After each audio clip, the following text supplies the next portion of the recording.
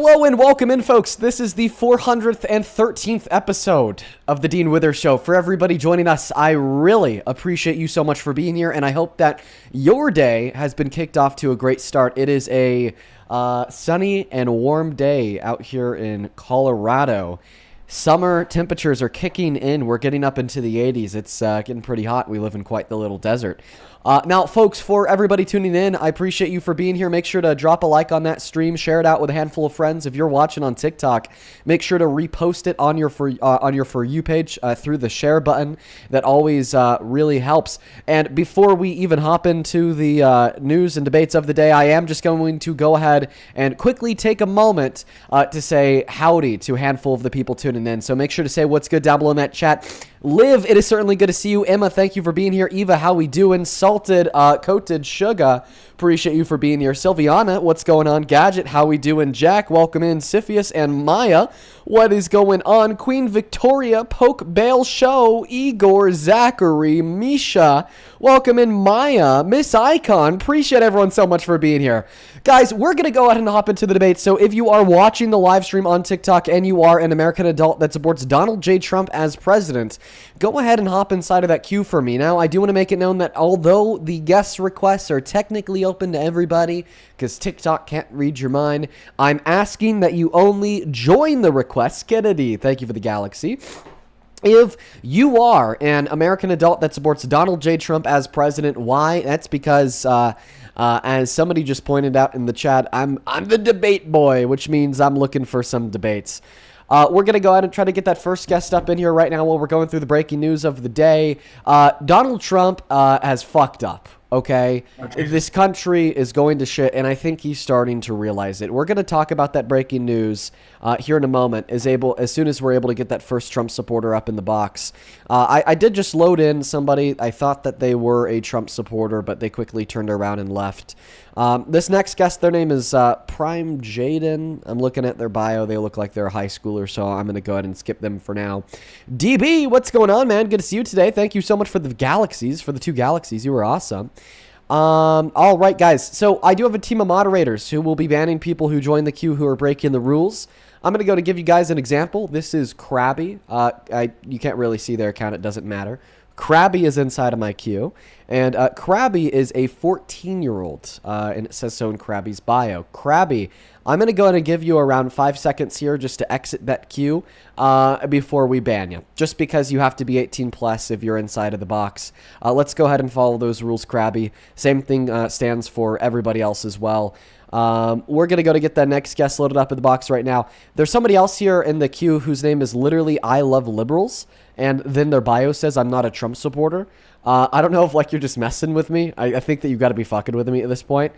Go ahead and leave that queue for me. Leave that queue for me. Let's go to get that next guest loaded up in the box right now. We're still looking for that very first Trump supporter of the day, everyone. Now, this next guest, their name is Y to the Z. Their profile picture is a Confederate flag, and their bio says Florida Christian MAGA. Honestly, I wouldn't doubt it if they're a troll. Hey, welcome in. Do you support Trump? I do. How old are you? Old enough to be a motherfucker. I'm a neo-libertarian flangist, and you missed me. My account got banned, Dean. Okay, well, they're banned. That's that one was easy. We're going to move on to the next guest right now. We got 3D rides loading up in the box here, folks. We got 3D rides loading up in the box. Listen, I guess while we try to get the next guest in here, the Trump administration is realizing that they've fucked up, okay? Why do I say that? Well, yesterday, Donald Trump said that he does not care, quote-unquote, about the financial situation of Americans. And now today, we're getting inflation data back. In the last month, prices for wholesale have risen by 6%. That's insane. And on top of that, annualized inflation right now is at 3.8%, which is the highest since 2023. So the highest level of inflation in 3 years. So the economy here at home in America is crashing. Prices are rising. We're getting terrible inflation data. Meanwhile, our president is saying that he doesn't give a fuck about the financial situation of Americans. And he's starting to realize that, they fucked up. He's fucked up. It's really over for the Trump administration if, every American could just grow a spine.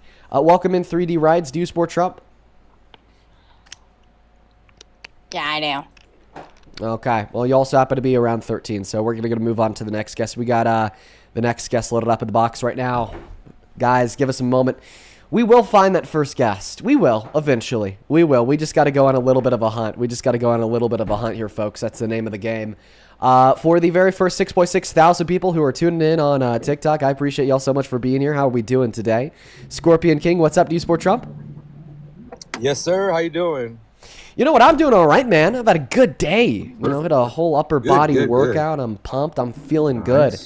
Now, you said that you're a Trump supporter. Yikes, bro. I don't understand why. I can't. He is just destroying this country. Our economy's in the shitter. His domestic policy is frightening. His foreign policy's all over the place. He's started a war he promised not to. How could you still support this maniac? Well, the thing about it is that, and this goes for almost every president, that they're not really the one in charge. It's the people that are in charge. And right now the people want Trump. So regardless how you feel, the majority feels that Trump is a really good leader. According to what poll? I mean, it's just talking to people one-on-one. Okay, so you think that talking to people one-on-one will give you enough information to appropriately conduct a poll of the majority consensus opinion for 340 million people? Absolutely. Because I don't think that's true. All these polls. Oh yeah, because they're. What if you just happen to live in like a very Republican area? There's always Democrats and Republicans in every area. I know, but there's always going to be areas that are disproportionately Republican. So, like, for instance, wherever you live, if it is disproportionately Republican, yeah, most people that you're going to talk to are going to say that they support Trump. But that's not representative of, for instance, all areas in America, since not all areas in America have the same political makeup as the area that you might live in. So that's why maybe the limited conversations that you've had with those in your area is unreliable in determining, you know, what the majority consensus of political opinions of the average American would be. Well, that's what makes the United States so beautiful, is that we both can coexist in the country. So just because you don't agree with our current president doesn't mean that the next president, you know, you might agree with. And I won't. Oh, this guy's lagging bad. What's beautiful about it is right now is my time. This guy's lagging really, really bad. This guy's lagging terribly. How about now? Can you hear me now? Yeah, I can hear you now. Listen, man, now? You're changing the goalposts. You want to make this about a kumbaya moment of coexistence, regardless of our political opinion. You should go tell that to the ICE agents that murdered Alex Preddy, but I digress. My point is still, yet stands, is that, no, the conversation that we're having that you started is about, well, what do majority of Americans support, okay? And I don't think that majority of Americans support Trump. In fact, today, Donald Trump possesses the lowest approval rating out of any president in American history at this point in their term, okay? That is terrible. Now, you said that, well, they could fake whatever data they want.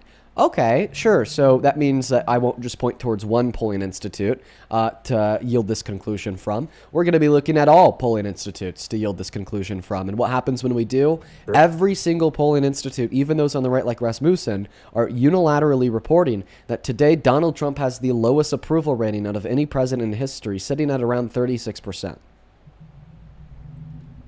That's what I'm trying to say is basically it's a Republican. It's time to shine. We haven't had any representation in a long time. Regardless of how it's going, either south, this guy's lagging or really it's going bad. Great. It's our movement right now. Okay, man, listen, I'm going to respond to that last thing you said. Just try to fix your connection while I do. You said it's the Republicans' time to shine. No, you're right, it is. Why? Well, guess what? The GOP controls the executive branch of our government. The GOP controls the congressional branch. We see that both the House and the Senate, the legislative branch, are run by Republicans, majority. And even SCOTUS. I mean, 6 out of the 9 seats are held by conservatives today. It absolutely would be the time for Republicans to shine. Are they shining? Absolutely fucking not. We got last year the worst jobs report since '03, ignoring recessions. We only added 170,000 new jobs. You know how much we added in 2024, the year prior, under the Dems? 2.2 million. We also, way less? No, way more, 2.2 million. What are you basing that off? The Bureau of Labor Is that by Statistics. census? Okay. Do they also account for everybody, or is there like some that work under the table, stuff like that? So they account for people who work over the table. I don't really think that's true, though, to be honest. Okay, and what? So this is, wow, you're really building a strong argument here, because now you're disputing the Bureau of Labor Statistics under the control of Republicans, the Trump administration. So tell me, why do you dispute their data? Because it's I don't know how to explain it, but they're all liars. Why? Everybody's lying. What's your evidence that the Bureau of lying. Labor Statistics is lying? Well, they probably want to make sure that. To be honest, man, I have no idea. I don't know how to respond. How do I combat data? So just the question is, what is your evidence that the data is wrong? And your response is, I have no idea. So you just Well, there believe wouldn't be things. any evidence is correct. Listen, this is yes, there is evidence that they're correct. Most predominantly, the methodology that they use in the collection of the data in which they report, in which they report publicly quarterly. Now, this methodology is held consistent amongst Democratic administrations and Republican administrations, which also helps us isolate and weed out any political bias. Because if the numbers aren't changing, even though the political leanings of those in power of the BLS are changing, that tells us that maybe they're not influenced by political bias. And I'll admit, generally the Bureau of Labor Statistics has been uninfluenced by political bias because it's really hard to fudge those numbers. It's really hard to fudge those numbers, especially when your reports are public. But listen, man, I think that you and me have a fundamental difference. Okay, and that fundamental difference boils down to the fact that I choose to believe things because I think they're demonstrably true in accordance with the data and evidence. You choose to believe things not because they're demonstrably true in accordance with the data and evidence, but rather because you want them to be true. You just kind of treat the world you live in like a sandbox for your desires, okay, and aspirations and biases. And that's a really bad thing to do because I think it's a very essential thing that we all, okay, be humble when faced with reality and we try our best to accurately measure it. And that's clearly not something that you're doing if you're disputing data which proves the Democrats were better for the economy with self-admittedly no evidence.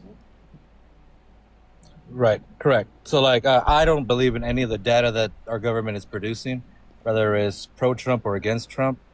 I believe our country's lying to us regardless. I know. President and when Trump I asked you for your evidence, you couldn't give it. So, like, President Trump, he's already a multi-billionaire. He has no reason why he would want to be a president. Why? I believe that maybe President Trump is just truly just trying to do the right thing in our country. Rather, and maybe he's ugly how he's doing it, but it's got to get bad before it gets good. And we should support the president until his 4 years are up, and then give somebody else a try. Okay. So your first question was, well, it's like you're wishing the pilot to fail. Like, no, man, we're all in this plane together. I'm gonna support the pilot in any way I can because he's flying this plane. If I want him to fail, we're all gonna fail. Mm-hmm. Okay. So the first question that you asked was, well, why would he want to be president if he's already a billionaire? For power. Duh. Fucking duh. He has power. But even I know, but he'll have more power with the presidency. Quite frankly, what's more power look like? What's more power? Control over the federal government of the most powerful country in existence. He never had power to begin with. No, that's not what I'm arguing. I'm not arguing that billionaires don't have any power when they're not directly in politics. But what I am arguing is that the president happens to be the most powerful position available to any human alive. I wouldn't say the most powerful alive. I think he's just a representative, like a symbol. But name one singular person who is more powerful than Trump. More powerful than Trump? One singular person. Well, depends on where you try to power for. Like in our country, it's anywhere in the world. Let's see. A more powerful person than Trump. Kamala Harris is pretty popular. Kamala. That's how you pronounce her name. Popular. So you think that Kamala Harris is more powerful than Trump? I just don't think he doesn't have power to begin with like that. Okay. All right. Yeah. Thank you. I appreciate you. Everybody's pretty much the same. I don't understand anybody that has more power. I think that there's a couple of people in that comment section who are maybe getting, the right idea that, people with money have power. Maybe the institution of BlackRock is more powerful, the Rothschilds family. But these are groups. These are institutions. We're looking at individual people. I think that my point here is very clear. Okay, we can't just say that because the billionaire wants to be president that therefore their intentions are benevolent. Okay, I would actually argue that we could readily assume with ease that they likely aren't benevolent. A, considering how much he's profited off of the presidency, he's made billions off of it. And B, considering the fact that, well, if he didn't win the election, Jack Smith probably, and a special counsel, probably would have inevitably found Donald Trump guilty of an attempted insurrection in a court of law. Okay, not to mention he probably would have seen more consequence for his 34 felonies, and he wouldn't have as easy of a time evading paying the $82 million bill he owes to E. Jean Carroll. Okay, but even if we just ignore all of these facts and we assume that you're telling the truth, Donald Trump has benevolent and honest intention to try to make this country better. Okay, that still doesn't get us any closer to supporting him as president, because even if he had good intention, he's failing. Okay, it doesn't matter if you do a bad thing with good intention when you're president, because there are no participation trophies for the presidency. It's either you make the country better, you make the world better, or you fucking get out. Okay? No participation trophies for the presidency. I don't care if he didn't mean to destroy the economy. I don't care if he didn't mean to kill 160 girls in Iran. I don't care if he didn't mean to completely disrupt the oil supply chain on the global stage. I don't care if he didn't mean to cause the most manufacturing bankruptcies since 2010, because he did do these things. Okay, he's responsible for them, and he is president. And we should hold the president accountable for their reckless and harmful actions. To solely accuse just one person, that's unfair. It's an administration. It's a team effort.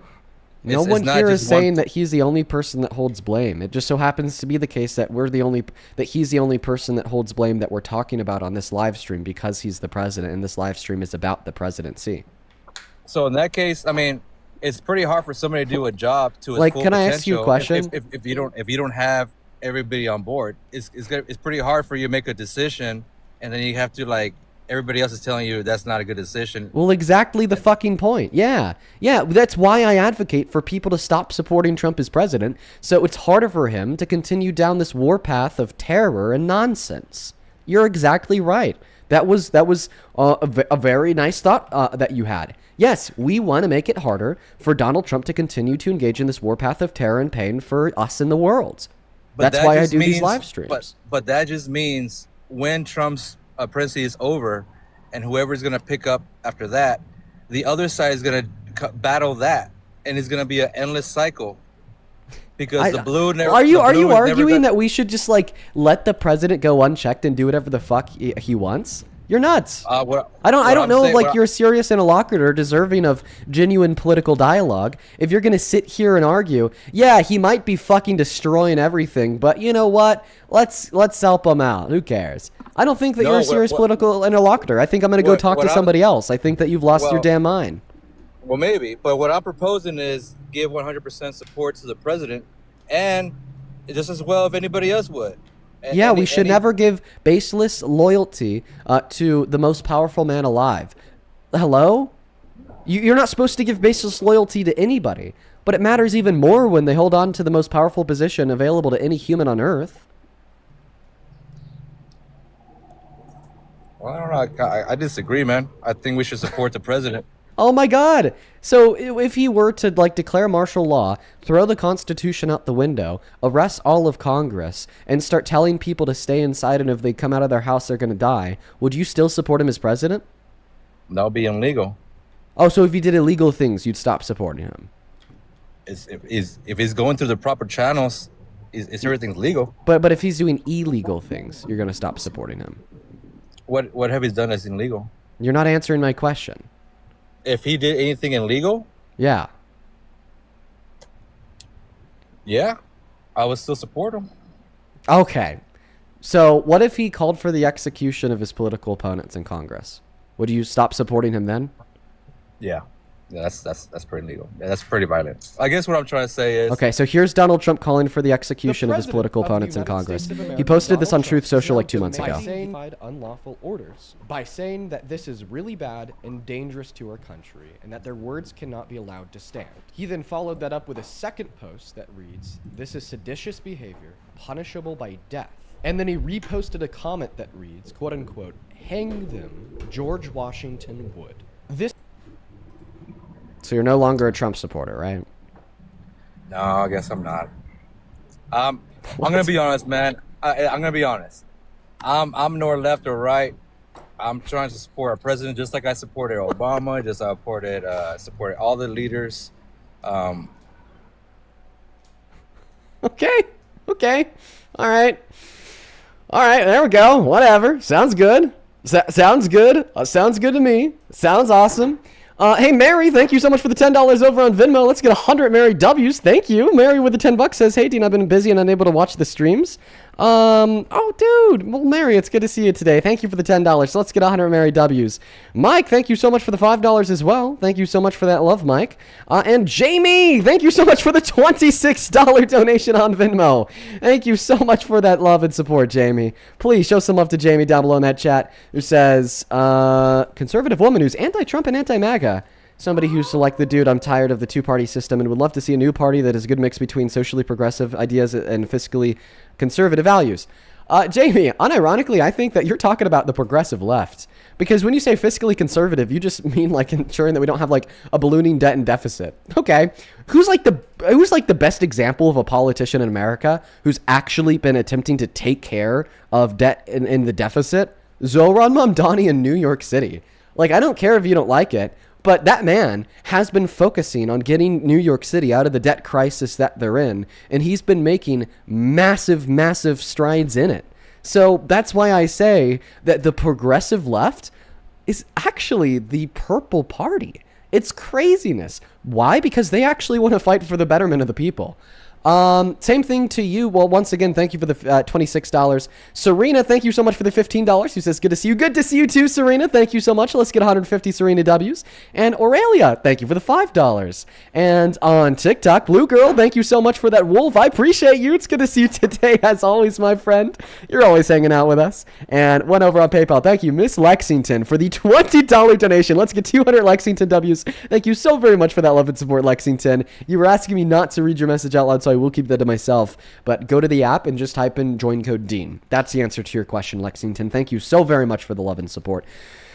Justin, how we doing?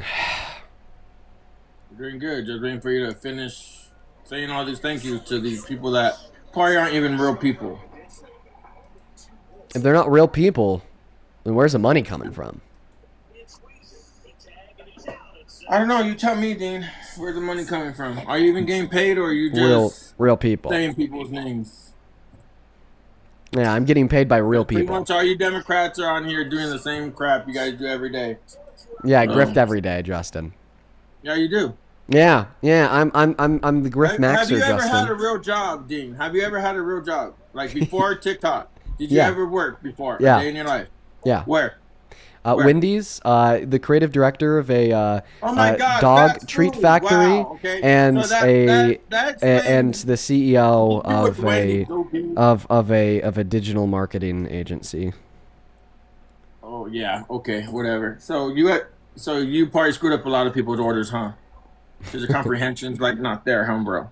Like they ask you for a junior bacon cheeseburger, you give them a freaking chicken sandwich, right? I mean, America asked for a good president, and you give them a rapist. So, how is he a rapist, bro? hey, like, thank you so much, Joshua, for the $5 over on Venmo. He says, "Here's another fake donation." Thank you so much, Joshua. Let's show some love to Joshua down below.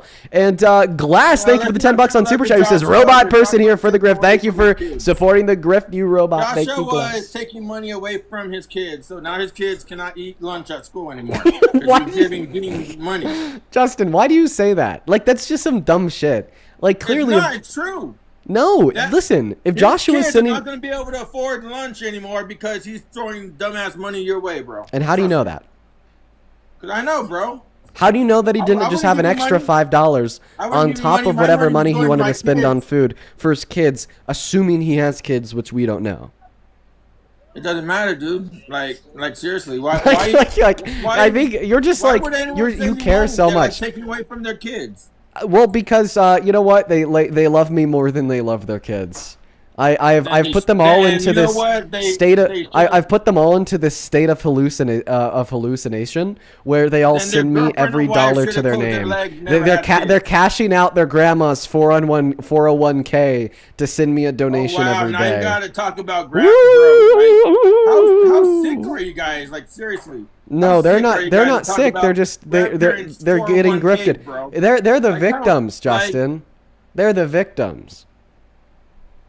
I'm scamming them. They're the victim of a scam, Justin. Be kinder to them. Yeah, you probably are a scam, bro. Yeah. Hey, Jose! Thank you so much for the $50 donation. My God, Jose, thank you so very much. Let's get 500 Jose W's down below in that comment section. Thank you so very much for that love and support. Jose with the $50 says, for Dean from this fake donor. Wait, I mean, this guy needs to make up his mind. Are you guys bots sending fake money, or are you real parents taking money from your children's food fund? Thank you for the $50, oh man, that is crazy. Show some love to Jose down below in that comment section. Joshua, thank you for the $5 for the fake job. Megan with the $5 for the Griff Fund. Harrison with the $7 for the Griff Fund. Thank you, Harrison. Molly with the $5 from the DNC. And Serena, thank you so much for the $15 from another robot donation. Stealing money from the children. Thank you so much, Serena. Let's get 150 Serena W's, as well as 100 EWs for the $10, who says, went into debt to donate to Dean. Go into more debt now! Zombie with the $10, who says, Dean, you're my kid, so here's your lunch money. Thank you for the $10. And Brittany, thank you so much for that $60 donation on Venmo, who says, stop grifting Dean. He honestly wants me to make me donate more to you. Brittany, thank you so much for the $60 from your kids' food fund. I really appreciate you so very much for that love and support. I want to see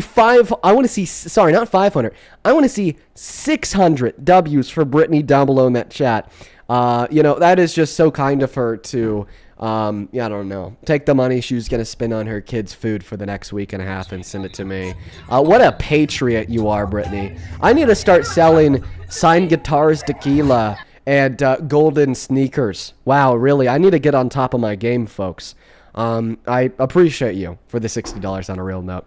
We're going to kick that guy. We want to find some Trump supporters to debate. He just wanted to whine and complain. Low-key. Only up inside of that queue if you happen to be an American adult that supports Donald J. Trump as president. Welcome in. Do you support Trump? Yeah. Drew, how old are you? 30. What year are you born in? 1995. Okay. All right. Sorry. Do I need to paint a little picture for you? I don't need to paint a little picture for you, do I? Paint a little picture of what? That's weird. I was just asking what year you were born into. I'm sure that you're telling the truth when you say you're 30. Yeah, man. I support Trump. No, I don't support anybody. Why would you? Okay, so you do support Trump, or you don't support Trump? If I say no, you're going to fucking kick me, so... Yeah, I support Trump. Just want to know how you actually feel, Drew. Okay, I'm trying to tell you, man. Okay, so your answer is yes. Perfect. I'm going to catch up on the donos. I'm going to thank a couple more people, and Mike, the floor will be yours to tell us why you're MAGA.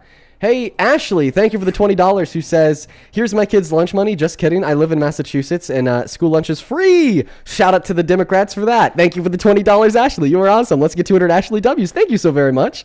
Megan, thank you for the $5 from the 401k. And Lake, thank you so much for the $15, who says, thank you for doing this important work. Thank you so very much for that love, Lake. And Oriella, thank you so much for the $10. I wonder why.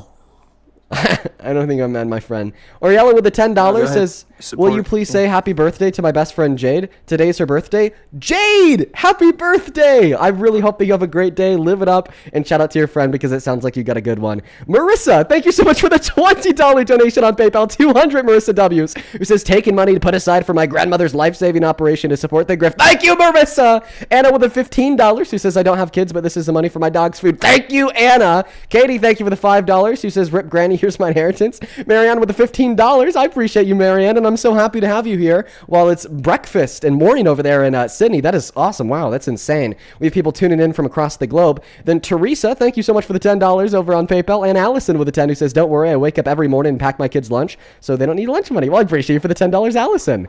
And then Mama, thank you for the $10 as well on Super Chat, who says, enjoy my son's lunch money. He can starve. Wow, look at that. We are collecting all the children's lunch money. Now, with that being said, we actually are caught up. Drew, the mic and the floor yours. Tell us why you support this, quite frankly, senseless lunatic as president. I do not support him. So, Okay, well, I guess you just wasted your time. No, you're gonna kick. Yeah, I am. Let's go to get that next guest loaded up in the box right now, folks. Let's go to get that next guest loaded up in the box right now. Here we go. Quite frankly. What's up? Welcome in. Do you support Trump? Oh, yes, I do. Heavily. Why would you ever want such a senseless lunatic to run our country? Why would I want such an awesome person running our country? I mean, there's so many reasons. But I actually want to get to something that you said that is actually completely false about the destructive mayor of New York City that you just sat there and lied about, acting like he's the reason why that there's not a deficit, as if the state of New York City, the state of New York, didn't bail out New York City by paying $8 billion into their deficit. You want to try again, Dean? Did Zohan Mandami get bailed out by New York, the state of New York? Yeah, I think that the state did put either $4 or $8 billion towards helping to get rid of the debt of the city. $8 billion, I'm going to put you on mute because you're interrupting me. So what I said is that he was helping to work towards reducing the debt or the deficit of the city. And that's exactly what he's doing, regardless of it's asking the state to help them bail out the deficit crisis created by the last mayor, Mayor Eric Adams, or, hiking taxes on the ultra wealthy. It's been a priority of his, and that's all I was mentioning. Now, this live is about Trump, my friend, so give us the argument. Why do you think that Trump is the best thing since sliced bread? Okay, so you're deflecting once and again. No, I'm just putting us back on topic. The topic is why you support Trump. That's what I. Why are you scared to? Why are you scared to talk about things, Dean? I'm not scared to talk about it. It just happens to not be the topic of the live stream. You're running right now. Why are you being so scared? Let's talk about this. Because the topic of the live stream is why you support Trump as president. I don't mind giving my offhand comments in response to what you said. Earlier I brought up the fact that he's put a focus on reducing the debt and the deficit of the city. Your responses, while I don't know if that's necessarily true because the state helped them bail the city out. Well, I mean, that's actually part of his focus, right? His focus on reducing the debt and the deficit of the city because of the crisis created by the last mayor is to hike taxes on the ultra wealthy, is to acknowledge that the problem exists, tell the people that the problem exists, and to ask for help from the state. Alongside many other things. I think that it's great. But, the reason why I don't want to debate you on this is because that's not what we're here to debate about. We're here to debate about why you support Trump as president. I'm sure that we have many non-political disagreements that we could debate too.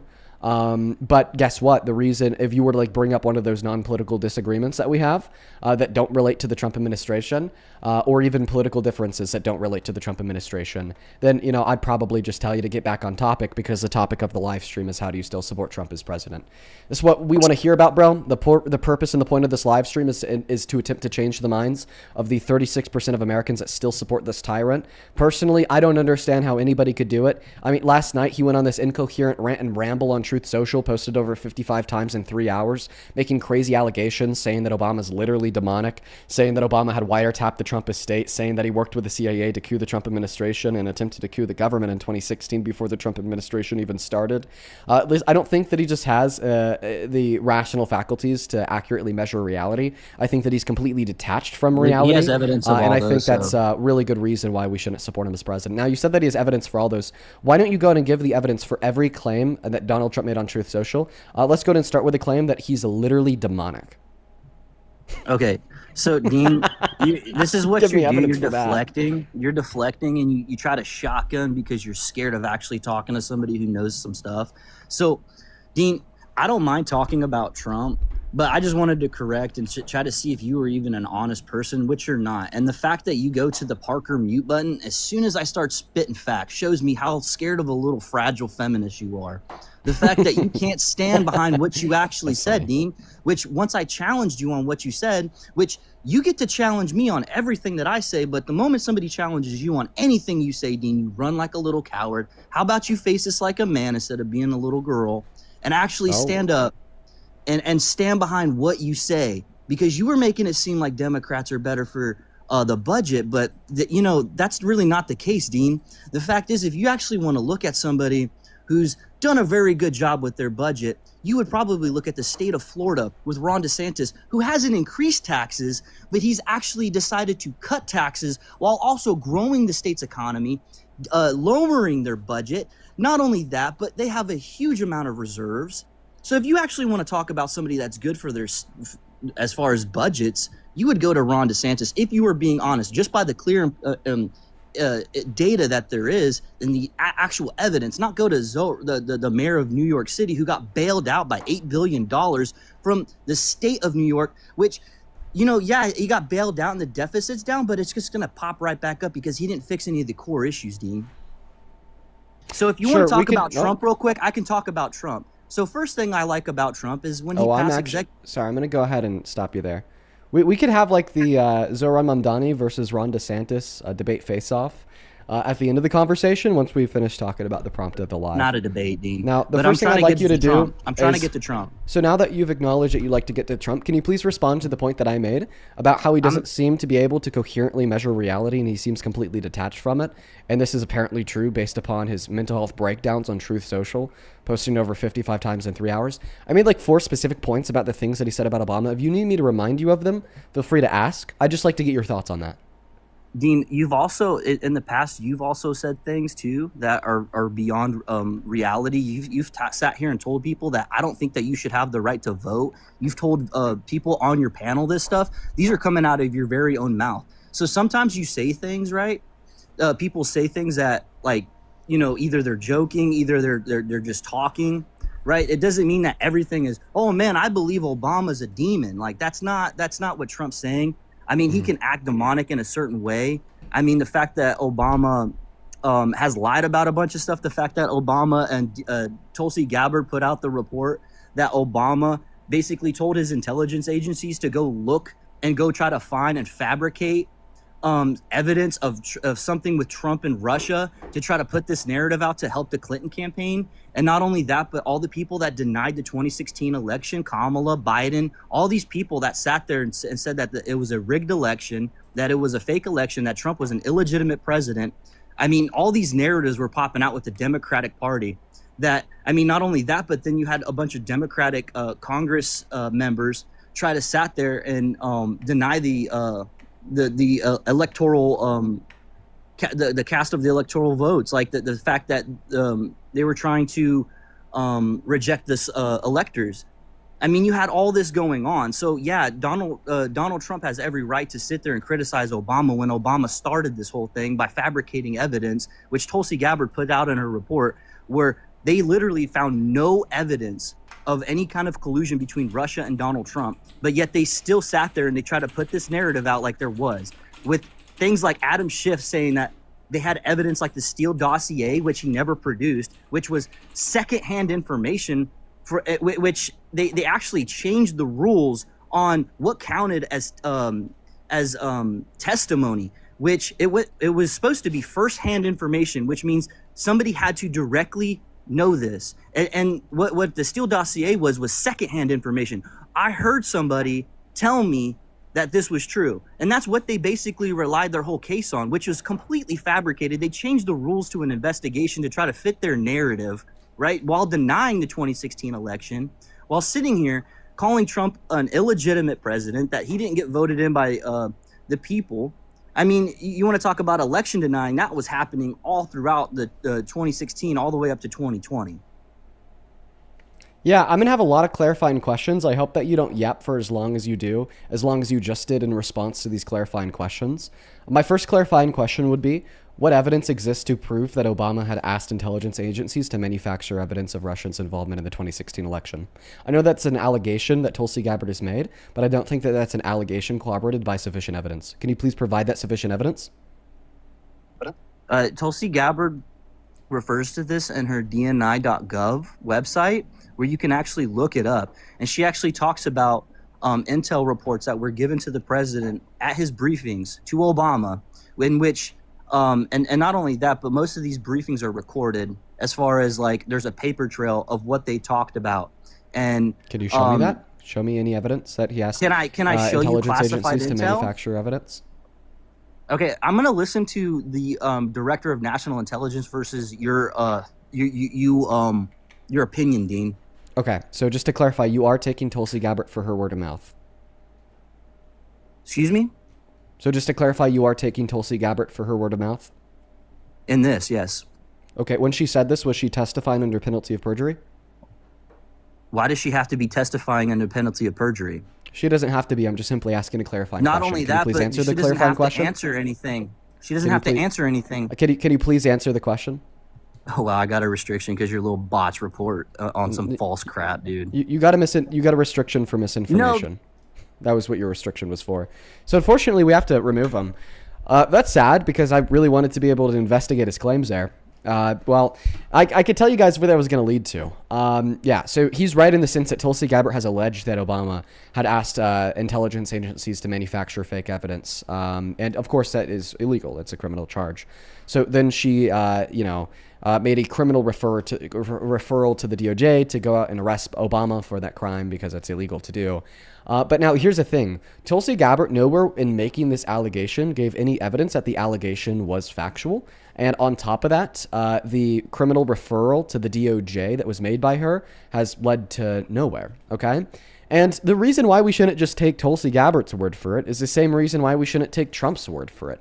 They've been lying about Obama for the last 12 years straight. I mean, even in like the 55 posts on Truth Social from the night before last from Trump, he said that Obama literally wiretapped Trump's estate. Where's the evidence of that? He said that Obama directly worked with the CIA to overthrow the Trump administration. Where's the evidence of that? He said Obama tried to not just coup the Trump administration, but actively attempted to coup the American government. In 2016, where's the evidence of that? None of these claims have any evidence. And he actually admitted that at the end. At the end there, he said that, well, he's just going to take her for her word. Miss Jen, I appreciate you for the LA Route 66. Well, if we could just take people for their word, well, then why don't you believe me when I say that Trump is a rapist? All of a sudden, you start asking me for evidence, and apparently the finding of a courtroom isn't enough. But then when Tulsi Gabbard asks you to take her for her word, and she can't even give evidence of an outcome from a court because there's not enough evidence to justify probable cause to make the arrest of Obama, all of a sudden we know that she's telling the truth. It's pretty nonsensical. Welcome in. Do you support Trump? Yes. And how old are you? Yeah. I'm 20. And what year were you born in? I didn't 06. I was just coming up here just to say, I support Trump as a president, but not as a person because he's in the Epstein files. But so if he's in the Epstein files, he shouldn't be president because predators shouldn't be in positions of power. Well, I don't know. I think he's a good president, though. Wait. So I just want to clarify. You think that a rapist is a good president? Is there proof that he's a rapist? You just said that there was in the Epstein files. Yeah, he's in the Epstein files. There's no proof that he raped anybody, though. He never got convicted for anything.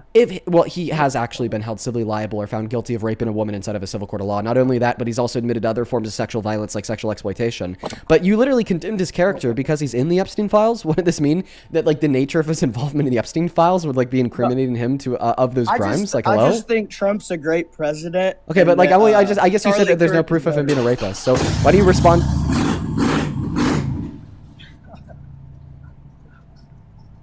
Do you want to go into a different room?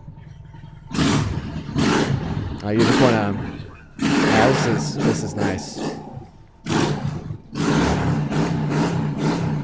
Okay, so he got cooked, so he turned on his motorcycle and just started revving it.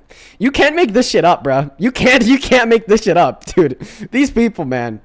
You can't make that up. Yeah, America! Whenever the liberals... You know what? Where's my fucking Trump at? Where's my fucking... Whenever the liberals prove you wrong, just turn on your gas guzzling fucking motorcycle and rev it to hell and back. They'll hate that. Ever done that before, folks? That really swells out all that pesky education and little annoying ass facts if you just turn on the motorcycle and get to revving it. Amen. Yes, Trump is a good president, and if you say otherwise, I'm not going to listen to you. I'm just going to go ride my motorcycle, baby. Yeah! Let's go ahead and move on to the next guest right now. Only up inside of that queue if you happen to be an American adult that supports Donald J. Trump as president, please and thank you. We're going to get the next guest loaded up in the box right now. Who is the next guest? Let's see here. This person's name is Xander. Let's go to get Xander loaded up from that box. By the way, folks, if you are watching and you want to support me, you want to support the stream, you can find my Venmo, PayPal, link in the bio, and TikTok, pin message over on the other place. And right there, Dean Withers without the Ian Withers. Howdy ho. Welcome in. Do you support Trump? No. Okay, then I am going to go to ban you folks. I'm just going to remind everybody of the rules here real quick. The rules for the live stream are surprisingly simple. You just have to be 18 plus, American, and MAGA. Those are the people in which we are looking to talk to, which makes sense, by the way, because this is a political debate stream. Welcome in. Do you support Trump? Yes, sir. Okay, and how old are you? I'm 20. What year were you born in? 2005, July. Are you going to start revving your motorcycle when you lose the debate? I'm probably going to hold back from the motorcycle revs. Okay. All right, let me thank a couple people here. That'll pass you that mic. Lindsay, thank you so much for the $20 donation over on Venmo. Let's get to it, Lindsay W's down below in that chat. Thank you so very much for that love and support. Lindsay with the 20 says, my daughter and I look forward to watching you live every day while I'm at work and she's in school. Your laugh alone gets us through the day. Can you say hi to Ava while she's at school? She will freak out. Ava, hi! Shout out to your mom, Lindsay, too. That's so awesome. Wow, what a fabulous mom and daughter duo. Show some love to Lindsay and Ava down below in that chat, everybody. Haley, thank you for the $20, who says, this dude has yet to say one factual claim with a citation. All these feelings, but no facts is insane. Guys, that's how it goes for Trump supporters. That's how it goes, everybody. It's never going to change. That's just how it is. They have a whole lot of feelings, but not as much evidence. Thank you for the $20, Haley. Let's get to it. Haley W's. And Jesse, thank you for the $15. Who says, hey, Dean, it's my birthday. I'm turning 45 today and hope that I could grow up to be like you one day. Jesse, happy birthday. 45 is huge. I hope that you live it up and have a good one. Show some love to Jesse in the chat for their birthday. Brooke, thank you for the $15. Who says, love when your callers call in to talk about your grift. Yeah. Oh, man, it just helps me grift harder, right? Renee, thank you for the $5. And Megan, thank you for the $5. Over on PayPal, thank you, Cameron with a K, for the $40 donation, who says, oh no, I'm a bot. Cameron's talking about when our last guest was calling all the donors fake. Yeah, that was insane, Cameron. Thank you for the $40. That is a shit ton of money. That is, I don't know what's going on today. You guys have been so kind. Thank you so much for the love and support. Show some love to Cameron. JJ, it's good to see you today. Thank you for the $5. And Heather, thank you so much for the $20, who says, continue to do what you do, young man. We need more young, fresh, smart minds like yours. Oh, Heather, thank you so much. I'm happy that I'm able to come on live every day, share some facts, and try to change some minds in the process. And thank you so much for your appreciation for what we do here. Show some love to Heather. Thank you so very much for the love and support. Thank you. With that all being said, we are caught up. Sir, if you want to take it away and tell us why you're MAGA, you got my attention. Yeah, biggest thing I just want to talk about, to be honest, would just be ICE, and the biggest reason I'd say I stand behind Donald Trump would be his view on illegal aliens, immigrants, keeping the country safe, borders safe. I'm fairly open-minded, and I just kind of want to hear your thoughts on what, coming from a left point of view, you guys is. There goes my phone. Sure, yeah. So Trump and immigration, woof. Most successful political propaganda in modern American history. It is so insane. It's actually degenerate.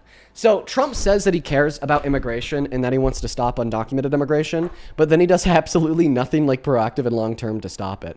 See, the solution to 99% of undocumented immigration is just to make the legal means of entry into this country faster, safer, and less expensive for everybody. Because 99% of undocumented immigrants don't want to be undocumented immigrants. It's just like the only way to get into the country without waiting 20 years and paying $50,000. You know what I mean? Oh, no, I but agree he's never at one point even like stood in front of a microphone and given a speech advocating for better immigration policy to make a legal immigration easier. The way that Donald Trump has been executing this mass deportation has also been disgusting. He's going after anybody and everybody. It doesn't matter if you're an undocumented immigrant here who's been for 20 years, pays taxes, and positively contributes to society, or an unaccompanied minor who lost their parents, or even legal immigrants like asylum seeker. He wants you out. And that has had devastating impacts on this country too.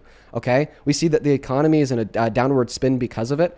Immigrants, according to the Cato Institute, have generated a $14 trillion surplus over the last 30 years. Undocumented immigrants specifically pay over $100 billion in taxes every single year. There's just no benefit whatsoever to a mass deportation. Yeah, no, I mean, I don't totally disagree with that at all. And the thing about workforce and labor shortages, a lot of jobs that are being taken away with illegal immigrants leaving are not getting filled by Americans. So there's, in my point of view, there's no need for these illegal immigrants to be leaving. So I just had a question as to, from the left, what would you guys' idea of immigration, ideal border control be? Like to fix this issue. Well, first Yeah. we'd offer mass amnesty to the undocumented immigrants who are here without bad crimes on their records, allow them to stay here as residents or citizens. But it seems like you just disagreed with Trump's mass deportation. So if if you disagree with Trump's mass deportation, then why are you a self-identified Trump supporter? Yeah, well, that was why I came to more discuss, not necessarily I'd say debate with you. Yeah, I mean, I am a Trump supporter, and ICE is an issue that I think a lot of people have, whether you be... So if ICE isn't the reason why you are a Trump supporter, what is the reason why you're a Trump supporter?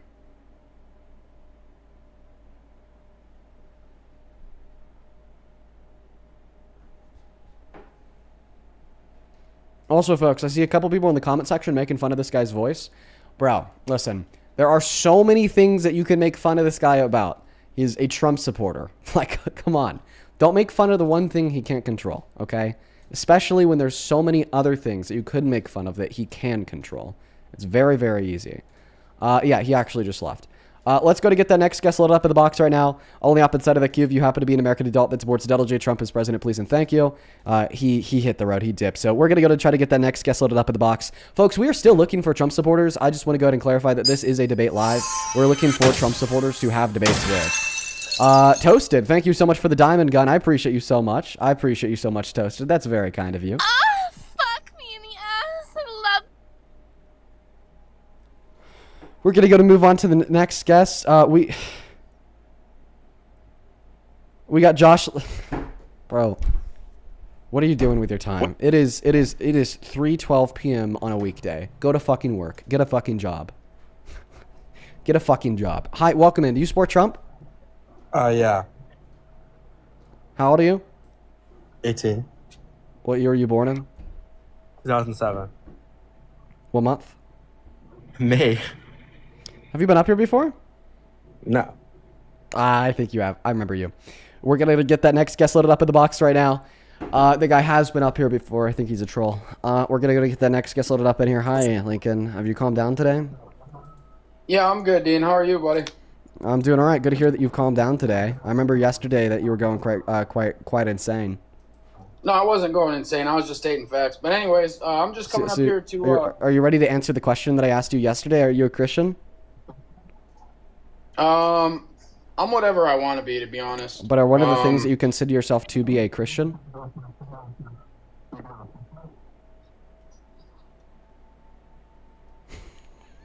Again, Dean, I'm whatever I I know, but one of the things that you choose to identify as, does that include choosing to identify as a Christian?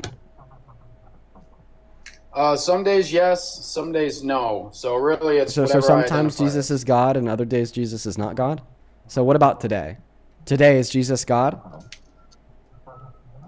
Yes. Okay, so today Jesus is God. Sounds good.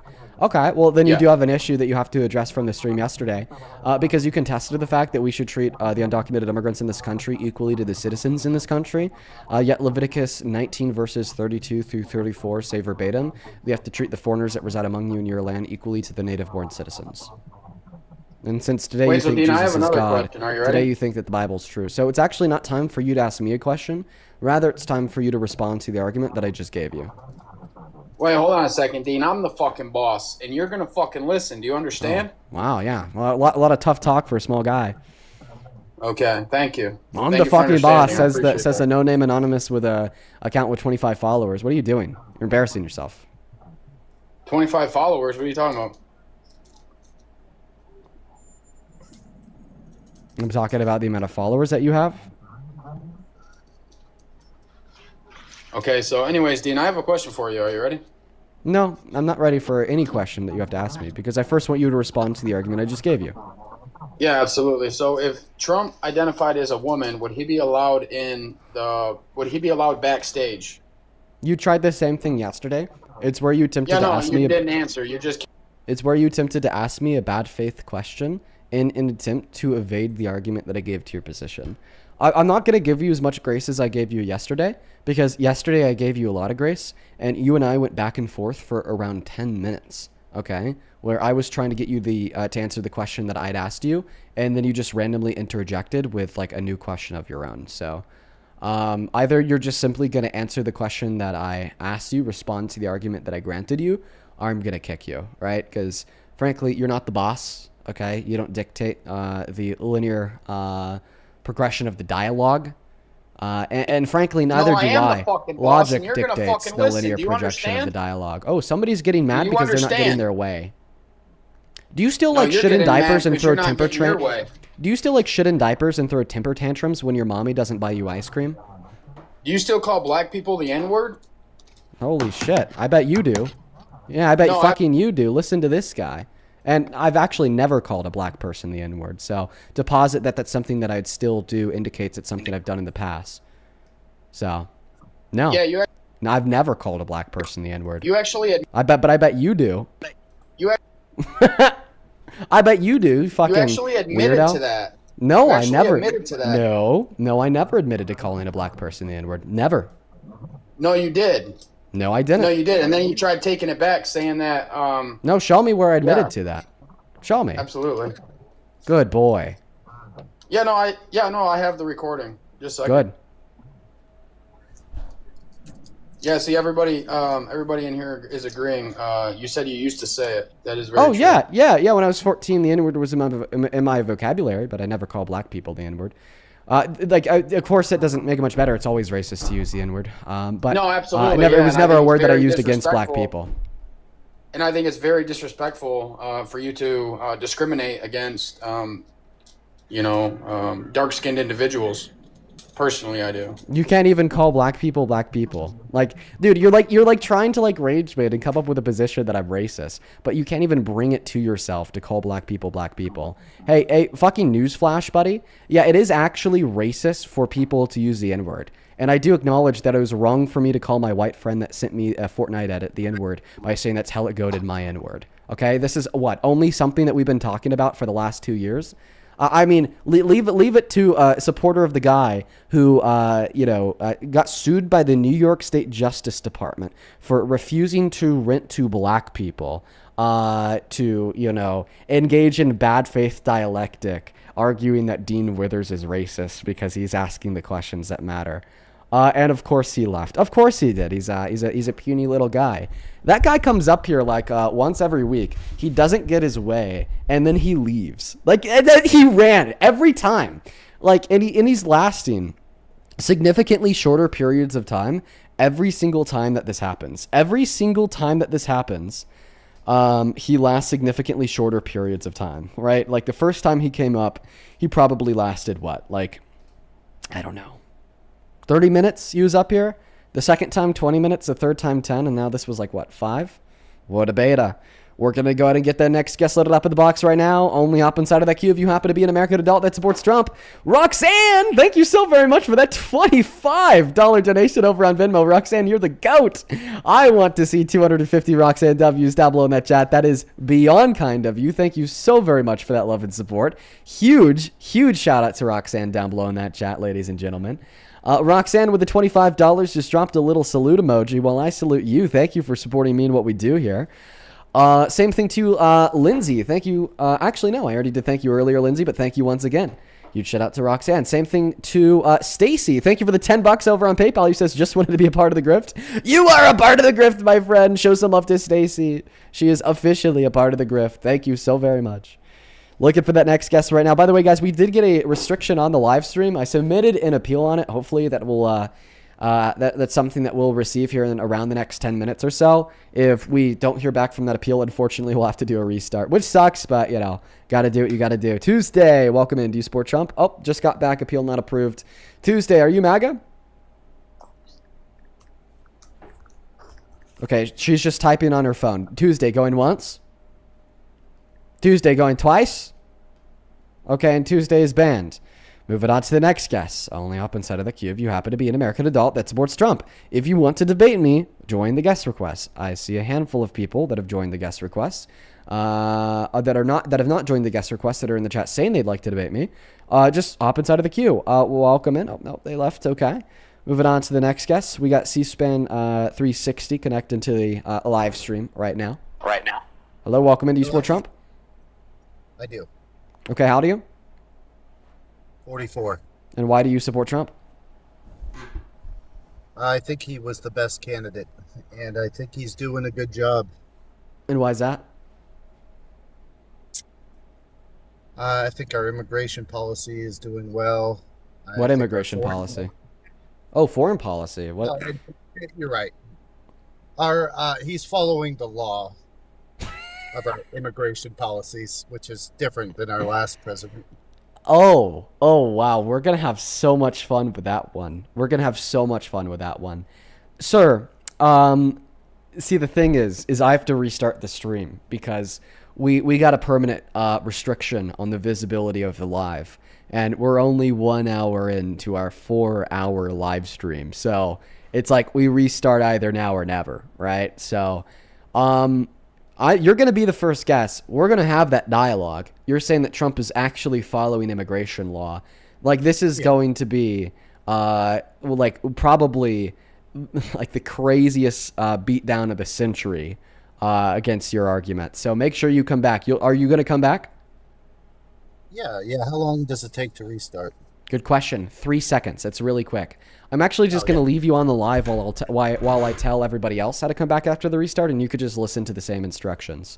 So for everybody watching, okay, you got to come back after the restart. You just got to do it. This is only on TikTok, by the way. It doesn't impact YouTube. So if you're on YouTube, just sit tight. Hit that follow button. It's in the top left-hand corner. It looks like a little red X, little red cross. If you hit that little red cross, okay, it'll throw me on your following list. Then you'll be able to find the new live, like on the TikTok app, in less than 5 seconds. It's really, really quick. Now, an even faster and more reliable way of coming back, once the stream ends, it'll just say that my live stream has ended, and it will show you my profile picture. You click on that profile picture, it'll send you to my account page. Wait 10 seconds, refresh the account page, and then click into the new live through this red glowing orb around the PFP. Now, if you don't see that red glowing orb, it just means that the live is restarted. It just hasn't been sent to you yet. So wait another 5 seconds and try that refresh again. This will be the first debate of the restart. We're going to hop right back into the debates. I've already been talking about the restart longer than the restart actually takes. So this will be really, really easy. All right. Your name is C-SPAN. C-SPAN will look for you inside of that queue. Okay? Okay. All right, folks. I'll be back on in less than 5 seconds. Here we go. Of course, if you're on YouTube, you just got to sit tight. Man, let me tell you, guys, these restrictions are a killer. These restrictions are a killer.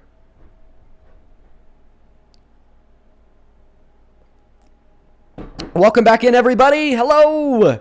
We are back. We are so back. Quite frankly, we've never been more back. We've never been more back. More back. We are so back. Hello, hello, hello. We're going to go to wait for that C-SPAN guy to hop back inside of that queue. Then we will have him up here. We're going to go to wait for that C-SPAN guy to hop back inside of that queue, and we're going to have him up here. Listen, folks, there's a couple things that you could really help us out with here to make sure this live sends out across that FYP. Folks, double tap on that phone screen. Share the live with a couple friends. Repost it on your feed. Okay? Spam that comment section. Say what's good. How we doing, everyone? How we doing, everyone? Hopefully that's going to be the last and the only restriction of the stream, and we're going to be able to hop back into things pretty fluidly here. We're still waiting on C-SPAN to hop back inside of that queue. Sounded like he was a bit older. He was 40, so I don't know. Let's see if he'll be able to track everything. Happy Honey, thank you so much for that galaxy. That's very kind of you. Huge shout out to Happy Honey. While we're waiting on C-SPAN to hop back inside of that guest request, I guess we'll just go ahead and load up somebody else in the meantime here. Only hop inside of the guest request if you are an American adult that supports Donald J. Trump as president, everyone. Only hop inside of that queue if you are an American adult that supports Trump as president, everyone. We're still waiting to hear back from C-SPAN. I'll just give him a moment. I'm sure that he'll be back in here momentarily. We're still not seeing him, so we're going to try to get somebody else up in the meantime. Let's go to get P loaded up into the box right now. Only hop inside of that queue if you happen to be MAGA, folks. Y'all already know the rules. Why don't we go to put them on the phone screen? P, welcome in. Are you MAGA? P, okay, that sounds like a kid, so we are going to kick you. And there's C-SPAN. Perfect. Here we go. Looks like the crew's back. All right, C-SPAN, you said that Trump is actually following immigration law, right? Yes. Do you know what Executive Order number 14160 is? No. Okay. Executive Order number 14160 was an illegal, unconstitutional executive order that attempted to reclassify citizens as undocumented immigrants so we could then deport the citizens. I don't think that's following immigration law. Did he deport any citizens? Well, I mean, I'd have to look at the data to see if there was anybody reclassified to an undocumented immigrant and then deported in the 3 months that the EO stood before court shot it down. But even if the DHS never acted on this executive order, still yet he did pass the executive order, which is a breach of law. Okay? It was a massive breach of law. It was a breach of not just any law, but the Constitution, the 14th Amendment. He tried to take birthright citizenship away from the citizen children born to undocumented immigrants on American soil. That is insane. I mean, how often do we see a president intentionally and belligerently infringe on our Constitution? It's nuts. Do you think it's unconstitutional to set boundaries that have not gone through the Supreme Court? Is it unconstitutional to do things that haven't been adjudicated on by SCOTUS? Yeah, it definitely can be. That's why SCOTUS sometimes adjudicates things as being illegal. But this one has already this one has already been adjudicated by SCOTUS. I'm asking you, do you think it's unconstitutional to challenge the Constitution? If by challenge you mean violate, yes. And how would you know if you're violating if it wasn't challenged? Previously? Yeah. Okay. Well, I mean, I don't think that question would apply in this circumstance because it has been challenged previously. But you're saying that he unconstitutionally had an executive order, but it was challenging the Constitution and the Supreme Court ruled. And I don't. So I think it violated the Constitution. I think that's how the process is supposed to work. No, because this isn't a gray area. The boundaries are set. No, then why is this? If they were set, then there would be no use for the Supreme Court. Yeah, I actually agree with you. There'd be no use for the Supreme Court to rule in this EL. Right, if the boundaries were previously set. Yeah. So that's why we have the Supreme Court. Can I show you that the boundaries were previously set? Sure. First and foremost, do you know what part of the 14th Amendment and the Birthright Citizenship Clause that Trump's executive order was challenging? I've read it. I don't know what part it is. Okay, that's fine. I do know what you're talking about. We'll go over them. So there are 2 criteria that have to be met in order for somebody to be considered a birthright citizen in accordance with the 14th Amendment. The first criteria is to be a person born here, and then the second criteria is to be subject to the jurisdiction of the U.S. And the Trump administration is arguing that the children born to undocumented immigrants on American soil are not subject to the jurisdiction to the U.S. Now, like we were just discussing, there's already been boundaries implemented to describe what it means to be subject to the jurisdiction of the U.S., so this isn't unprecedented. We first have the SCOTUS case, U.S. versus Wong Kim Ark. The U.S. versus Wong Kim Ark SCOTUS case concluded that what it means to be subject to the jurisdiction of the U.S. just means to be within the jurisdiction of the U.S.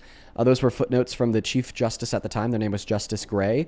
And they also set 3 specific containers of people who are not subject to the jurisdiction of the U.S., assuming that everybody else would be. Those 3 containers would be Native Americans, members of military forces invading our country, and foreign diplomats. Now, of course, Native Americans later got citizenship through law, federal law. And then later, this was even reaffirmed further by the Plyer v. Doe SCOTUS court case in 1986, which concluded that undocumented immigrants are within the jurisdiction of the U.S. and do have protections under the 14th Amendment of the Equal Protections Clause. So because of Plyer v. Doe and U.S. versus Wong Kim Ark, it's understood that this is actually not an unprecedented challenge against the Constitution. We already know that undocumented immigrants are within the jurisdiction of the United States of America.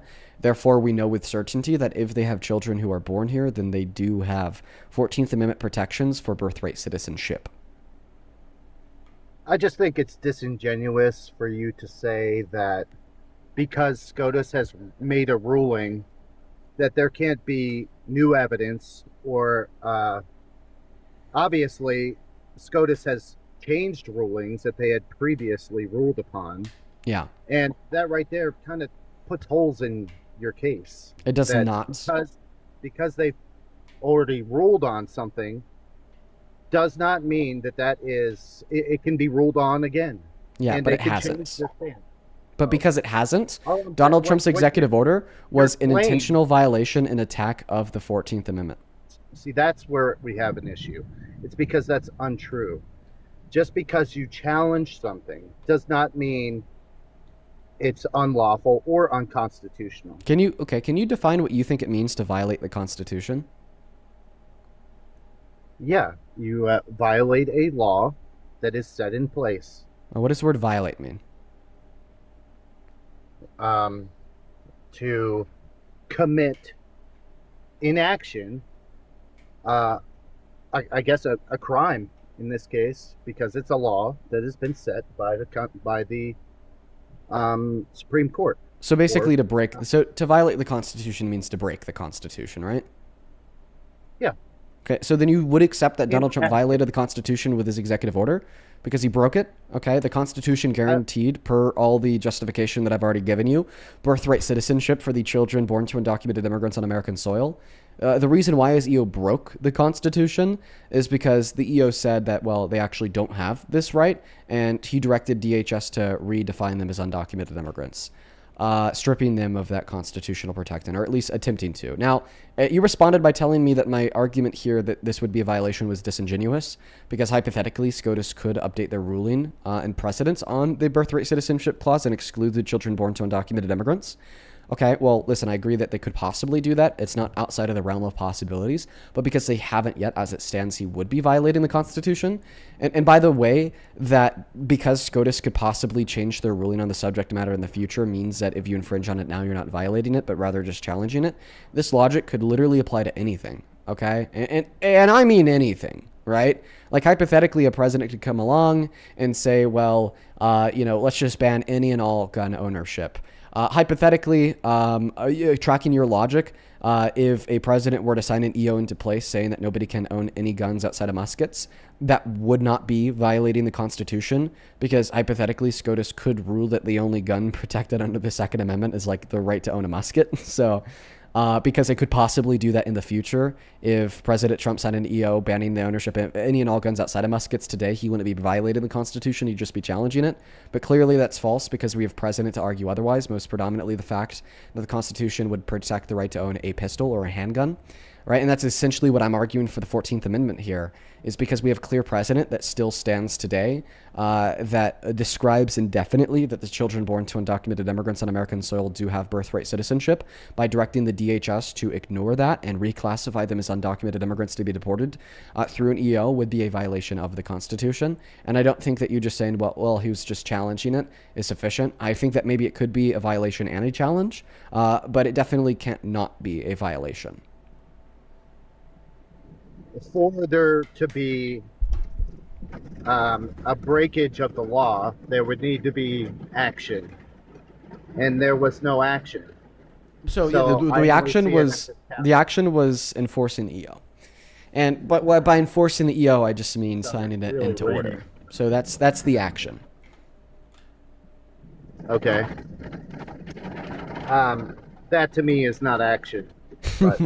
So if Biden signed an executive order into law, if Biden signed an executive order into law, and that executive order said that no American has any right to own a gun, and if you're an American that doesn't support Biden, that you're going to be executed, would that be an example of Biden violating the Constitution? What about loan forgiveness? Can you please answer my question? We'll talk about loan forgiveness later. That's typically brought up in this argument, but can you answer my question, please? If Biden signed this EO saying that it's now illegal for any and all Americans to own any and all guns, and if you don't support Biden as president, the state's going to hunt you down and, the state's going to execute you. But then before that EO could be actioned upon, a court within 30 minutes struck it down with a nationwide injunction. Would you agree that Biden did violate the Constitution? I would think that there was no action taken. So what would your stance be? Biden did or did not violate the Constitution by signing an EO into effect to literally kill Americans that don't support him and to take the guns away from every American? I would say a violation of the Constitution needs actionable offenses. No. So that wouldn't be a violation of the Constitution. Correct. Well, see, you continue to say that it needs an action. So the EO is the action, and that would be why courts would be able to then strike it down, right? Like, if Biden didn't violate the Constitution, then what jurisdiction would a court have to strike the EO down?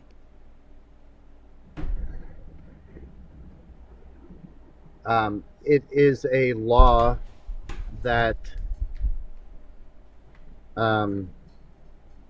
is trying to be because the actionable offense that they're striking down was the ordering of the executive order for what was the implementation of the EO. Okay, so when Biden would draft this EO, then put a signature on it, enforcing it, that is the action in which is unconstitutional, right? Because of the supremacy clause of the second article of the Constitution, all withholdings from the government must and ought act in obedience with the Constitution. So a president signing an executive order into effect would be a withholding of the government.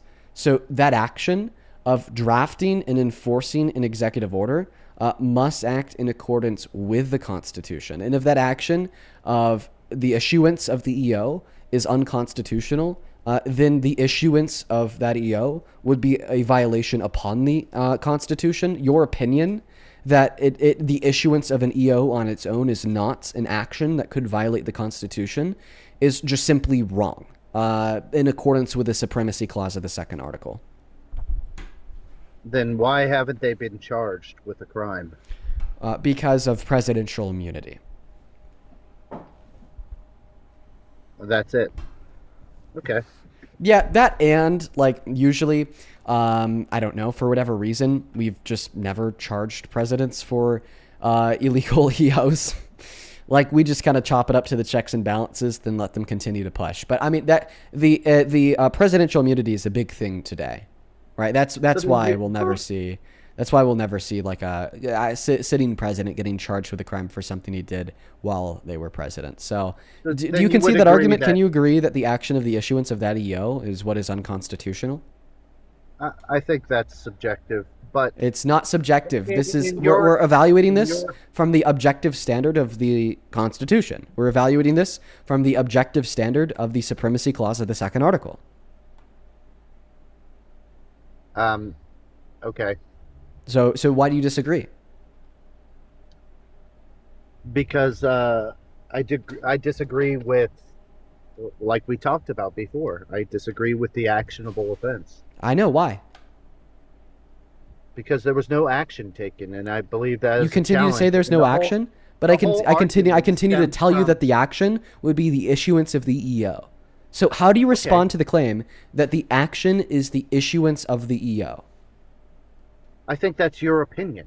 I know, but I'm asking you why you disagree with my opinion. Because I believe that action would be, if the law is unconstitutional, like let's say we deported some United States citizens, that would be action. Okay, but you're not telling me why you don't think the issuance of the EO would be an action. You're just telling me what you do think would be an action. I think that would be a challenge. Okay, so can you tell me why the issuance of an unconstitutional EO would not be a challenge in violation of the Constitution? Well, can you say that again? Can you tell me why the issuance of the EO would not be an action? Like an executive order is like an order, right? A direct order. I think that direct orders are actions. Okay. Do you agree? All right. No, I've been saying no. I don't agree. Okay, so like if a military, let me ask you a question. So then why can military generals go to jail and get caught up in military court for like ordering their ordering their I don't know, grunts to go like rape women and children in war? Well, the reason why military generals can get charged and go to jail for ordering their grunts to rape women and children in war is because we consider that direct order that is being presented as lawful as an actionable offense. Right.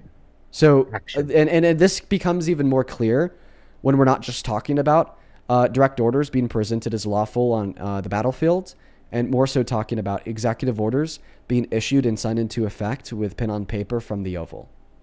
Now, see, the thing is I'm kind of done going in the circle with you. I think that you're being an incredibly bad faith asshole, if you want me to be honest. I'm giving you a lot of grace and a lot of patience because I want to try to change your mind. But I just think that you're being a dense hardhead who should probably just go waste your time somewhere else, because you're very clearly wasting my time and the time of everybody else in this live right now.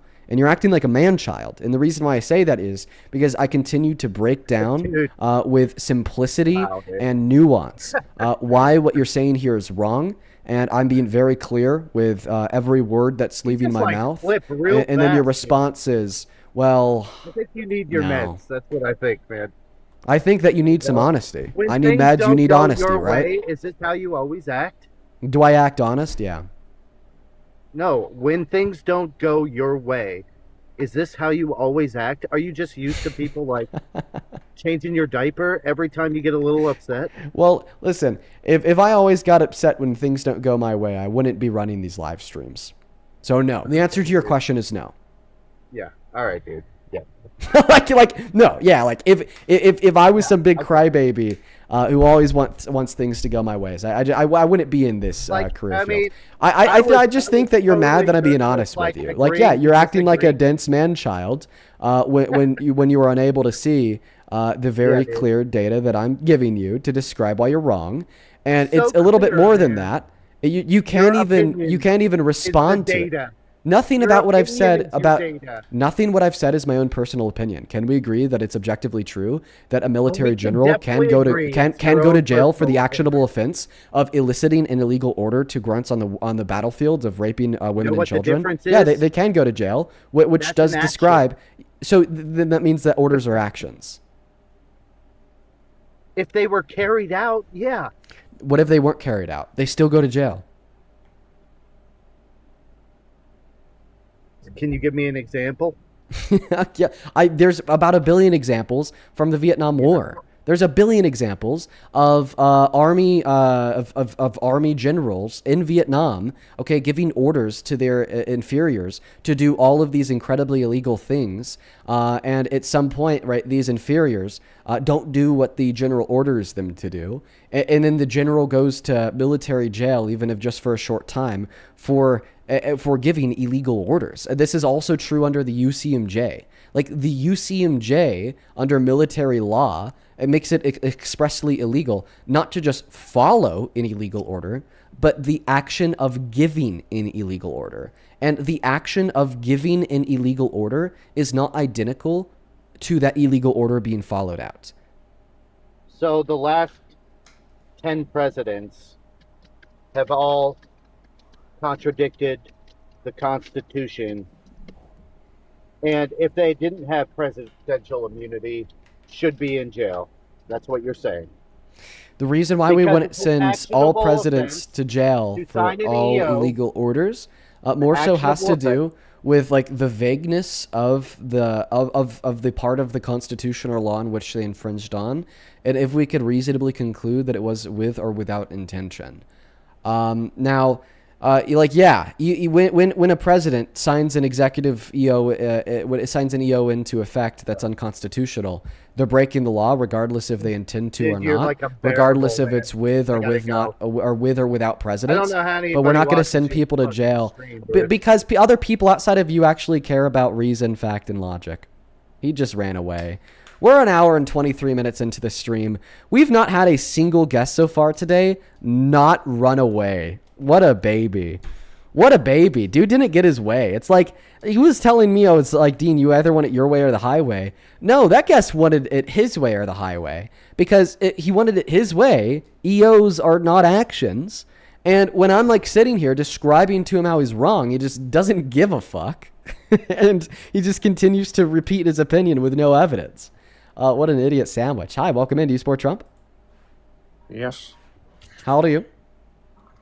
47. Okay, and your bio says I live for Jesus Christ? Yes. Okay, can I show you a picture of Jesus Christ? Can I? There is no picture of Jesus. Yes, there Maybe he the is. Shroud of Turin. Yes, there he is. Look at Maybe to him you. in the That's flesh. not Jesus to me. Yep, that's Jesus. You must That's like him. Jesus. Look at him. Look at him in a shining glimmer.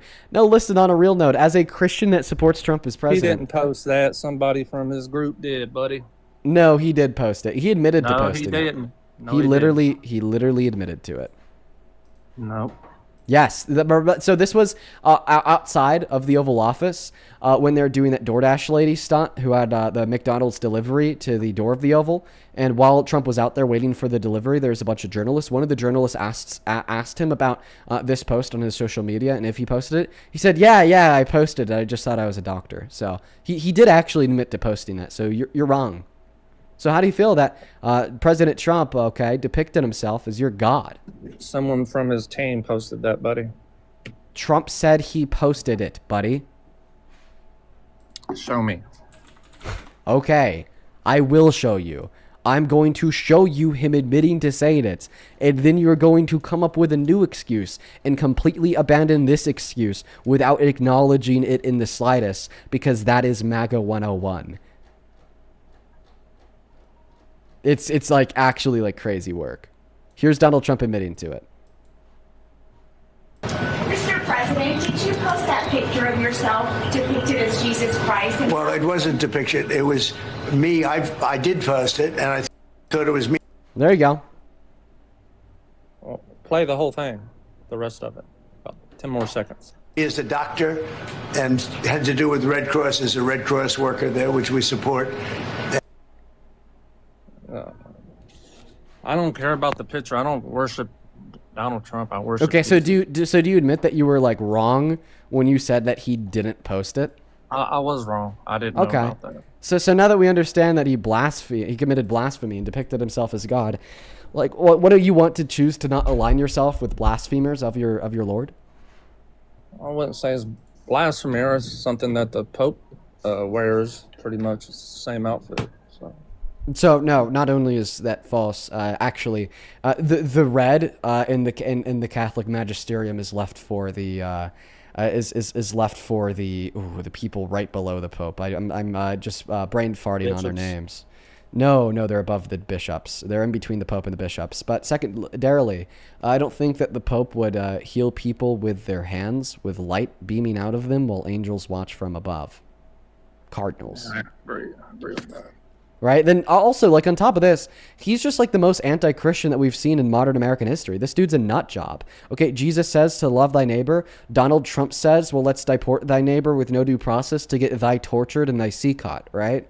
And Matthew, God says to treat those with lesser than you the same way that you treat the Lord thy God. Donald Trump says those with lesser than me will be treated like the scum of the earth. And then he defunds their Medicaid by $1 trillion when we already have 51,000 low-income Americans that die every single year because of it, taking healthcare away from 10 million, takes food stamps away from 3 million, reduces the purchasing power of the average American and everybody beneath them with a big, beautiful bill, and then illegally taxes Americans $92 billion just to then give it back to the companies after SCOTUS rules the tariffs are unconstitutional. Oh, yeah. Jesus invited thy Pharisees to dine with him and to become one of his disciples. He would talk to anybody. He would love anybody. But when thy Trump was running for thy presidency in thy 2015, he actually argued for a total and complete shutdown of all Muslim immigration into America. And whenever you judge someone, you're condemned already. Did you know that? Okay, you could condemn me all you want, but you can't say I'm wrong. He's an anti-Christian heretic, and How can you judge I don't understand anyone? why any Christian would ever support him as president. Well, it's because he did the right thing. You said something about him walking in on some girl at some event that he held. Oh, wait. So I just want to clarify that I was so effective with my argument to demonstrate that he is anti-Christian that now you are desiring to pivot into talking about him sexually exploiting naked beauty pageant contestants. No, that's crazy. That's just like that, when you know it's over. God. That's just So when you've you been know talking it's a lot over. about God, That's so just you support yes, Muslims. because You your support account is Muslims, all right? about God. And you support Muslims, right? I love thy neighbor, sir. Well, then you support 10-year-old marriage. Oh, so loving thy neighbor means that you support 10-year-old marriage. Therefore, Jesus supports 10-year-old marriage. Therefore, Jesus supports 10-year-old marriage because Jesus loved thy neighbor. No, that's not true. Child marriage. That's not true. It is true. I could explain to you how that's false. They demean women worse than Donald Trump ever could. They marry 6-year-old girls, and you're okay with that. I'll tell you how that's not true. You're not okay with Donald Trump accidentally walking in on some girls, but if some Muslims marry some 6-year-olds, you're okay with that. So you have no real backbone. You have no spirit. You'll go with anything. If you didn't just go with anything, you would believe in the Lord Jesus, and you wouldn't just, say it's okay. I'll support these people that would unalive me in any other country except for here, and they would unalive you or any atheist or any homosexual in 13 Muslim countries. It's a fact. Yeah, so this is probably one of my strongest arguments. Whenever I have some, for instance, very Islamophobic guests come up onto this live stream and argue that... Yeah, I just like it how you say something bad about Trump walking in on women. Yeah, can I give you the counter argument without you cutting me off 3 words in? To marry a 60-year-old man. That's disgusting, Dean. You're a disgusting person. Okay, so are you going to allow me to respond to your claims, or are you just going to continue to interrupt me? Yeah, you're going to allow me to speak. Good boy.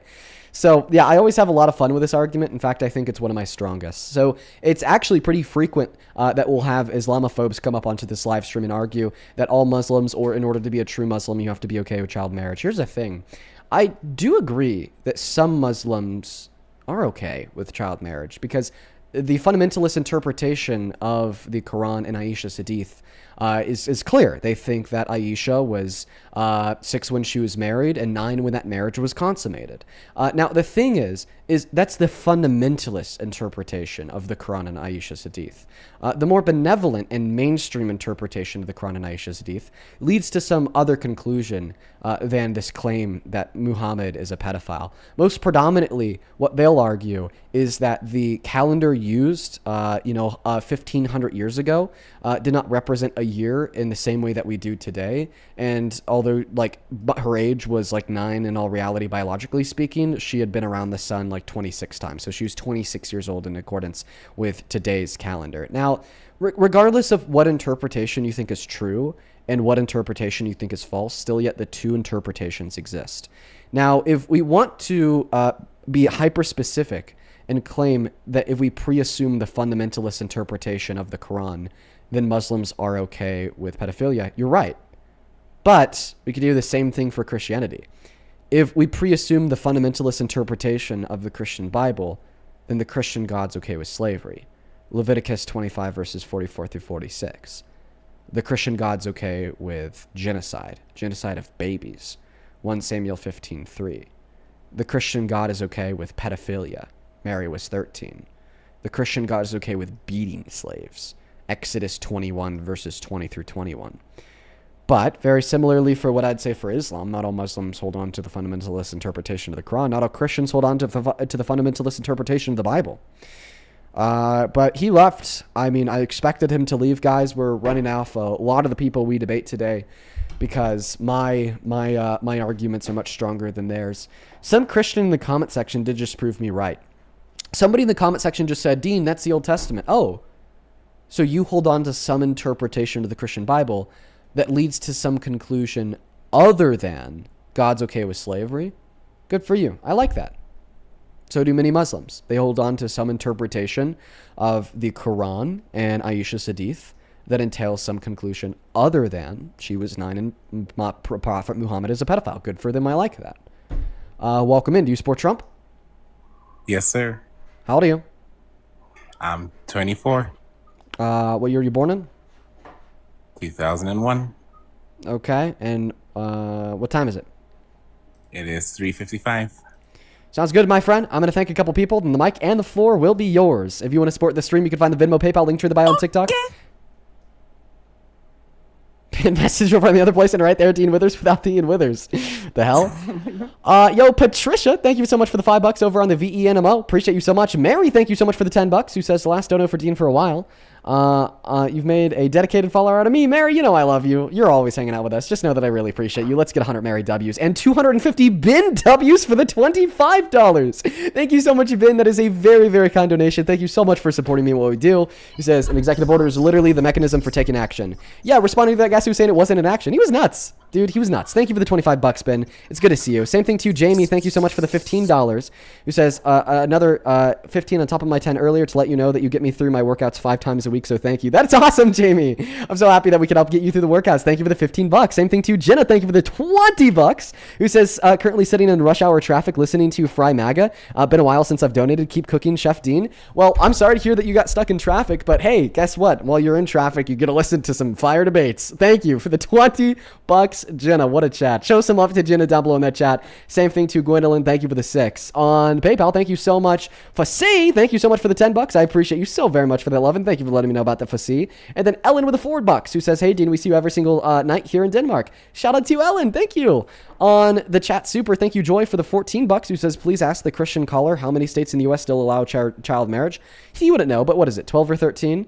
And then Lord T, thank you for the $10 as well. Thank you so much. And I would support that, Lord T. And then Zumba with the $10 as well. Thank you so much, you guys. Y'all are awesome. I appreciate you guys so much for supporting me in what we do. It's literally the reason why we're able to do it for 4 hours a day, 7 days a week. By the way, that's also a really great way to like ask a question or to get a message across, because I try my very best to read the messages out loud. So Alex, tell us, why the fuck do you support the worst, most incoherent president of your life? I mean, that's subjective to your own belief, right? How you perceive him. Other people don't perceive it that way. Just like you're talking about your whole Muslim ideology. I'm sorry, are you outside? No, I'm actually doing the dishes for my wife. Okay, then go do the dishes and then request back up, okay? All right, Mr. Withers, I'll speak to you in a minute. Like, bro, what are you doing? Like, what are you doing, dude? Go do the dishes, then you could request back up. That's fine. That's fine. But, like, no, what we're not going to do is, like, A, have you failing to do what your wife wants you to do because you're too busy caught up in debate. And B, okay, having us listen to the sound of the sink in the background. That's annoying as hell.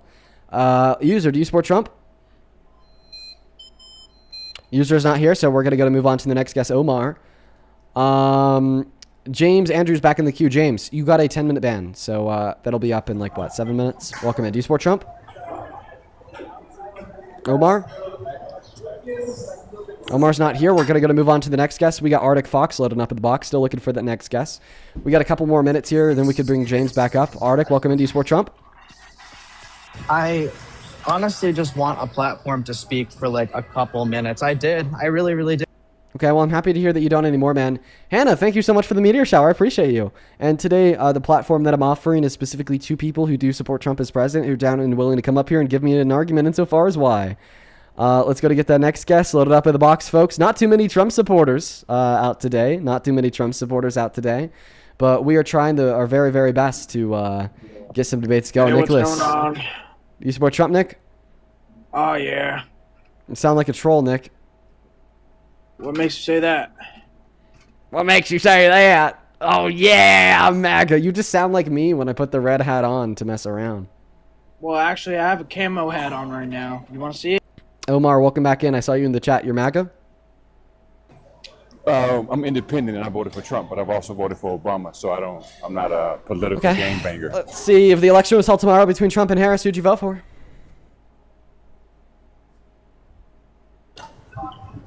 Give me 1 second. Let me walk outside. I just finished lifting weights.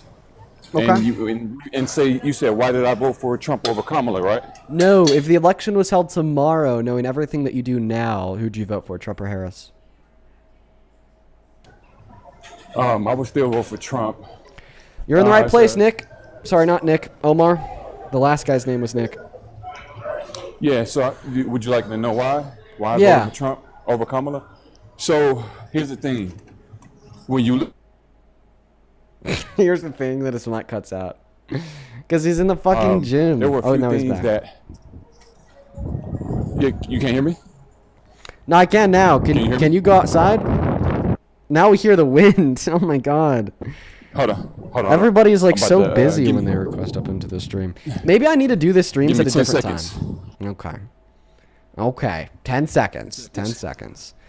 In the meantime, let's see if we have anybody to thank here. We sure do. Jackson, thank you for the $10 over on the chat. Super, who says, you missed my question. Here's $10 to go with the 20. Oh, thank you, Jackson. Who are you supporting for the Colorado governor? Thanks, Dean. I'm still weighing and considering the options. I think that, I obviously want our current governor out. Polis, he sucks. He's low-key like a centrist, right-leaning dim. He's a weirdo. Weird as fuck. Kelly, thank you for the $5 over on the VENMO. I appreciate you so much for that love and support. Kelly and Linda, thank you so much for the $24 over on the PAYPAL. Thank you so much for that love, Linda. Linda with the $24 says, thank you for showing these MAGA morons the truth about Trump and his evil supporters. Keep on following, keep the truth flowing. Linda, all the love in the world to you. Thank you so very much for the incredibly kind $24 donation. Thank you for supporting me, the stream, and what we do here. And yeah, I'll continue to try to expose the truth. All right, buddy. All right, I'm back. All right, so why are you such a fan of the raving orange idiot that is destroying this country and the world in the process?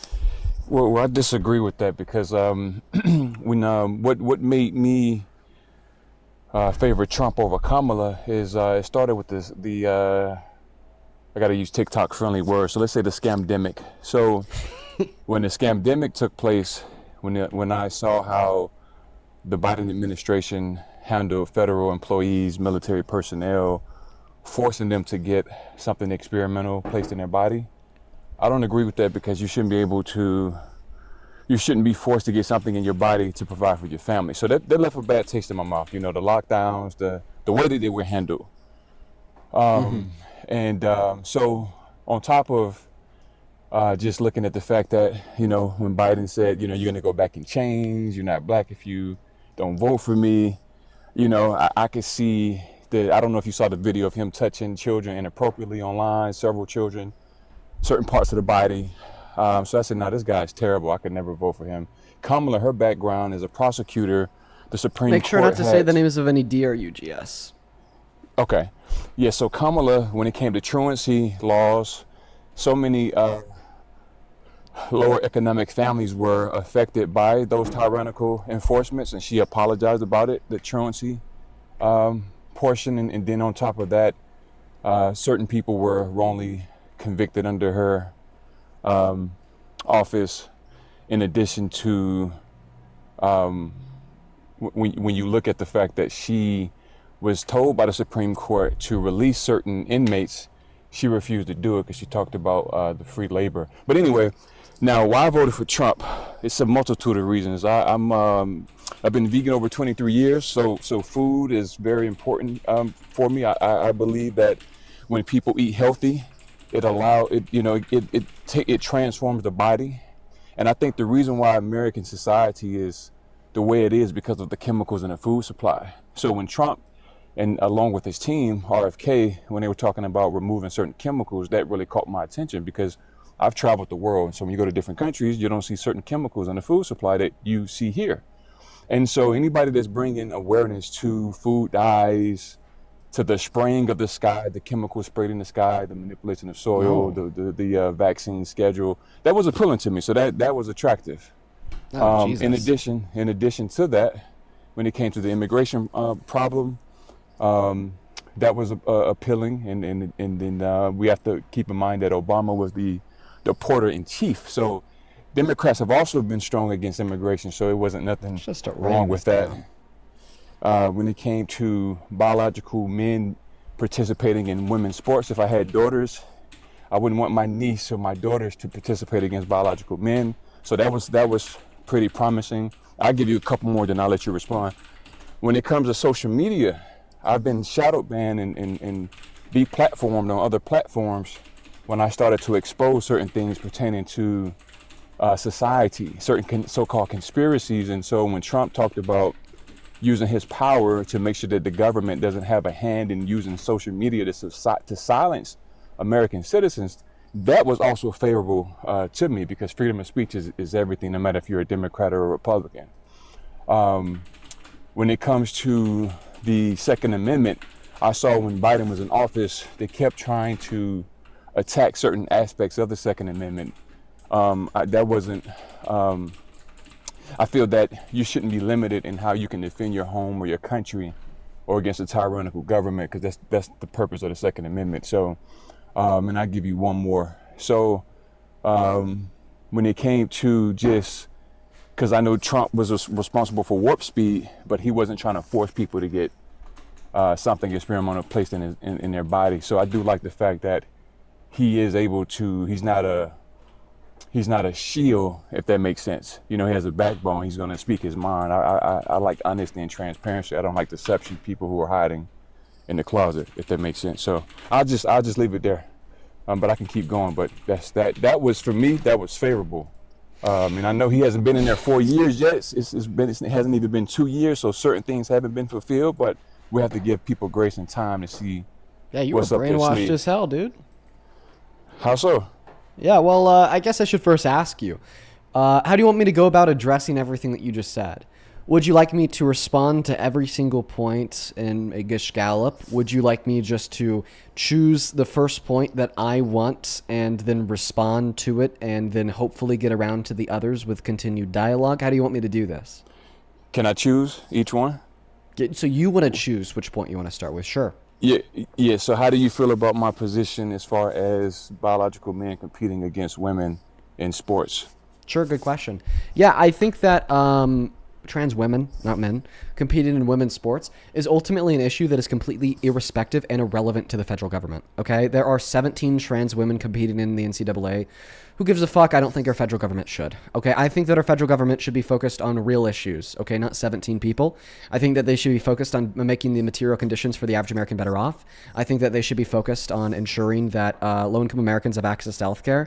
I think that they should be focused on attempting to pass a public option. I think that they should be focused on these real issues, not the created and manufactured issues by the GOP in an attempt to get the vote of prejudiced Americans. And frankly, talking about trans women and women's sports, if you don't like trans women and women's sports, you certainly hate cis men sexually exploiting naked women in their locker rooms, right? Yeah, absolutely. But Trump admitted to doing that, and here you are defending him. Bill Clinton, a Democratic president, got fellatio in the White House. Bill Clinton could literally be Hitler, and this would not change anything about the grounding for the claim that I just made, exposing your hypocrisy. Not necessarily, because Democrats, when you try to attack the moral aspect of Trump, then I can do the same from a Democratic standpoint. So you actually accept. So one moment, I just want to clarify. You accept that this is something Trump has done. Yeah, I accept that. Yeah, he did do that. Okay, so you don't think that Biden did heinous things. So I just want to clarify. You don't think that sexual violence is beneath the oval, right? No, it's not. Wow. Okay, should it be it's beneath the oval? It's not violent. That what he did was you can say it was ignorant. It was sexist. But when you say violent, then you make it seem as if he's sexually assaulting somebody in a beauty pageant contest. That's what you're. So sexual assault is one variant of sexual violence. Sexual violence is a container for any and all unconsensual sexual acts. He did engage in an unconsensual sexual act by barging into their dressing rooms and looking at their naked bodies. Thereby, it would amount to sexual violence. So why weren't charges brought up if this was true? Well, because according to RAIN.org, only around 2% of rapists are ever held fully legally accountable in the eyes of the law. In many circumstances, charges aren't brought up. This could be because it goes unreported. It could be because the local DA's office doesn't care. It could be because although they care, they don't want to start drama with a local billionaire who ups their economy. There's about 1 billion reasons. I think that especially people in massive positions of power with a whole bunch of money that engage in sexual violence seem to get off scot-free. Just look at all the co-conspirators in the Epstein files. They're still walking around just fine. And your first claim was, well, if this is true, okay, then why would he be walking free? As if we are questioning the authenticity of the claim. But no, we are not questioning the authenticity of the claim that this is something Trump did. Why? Because he admitted to doing it. So let me ask you this. When Biden touched so many children inappropriately on TV, do you think that he should be prosecuted for that? Yeah, if you could show me a clip of Biden touching a child inappropriately that would amount to sexual violence, then I'd absolutely condemn Biden for that and say that he should be prosecuted for that. I don't think that clip exists. No, it does. Feel free to show me that clip as soon as you could respond to the last thing I said. Mm-hmm. Yeah, so rephrase your question, and then because I'm not in my I didn't office, ask a so question. I gave you a counter argument, buddy. So your claim was that if this is true, like if Trump's actually done this, then why isn't he in jail? I started off by responding that a lot of rich and powerful people that engage in sexual violence don't go to jail for it. I referenced the Epstein files and I referenced RAIN.org. Right. But now the second thing that I said was, well, when you say if it's true, why didn't he go to jail? As if you're questioning that it's true. There's no question that this happened, okay? The reason why there's no question that this happened is because he admitted to it, he boasted about it, and he took pride in it, and that admission of guilt was corroborated by plenty of the victims. And sexual violence is already one of the very worst things one human could do to another. But somehow, some fucking how, it's made worse by taking pride in it. And it's not like this is the only form of sexual violence Trump is engaged in either. The court found him guilty of rape. No, he wasn't found guilty of it. It was the civil, civil and criminal is different. I do agree that civil and criminal are different, and I do also think that civil liability is a verdict of guilt, because guilt just means to be found responsible for. Being held civilly liable for something means to be found responsible for. Therefore, being held civilly liable for something means to be found guilty of. Now, does being found guilty in a civil court mean something different than being found guilty in a criminal court? Sure. That's not because in one circumstance it's guilt and the other circumstance it's not, but rather because guilt is just not a univocal term, and we use it in different senses depending on the courtroom. Yeah, I'm just saying I still don't agree with that, because some people can settle. Settlement doesn't mean that you're guilty. It's just you don't want to use resources to fight a case. So that's true. Every situation is the same. That's true, but he didn't settle. He was found guilty. He challenged it, and the jury ruled, all 9 unanimous jurors, that he didn't. So what about Biden, his daughter, in her diary? She admitted that what she wrote in her diary about them taking showers together. How do you feel about that? It's never any direct responses. It's all about Biden. First and foremost, don't worry. I'm gonna respond to the diary right now. Preliminary question: do you believe the woman that was able to find Donald Trump guilty of raping her? You said, do I find her?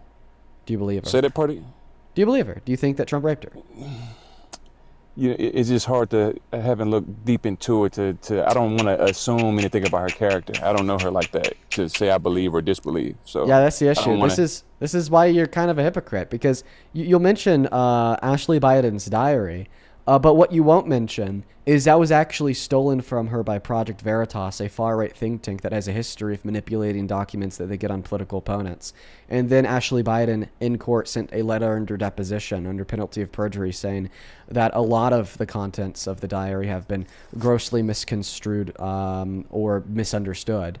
And we have not had a handwriting professional verify that the handwriting of the text in the diary where there's a claim about a shower is consistent with her own. Now, for that reason, I would say that that claim exists and continues to be unverified. But the thing is you will believe a diary stolen by a far-right think tank with a track record of manipulating the documents they get on political opponents over what a jury of 9 ruled? Because you told me that you don't necessarily believe E. Jean Carroll, you don't know enough about the court case, but you posited Biden showering with his daughter as if it was a fact, meaning that you do believe the Ashley Biden diary, but you don't believe E. Jean Carroll. Well, I got one better. I do believe in what I saw as far as a multitude of clips of Biden inappropriately touching children. So now we're just completely getting off of the Ashley Biden diary. So now that we've handled your detour with a diary, now go ahead and respond once again. Donald Trump has admitted to sexual violence by barging into the dressing rooms of naked beauty pageant contestants. Donald Trump has been found guilty of rape in a courtroom. Your only response is to say, but Biden. I disagree with you. I don't think Biden has engaged in sexual violence, but even if we assume that he has, and you're right and I'm wrong, Trump didn't run against Biden, he ran against Kamala Harris. Has she engaged in sexual violence? No. Well, one thing she did when she was, she had an affair with a married man. Guys, thank you so much for the wolf. Well, actually, 10 years after that married man, Willie Brown, and his wife had been separated. So there was no affair because they were separated. But he was still legally married, though. That's not what matters. What matters is not a legal marriage. What matters in the context of arguing that cheating is wrong is encroaching upon the accepted boundaries within the union. However, Willie Brown nor Kamala Harris encroached upon the accepted boundaries within the union between him and his legal wife, because him and his legal wife had colloquially split 10 years prior, meaning that there was no expectation of exclusivity, meaning that there's absolutely no grounding to argue that it was morally wrong. It happened between two consensual adults, and it happened in a marriage that was binding legally, but not binding socially, as it was between a man and a woman in which had legally split years prior. My position is this, because I think you're trying to make it seem as if I'm pivoting. It's not that. It's just I don't like to talk about morality with Democrats for the simple fact that the same way that you can find fault amongst Trump or his constituents is the same thing I can Then do it for Kamala Harris. Do it for Kamala Harris. Show me how Kamala Harris is a rapist. I would do some digging to see, like, from a prosecutor, did she, I would have to do some digging on that, so I wouldn't have the argument right now. I'm not prepared. But you told me that you would have that argument. I wanted to get into this Biden video. That's the most. You told me that you would have that argument. You just said the reason why you don't do the moral conversation with Democrats is because you could just expose it all to be true of the Dems. Okay, so where has Kamala Harris threatened to genocide 90 million people directly like Trump did on Easter? Where has Kamala Harris raped a woman or a man and then been found guilty for that inside of a courtroom like Trump? Where has Kamala Harris boasted and taken pride in sexually exploiting naked women and girls like Trump? Where has Kamala Harris tried to rig the outcome of an election like Trump? Where has Kamala Harris told over 30,000 lies like Trump? Where was she convicted of 34 felonies like Trump? Where did she cheat on all 3 of her husbands like Trump? Where was she named in the Epstein files 1,000,000 times like Trump? Where was she credibly accused by a minor in the Epstein files that we know was trafficked by Epstein like Trump? Where did she write a letter to Epstein in 2003 depicting the naked outline of a body of a girl with a statement, "May every new day be another wonderful secret," like Trump?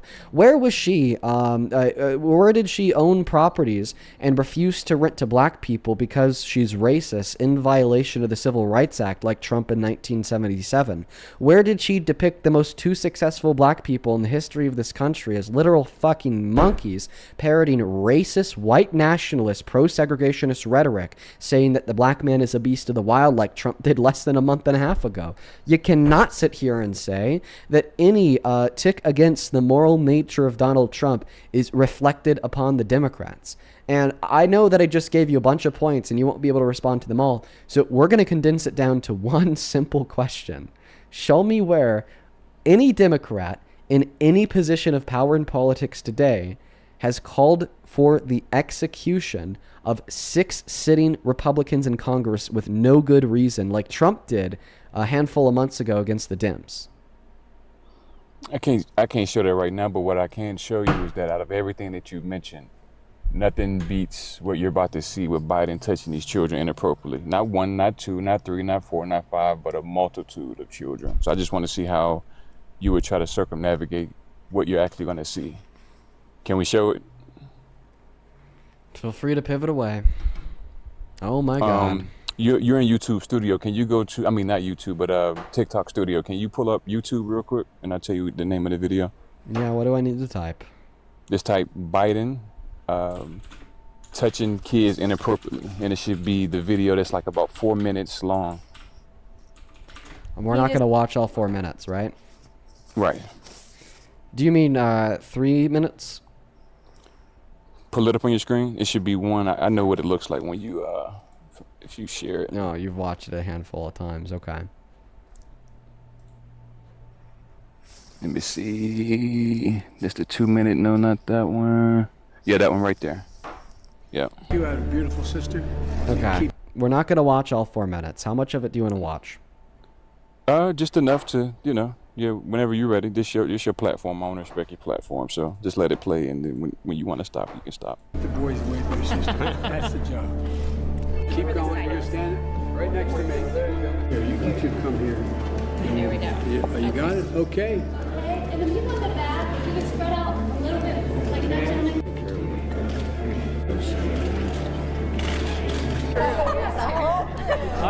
kids better than people. Yeah.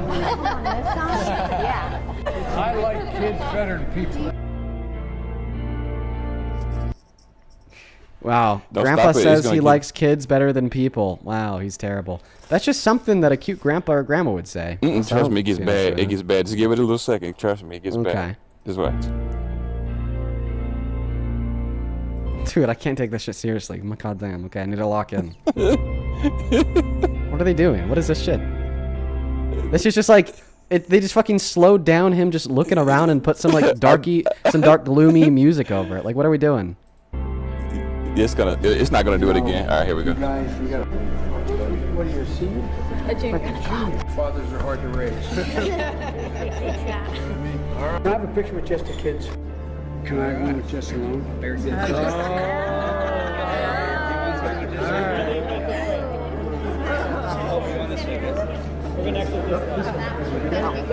How are you, baby? How old are you? Go in the back. Oh, you are old. Hey, baby, how are you? How old are you? 17? Hey, baby, how are you? This is Nikki. What's your Nick? Okay, is that enough? Are we watched enough? Yeah, sure. What Can you give about 30 more seconds? 30 more seconds. Oh, 30 more seconds. Okay. Okay, we need 30 more seconds. How old are you? Do you remember what I told you? No, not smile. Remember, no dates till you're 30 years old. Can you guys stand next to me? All right? Make me look good. Domestic, that you will bear true faith and allegiance to the same, and that you take this obligation freely without any mental reservation or purpose of evasion, and that you will well. Okay, is that enough? Yeah, you can. You can stop the show Okay. platform. What do Okay, you think? Do you see perfect. anything wrong with what you saw so far? Yeah, what I You think it's saw. inappropriate? Yeah, what I saw was some fucking grandpa trying to be inviting of the children coming in to visit with a senator with their family. No, I don't think I saw anything wrong with that. You know, would I say that he was probably being a little bit too touchy with the kids? I mean, like, if I was an older man, like, even if I was a senator like Joe Biden, like, maybe I wouldn't be, you know, like, petting their heads and whatnot. Like, okay, so we could argue maybe a little bit too touchy, but I don't think that we saw anything sexually violating. I don't think that we saw anything, you know, sexually inappropriate. If you would have kept going, you would have saw the part where he touched the young girl on her how do I say it, the rest part of the her chest, basically. So I just Yeah. want to ask you a question because, like, I brought up how like Trump has been found guilty of rape at a court. I brought up how he's like credibly accused of by a minor in the Epstein files who we know was trafficked by Epstein. You know, she claimed that she was trafficked from Epstein to Trump. You know, we brought up his admission of sexual violence, barging back into the dressing rooms to explicitly look at the naked bodies of women and girls. Then you said, like, what we'd see in this video from Biden was, like, significantly worse than any of that. I think that that's just so cruel and demeaning to all the victims, like E. Jean Carroll, the beauty pageant contestants at Miss USA, Miss Teen USA, and the people inside of the Epstein files. I think that is so cruel and demeaning because, like, yeah, I agree. Like, I think we saw some content in that clip where, you know, he was like, you know, probably touching them a little bit too much by like patting their heads or whatnot, but nothing sexually inappropriate. So I don't think that a peculiar yet non-sexually inappropriate clip of Biden being around parents with their children would amount to something comparable or worse than Donald Trump doing one of the most sexually violating things a human could do, such as raping a woman. And I think that you are reaching for the fucking stars. No, not necessarily, because like I said, he hasn't been convicted of that criminally. And then my other and would be, he was held you civilly talk about liable. I think that I think that the outcome of the civil case gives us more than enough to understand that he raped a woman. But my thing is, you keep mentioning the files. When you had Democrats also in those files, you had images of Bill Clinton in a dress that was a portrait from Epstein. Like, what are you know, that's you see where I'm going? I don't care about images of men in dresses. I care about images of men and little girls. The men that were in the little girls need to go to jail, not the men in dresses. But you don't see how you're being hypocritical. You keep talking about Trump being in the files, but you have Democrats in the files. You have Democrats who are friends with Epstein. I'm talking about Trump being credibly accused of sex crimes. Now, if there were any accusations of sex crimes against any Democrat, then I would uphold the same standard. A good example of this would be Eric Swalwell. Eric Swalwell was running for the in the gubernatorial race in California. He was credibly accused of rape by 5 women. And, I publicly called for him to be thrown out of that race and to resign from Congress, and that he did. The only hypocrisy that we see here is from the GOP, because after Eric Swalwell was credibly accused 5 times, every member of the GOP turned around and said, oh, this rapist needs to be tossed out of Congress at once. Yet you're going to keep a rapist in the Oval Office? And now you're going to sit here and say that a picture of Bill Clinton wearing a dress is enough evidence to know that he raped little girls. But then the outcome of a civil court with the adjudication from 9 jurors is not enough to know that Donald Trump raped E. Jean Carroll? Hypocrite. No, it's a civil matter. It's not criminal. And why you keep on saying that, but why does that matter insofar as why you don't believe the outcome of the court case? Why does that matter? Because it's not a criminal conviction. I mean, that's just that's how the legal system works. I mean, it's a civil liability claim. So why don't you believe the outcomes of civil courts? No, I didn't say I didn't believe the outcome of it. So but then you do believe the outcome that Donald Trump raped E. Jean Carroll? Because if you believe the outcome, then that's all that matters, is that you think he raped a woman. Can you pull up the opinion and read what was the final ruling? Like, why was he liable exactly? Can you pull it up? Yeah, he was liable because he penetrated E. Jean Carroll's vagina with his fingers unconsensually in a dressing room at a retail store. And that's what it said in the court case? You sure? Yeah. Can you pull it up? Can I pull up the specifics of the action that he was liable for?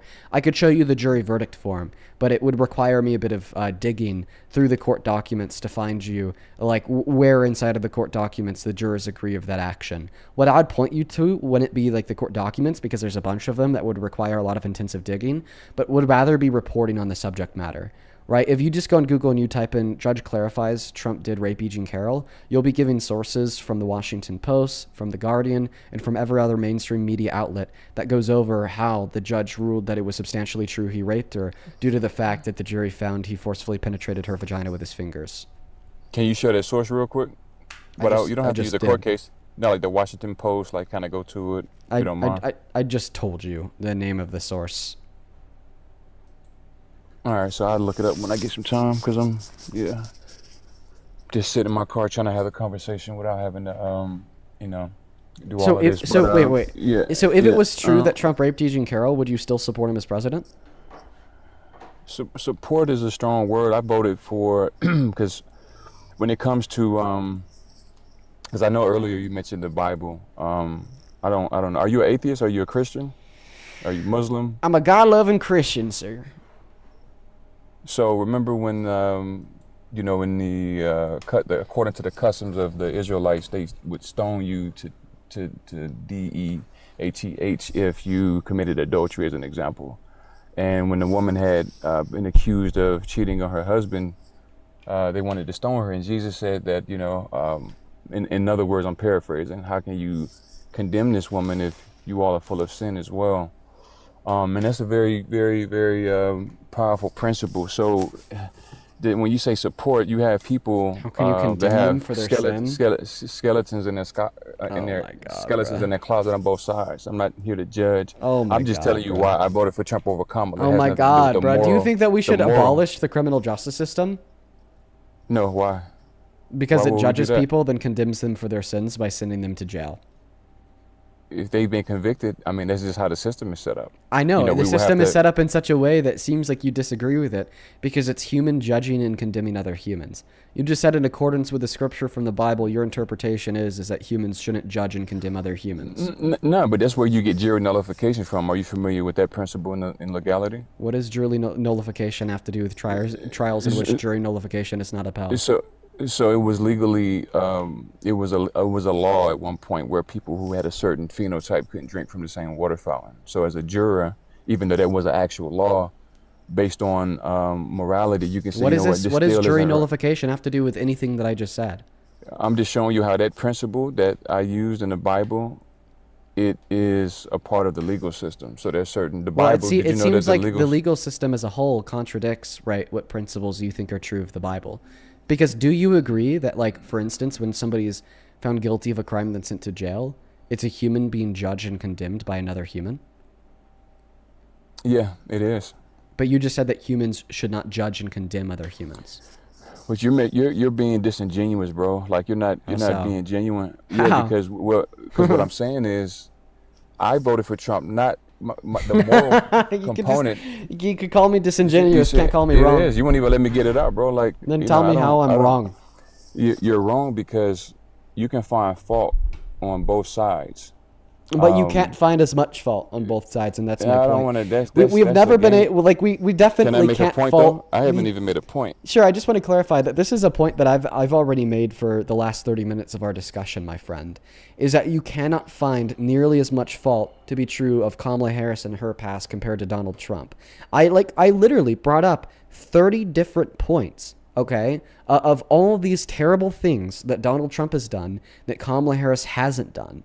Okay, and then your response was, well, that video of Biden sniffing kids or whatever the fuck. And then we just completely moved away from the fact that we cannot find as much fault for the wrong things Harris has done that are also that are true of Trump.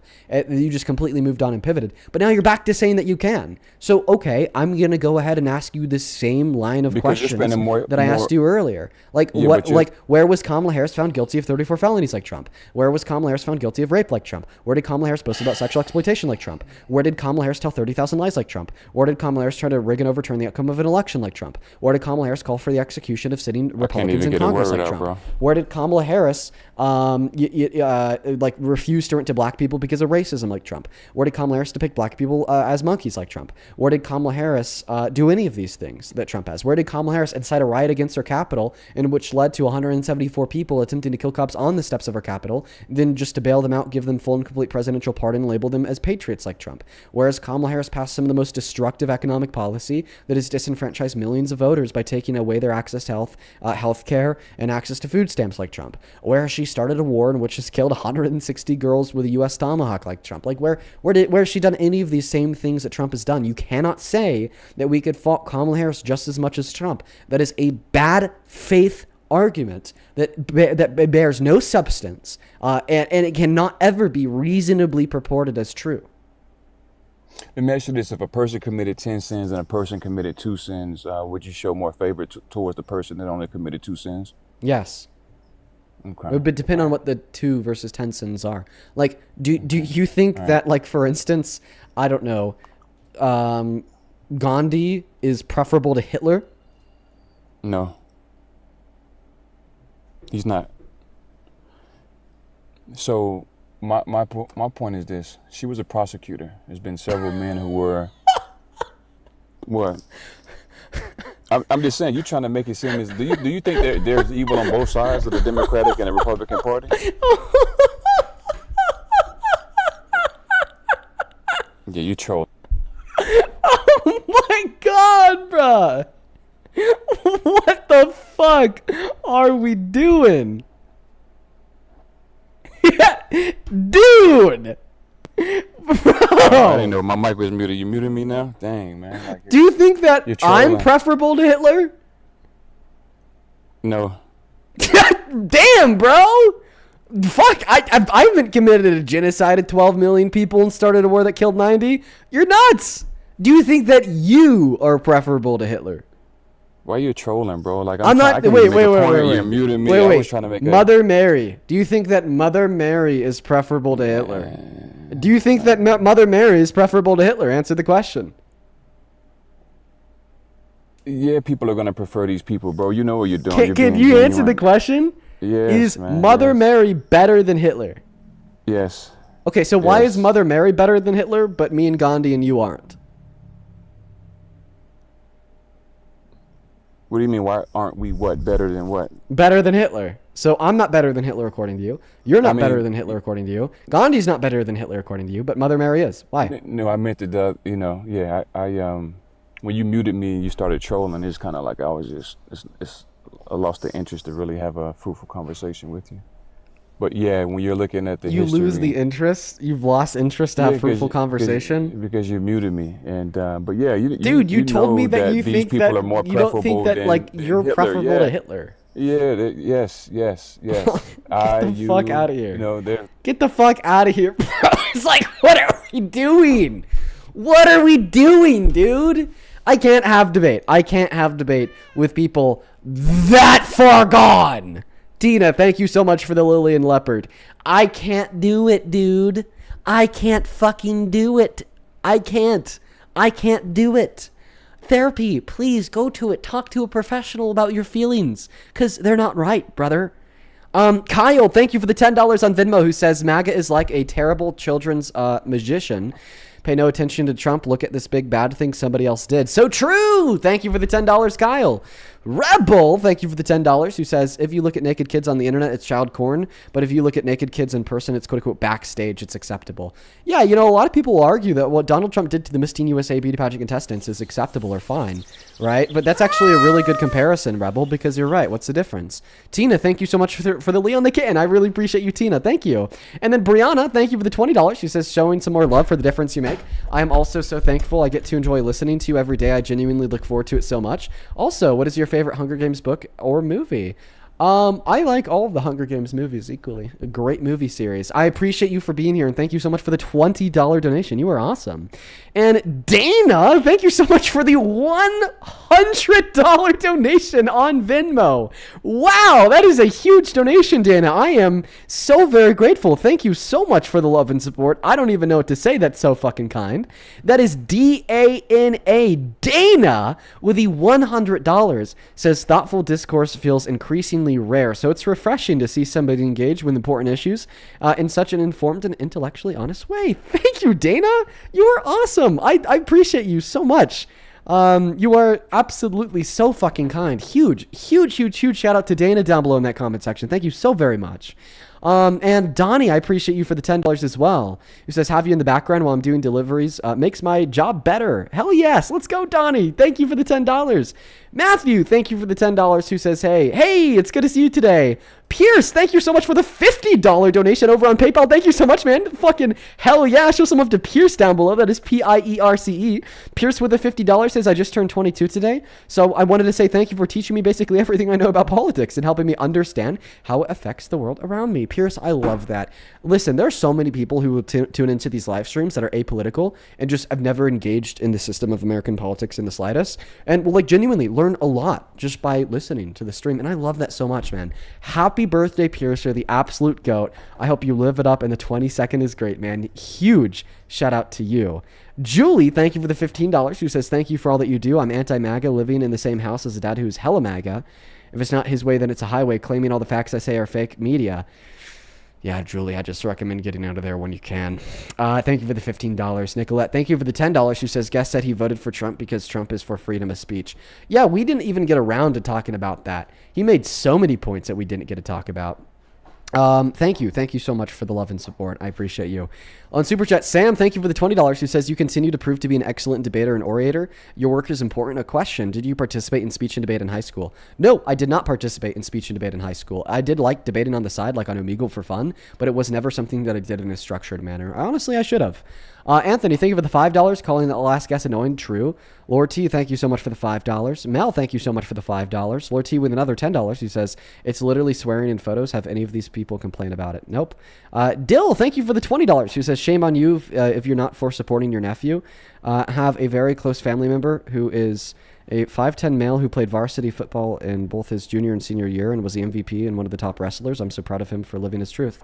I don't know what that was in reference to, Dill. Maybe that's something that was brought up earlier, but just know that I appreciate you for the $20. Same thing to you, Lord T. Thank you for the $10. Huge shout out to all of the donors. You guys are awesome. Oh, another one here. Charlie, thank you for the $10, who says, this is my first donation ever. Fuck yeah, dude. Charlie, welcome in. Appreciate you for the $10. I hope that you're enjoying the stream today.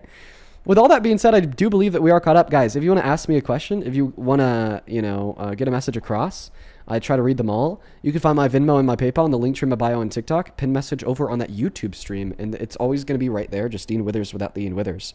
A great way to support me and what we do. Little Sam, I appreciate you for the gym gun as well. Now, everyone, I have to do another restart. Every so often, TikTok will start really suppressing these streams. It just kind of goes in and out. It ebbs and it flows, and I hate it so fucking much because we've actually been on this restriction for the last 45 minutes. I just haven't said anything, but we're only 2 hours into the stream, so we might as well just restart. I hate it as much as you guys do, but listen, you can come back, and you should, because we have another 2 hours of debates coming your way. Here's how to come back. It's really easy. Make sure to hit that follow button at the top left-hand corner of that phone screen. It looks like a little red cross. That'll make sure that you see my live on your following feed. on the TikTok app. Faster way to come back after the restart is you will see that it says live has ended, and then it will show you my profile picture. If you click on my profile picture, it'll send you to my account page. It'll look like this. Wait like 10 seconds, then refresh. You should see a new red orb around the profile picture. Just click on that. You'll click into the new live. If when you refresh, you don't automatically see that new red orb, just wait another 5 seconds or so and refresh again.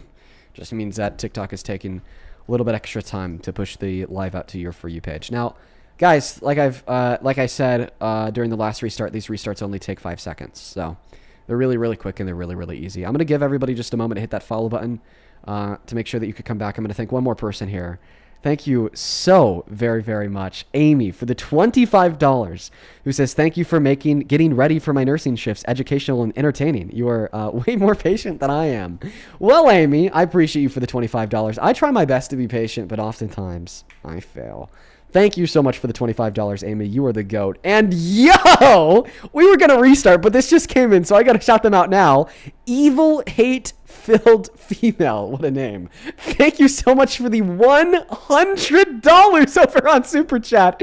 We're just going to call you Evil. Evil, that is so very kind of you. Thank you so very much for that love and support. Hell yeah. How about this? We're going to go ahead and restart the stream. When we get back, I want to see 1,000 Evil W's because that is so fucking kind. Evil with 100 says, hey, people like that last guess are why I'm evil and hateful. Thank you for your hard work. I appreciate you for the $100. You're the GOAT. Let's go and hit that restart now. Evil, that is so very kind of you. I deserve a penny. That's so much fucking money. I'll never understand what I do to deserve so much love. Thank you so very much. Let's go and hit that restart. See you all in 5 seconds on TikTok. Damn, guys, bro. TikTok is suppressing us hard as hell today. It's telling me that I'm directing people off platform. Not really sure how.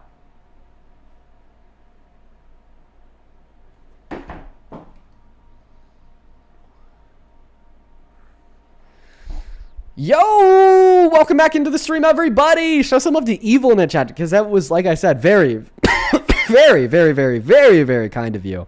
Thank you, Evil. We're gonna go and hop back into those debates right now. We're not gonna skip a beat here. Welcome in. Do you support Trump? That's MAGA. Yeah. How old are you?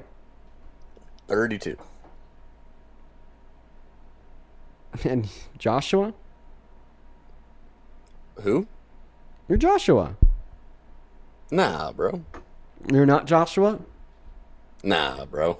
Does the 14th Amendment extend birthright citizenship to the children born to undocumented immigrants on American soil? Of course it does. That's in the first. In First section of the 14th Amendment. Yeah, yeah. And do you think that we should keep that or should we change that? Oh, fuck off, Dave. Yeah, Joshua? Yeah, Joshua, That's get out of good. here. Let's go to move on to the next guest. We got Jacob David loaded up in the box, folks. We're looking for the very first Trump supporter of the restart to have a debate, folks. Guys, make sure that you're double tapping away in that phone screen to share out this live with a handful of friends while we try to get that first guest loaded up in here. Repost it on your For You page. Spam that comment section. Y'all already know all the things that you got to do to help this live boost out so we could draw some Trump supporters in here to debate. It has been crazy today with all the bans and restrictions. Like, genuinely, this sucks ass. Hey, welcome in. Do you support Trump? Absolutely. Oh, God, what a mess. And your bio says something about Jesus? Yes, it does. Would Jesus support Trump? If he believes in Jesus, then yeah. What if he believes he is Jesus? Here's a picture of Donald Trump depicting himself as the Lord thy God. He posted this on Truth Social. I think he was doing that about the Pope, but whatever. I'm sorry, can the Pope heal people with his hands? With magical beaming but I light think going out of someone them? from his team added that part of it, but I might be mistaken. I don't know. Oh, are you the same person that we just had up moments ago, like the James Andrew guy? Yes. Okay, all right. Well, yeah, we could continue our dialogue. You got a restriction earlier, so you just got to be a bit nicer in the way that you speak. Okay, you got to be a bit nicer in the way that you speak. Okay. Oh. Don't violate TikTok terms of service. So I want you to. So earlier you're saying that in order to be a Muslim you have to be okay with child marriage, right? Yes. Okay, that's like saying in order to be a Christian you have to be okay with slavery, right? The reason why I say that is because under a fundamentalist interpretation of the Bible, okay, God thinks slavery is okay. I mean Leviticus 25 verses 44 through 46. I never thought it was okay. It was the borrower was the lender's slave, and Like it was different back then. Like we don't have no idea what it was like. Life was like back Good. then. You're unintentionally proving my point. You're coming up with, like, I don't know, in my mind, like, this happens to be shitty justification for it, but you're trying to come up with justification for why you are a Christian and why the Christian God does not think in the New slavery is Testament, it okay. says you're no longer a slave, you're my brother. That's what Paul says, so. Can you allow me to finish? You are interrupting me. I'm sorry. Okay, so you're proving my point. And the reason why I say that is because now you're giving me your interpretation of the Christian Bible that does not lead to the conclusion that slavery is okay. Just like many Muslims hold on to an interpretation of the Quran and Aisha's Hadith that does not lead to the conclusion that Muhammad's a pedophile. If we were to assume a strict foundationalist interpretation of all mainstream religious texts, then all mainstream religious texts would be evil. Muslims would think that pedophilia is okay, and Christians would think that slavery, genocide, and pedophilia is okay. But when we unrestrict ourselves to those specific interpretations, and we kind of open our eyes and ears to other interpretations, such as the one that you gave me of the Christian Bible, leading to the conclusion that the Christian God is not okay with slavery, or such as the interpretation that a majority of Muslims hold that Prophet Muhammad didn't marry a 6-year-old, we understand that this whole religious war is just bullshit. I talk to them every single day, and they say it's okay for them to marry their first cousin and everything. So I talk to them every day. But I've talked to Christians who think that Jesus was a white nationalist. Like there's going to be some Christians who are fundamentalists and evil, and there's going to be some Muslims who are fundamentalists and evil. Well, I've never met one that thought it was wrong for them to marry a younger woman. Never. Okay, well then I just don't think that you've opened your bubble to include people other than fundamentalists. Absolutely. They come up every single day, and everyone says it's okay to marry them as long as they've, I don't want to say it, as long as they've went through that womanly thing, then it's okay. You just have an open. I'm against that. I don't think it's okay for. I mean, I've met many Muslims that don't think child marriage is okay. Like my aunt. I haven't met. My aunt is a Muslim that doesn't think that child marriage is okay. I might have met one in 3 years that might have said this is like me saying that all Christians think that genocide and slavery is okay. Yeah. No. Yeah, it is. It's exactly like that. I'm pre-assuming the fundamentalist interpretation of the Christian Bible, and then I superimposed it onto all Christians. The same way that you're pre-assuming the fundamentalist interpretation of the Quran and Aisha's Hadith, and then superimposing. Bro, shut the fuck up. I am, so what I'm doing here is that I'm pre-assuming the fundamentalist interpretation of the Christian Bible, and then I'm superimposing it onto all Christians, the same way you are pre-assuming the fundamentalist interpretation of the Quran and Aisha's Hadith, and then superimposing it onto all Muslims. That's because I talk to them every day, and they say it's okay for them to marry underage girls. We're going in circles? Okay, this is where we go in circles. You're telling me that before you've talked to Muslims that, like, think that Aisha was 6 and argue that it's okay to do that. Yes, some exist. That's what the fundamentalist interpretation is. The same way many Christians exist who think that slavery is okay, genocide is okay, Jesus was a white nationalist. Terrible, evil fundamentalists exist for all major religions. I've already repeated this to you 5 more billion times, and you just don't give a fuck. You just don't give a fuck. You don't care. That's because you're talking about the Old Testament, and I don't live under the New Testament. Neither does anyone that's a Christian. We live under grace under the New Testament. You prove my point. Under the New Covenant. So there's the non-fundamental. We don't live under the laws of Moses. And there's Jesus was the fulfillment of that law. Thank you for proving my point. You're proving my fucking point. You just gave me your interpretation of the Christian Bible that even though it says slavery is okay, you don't think God thinks slavery is okay. That's why you don't know the Bible. Paul says you're no longer a slave. Stop you're interrupting my brother. me. I need you to stop interrupting me. So there is no more slavery in the New Testament. I need you to stop interrupting me so I can make my point. You just proved my point, okay? I bring up Leviticus 25 verses 44 That's the Old Testament. Do you have any self-control whatsoever? Well, when you don't know what you're talking about, you're talking about the Bible. I'm not trying to argue. We're not talking politics. You're completely, you're completely misunderstanding. You're completely misunderstanding my argument. This is crazy. But I'm gonna have to put him back on mute. Listen, I'm not arguing that the Christian God thinks that slavery is okay. What I'm arguing is that under the fundamentalist interpretation of the Bible, the Christian God thinks that slavery is okay. Because we could point towards Leviticus 25 verses 44 through 46, where he says, and I quote, your male and female slaves may come from the nations around you, and you may own them as property for life and even bequeath them to your children as inherited property for life. Then you responded to that by saying, well, that's the Old Testament. I don't live under the Old Testament. I live under the New Testament. Your response proved the point I'm trying to make. Your response was saying, Dean, that's a fundamentalist interpretation. I don't hold to the fundamentalist interpretation.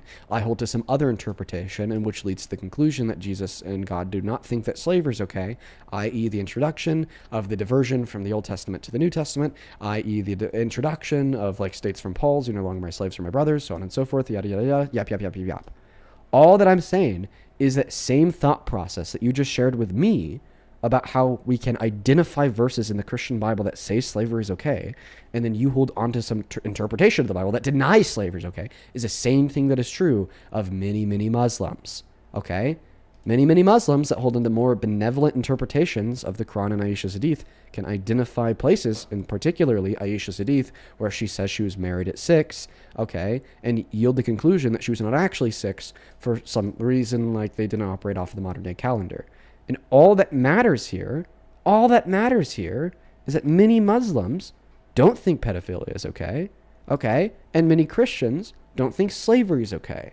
That's the only point that I'm making. And I wish that you could understand this point, but frankly, I think that your brain is so fucking rotted by the absolute You don't have nonsense no belief. That's of why you speak religious that way. war. If you were smarter, you wouldn't curse.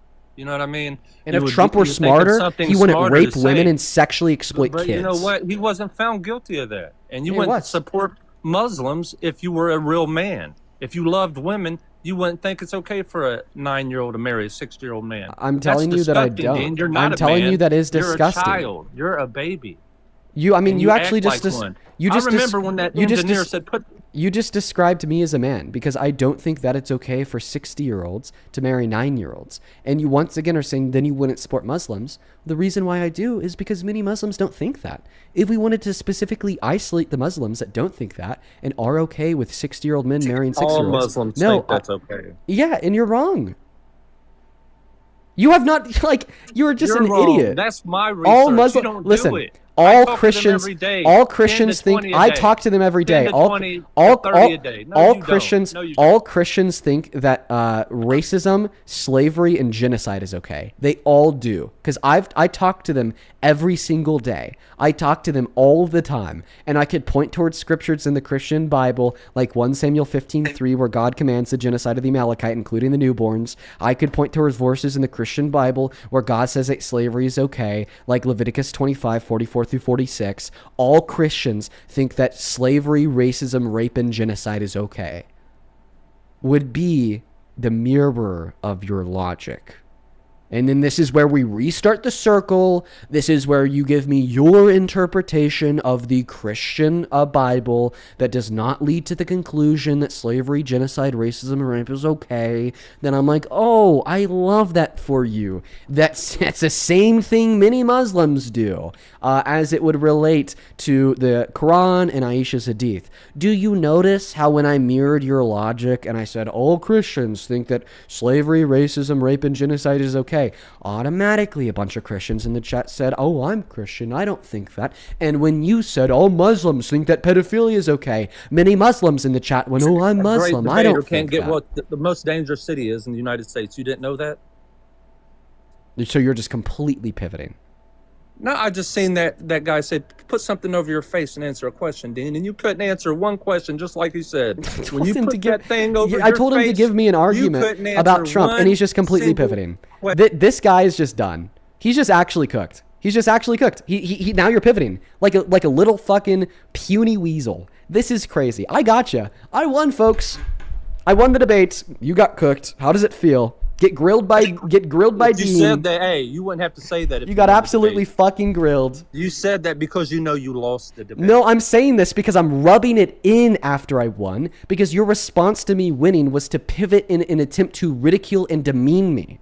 You're right. Under typical circumstances, I won't declare my own victory in a debate. But I will declare my own victory in a debate when you attempt to, in bad faith, pivot from the argument that defeated your perspective to then again, in bad faith, ridicule and demean me. Yeah, then I'm going to rub that shit in. You could prove me wrong by giving a single damn counter argument to anything that I've said. But the point that I really want your... I about said something mean. The point that I really want you to address would be the fact that everything you're saying about Muslims is true about you. Will you condemn Donald Trump for barging into the dressing rooms of naked children at Miss Teen USA and naked women at Miss USA? Will you condemn him? Will you condemn him for raping E. Jean Carroll? Will you condemn him?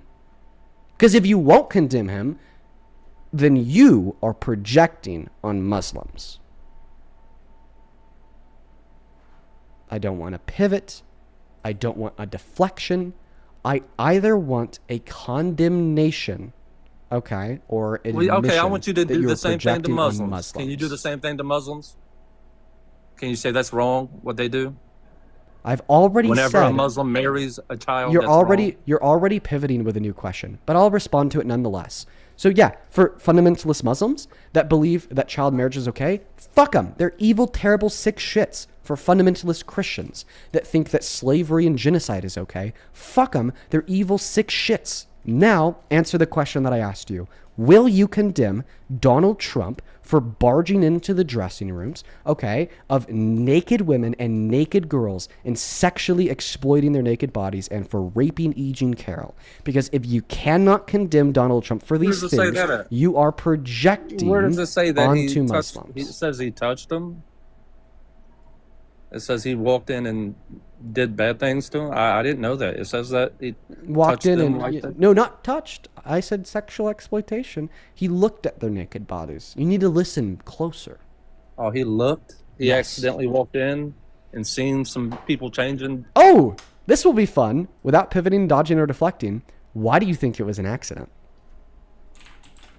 Because I don't think he has children of his own. Any man that has children, I mean, I would never do that. So I don't get it. Oh, okay, so there's no argument. There's no evidence that it was an accident. Here's my evidence that it wasn't an accident. Because he said that he'll do this for fun. Do that. So you have done that. Now, I'll tell you the funniest is that I'll go backstage before a show. Yes. And everyone's getting dressed and ready and everything else. And, no men are anywhere. And I'm allowed to go in because I'm the owner of the pageant, and therefore I'm inspecting it. I'm inspecting. I want to make sure that like a everything is doctor. good. You're there. Yeah, the dress. Is everyone okay? They're standing there with no clothes. Is everybody okay? And you see these incredible-looking women. And so I sort of get away with things like that. I don't know. That's a pretty impeccable argument. The fact that he said he does it for fun and he gets away with it. Yeah, I don't know. I don't know. What do you guys think? For what moment? Pipe down, little disgusting boy that's projecting on Muslims because you're the creep, not them. I don't know, guys. For everybody watching, is that a pretty good counter argument against the suggestion that it was accidental? I don't talk to Muslims like that. Is that a pretty? Yeah, it is. Okay. So tell me. So tell me, James. So how do you respond to the counter argument against the notion suggesting it was an accident? That counter argument being that he said he does it for fun and he'd get away with it. That he inspects the rooms before they go in there, and that he gets away with it. Oh, you believe that? You thought he was being serious? I don't believe it's right for any man. Now he's saying inspecting the rooms. Then why was he looking at the naked bodies of the beauty pageant contestants and saying they look great? If he was just inspecting the rooms. And then why did he tell Howard Stern about it when Howard Stern asked him about the sexual things he would do with his beauty pageant contestants? Answer those two questions directly, you sick fuck. Hey, dude, you don't have to call me names.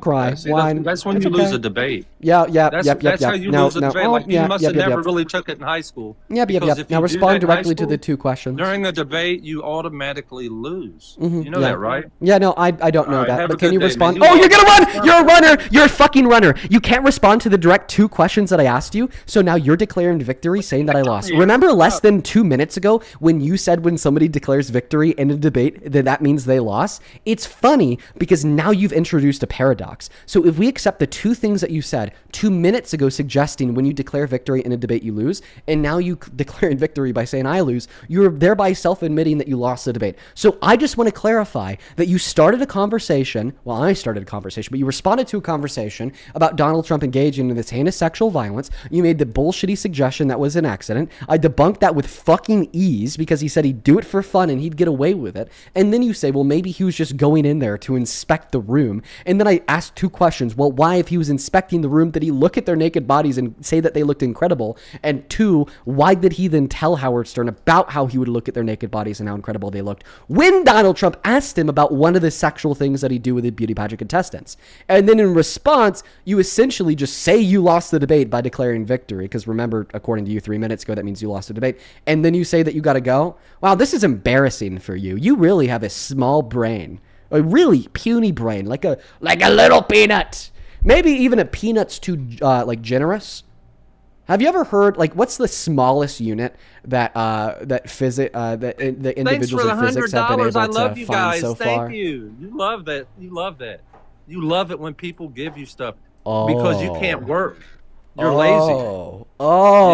You're mad at You're the a donos. lazy person that's never had money. I don't have money? Then where the fuck did the $20 donation from Alexandria on Venmo come from? I want to see 200 W's for Alexandria in the chat, who said a $20 donation, who says, I listen to you every day on my home from work. First time donating. You're doing such an amazing thing on your platform. Keep up the great work, Dean. Thank you so much for the $20, Alexandria. Now, you just said I don't have money. Apparently I do, right? Like $20 is money, right, Well, Gex? yeah, you rip off the people that listen to you. Oh, okay, so I do have money. Well, I mean, you beg because them you said, for money. I beg. You say, Guys, "Oh, I love you," please, but I they never beg you, talk to them send me all of your money, Venmo, PayPal, link tree in the bio on TikTok, that sad, message over on the really. Elsewhere right there, People Dean need Withers their with that money, Dean Dean, Withers. especially Democrats. They're Oh, full of yo, corrupt. Joseph, thank you so much for the $20 donation on Venmo. Let's go. Yes, like a little money grifter. Thank you for the $20, Joseph. Let's get 200 Joseph W's, who with the $20 donation says, I think that this guy's brain can only be measured on the quantum level. Thank you so much, Amanda, for the $25 donation on Venmo to piss this guy off. Thank you so much, Amanda. Bid with the $5 for the teeny tiny brain. And Aline, thank you so much for the $70 donation on Venmo. Oh my God, Aline, please show some. Well, I would stop in your tracks, buddy.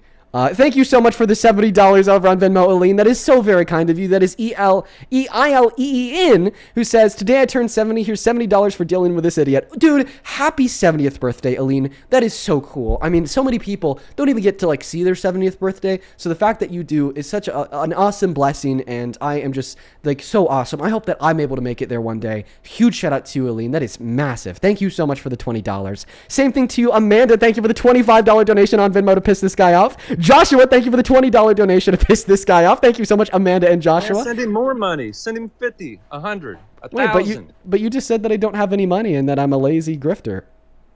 Well, I mean, you're getting money. You're not earning it. I mean, you won't get out and work. I'm working right now.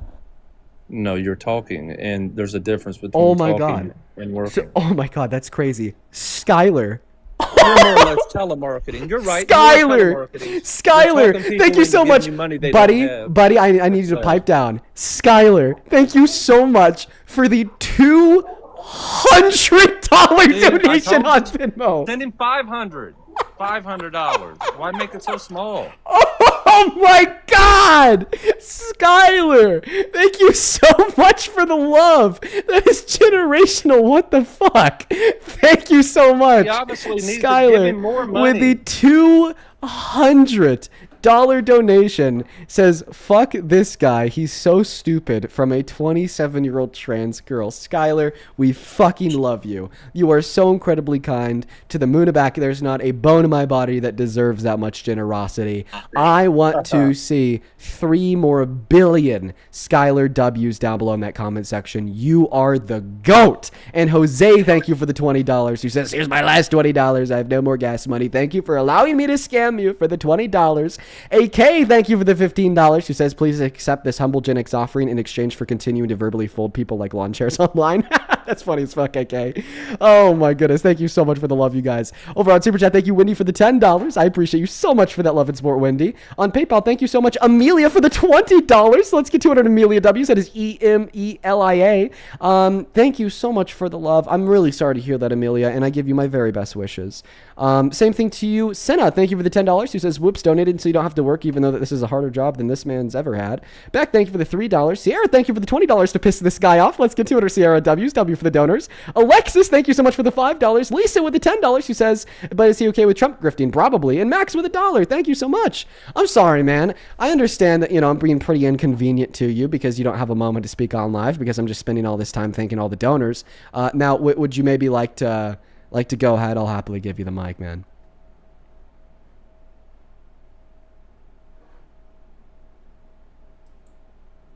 He left. Oh my god. Oh my god, bro. Dude, oh my god. First and foremost, thank you guys so much for the love. You guys are so fucking petty. That's the first thing I have to say. You guys are so petty. It's just like, it's insane. The lengths that some of y'all are willing to go to piss one of these motherfuckers off. Ham, I appreciate you for the galaxy. You guys are so very kind. Let's go to try to get that next Trump supporter loaded up in the box. Yeah, what a dummy. What a dummy. He's mad he lost the debate. So then he started crashing out, talking about the donors. Ooh. Yikes. Bad move, bro. Bad move. Oh, Dean Withers. How you doing, man? Oh, I'm doing great. How are you doing, Beta? Why am I Beta? Well, because your bio says uncuck America because beta males built nothing worth saving. And I mean, you've built nothing worth saving. You've built the Trump administration, thereby in accordance with your own principle. You're a beta male. Oh, you mean the Trump administration that ran a real primary and actually elected their candidate and got what their voters wanted? Yeah, the voters wanted the destruction of this country. Some crazy shit, right? Now, can you please unplug any type of Bluetooth mic that you have connected to your phone? Why would you bring that up? Why is your first point, oh, Dean, I know that you just said that he's destroying this country, but we wanted it. I know, that's why I do these lives. So hopefully I'm able to change the minds of Trump supporters and get them to stop wanting the destruction of America. Bro, it hasn't even been 24 hours since he said he doesn't even care about the financial well-being or health of Americans. Okay, as he's tanking the economy. Inflation annualized is up to the highest it's been in 3 years. Worst jobs report since 2003, ignoring recessions. And most manufacturing bankruptcy since 2010. It's a mess.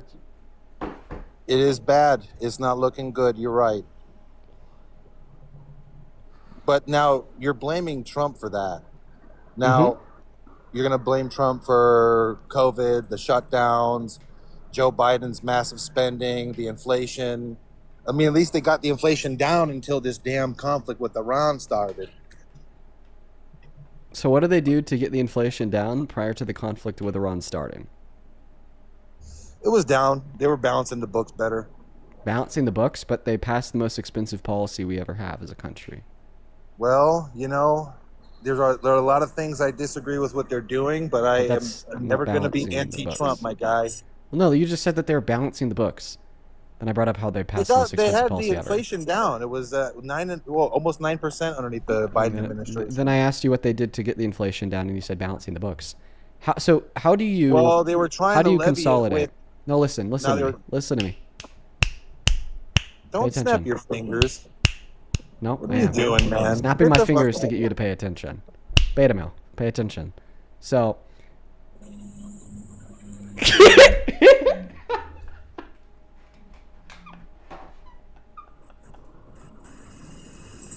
Yeah, I'm so beta male, bro. Like I have fucking facial hair. You don't even have any. Like a child, brother. Is that why you're talking to me?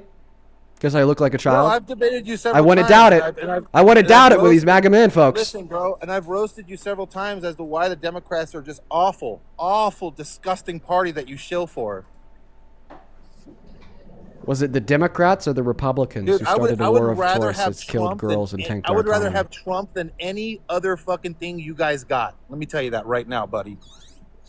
Yeah. So what would Kamala Harris have like materially done through a policy that would have Dude, there is put us in no a way worse Kamala position? Harris would ever be able to negotiate anything in the Middle East, nor do any of those Middle Eastern cousin lovers would ever even meet with her. Middle Eastern cousin lovers. What does that mean? Yeah, you don't know that the Ayatollahs marry their I thought that cousins? I thought that Alabama was in America. Yeah, it is. I thought that's where like the family trees that kind of look like wreaths come from. Oh no, dude, my guy, the Arabs do it too. Okay. Oh, okay. The Muslims, I yeah, should say. And I have a question: was Epstein a brown Arab or a white American? Yeah, I don't give a shit what Epstein was. I think he was Jewish. Okay. Yeah. But he yeah. was, hey, but I you know what? Listen, I'll just be like honest with you for the first time. There are pedophiles everywhere. Okay? And the moment that we stop acting like there are pedophiles everywhere and say, oh, they're just brown people from the Middle East, not only do you become racist, but you also become problematic for other reasons, most predominantly, like kind of excusing the pedophilia that isn't coming from brown Arabs.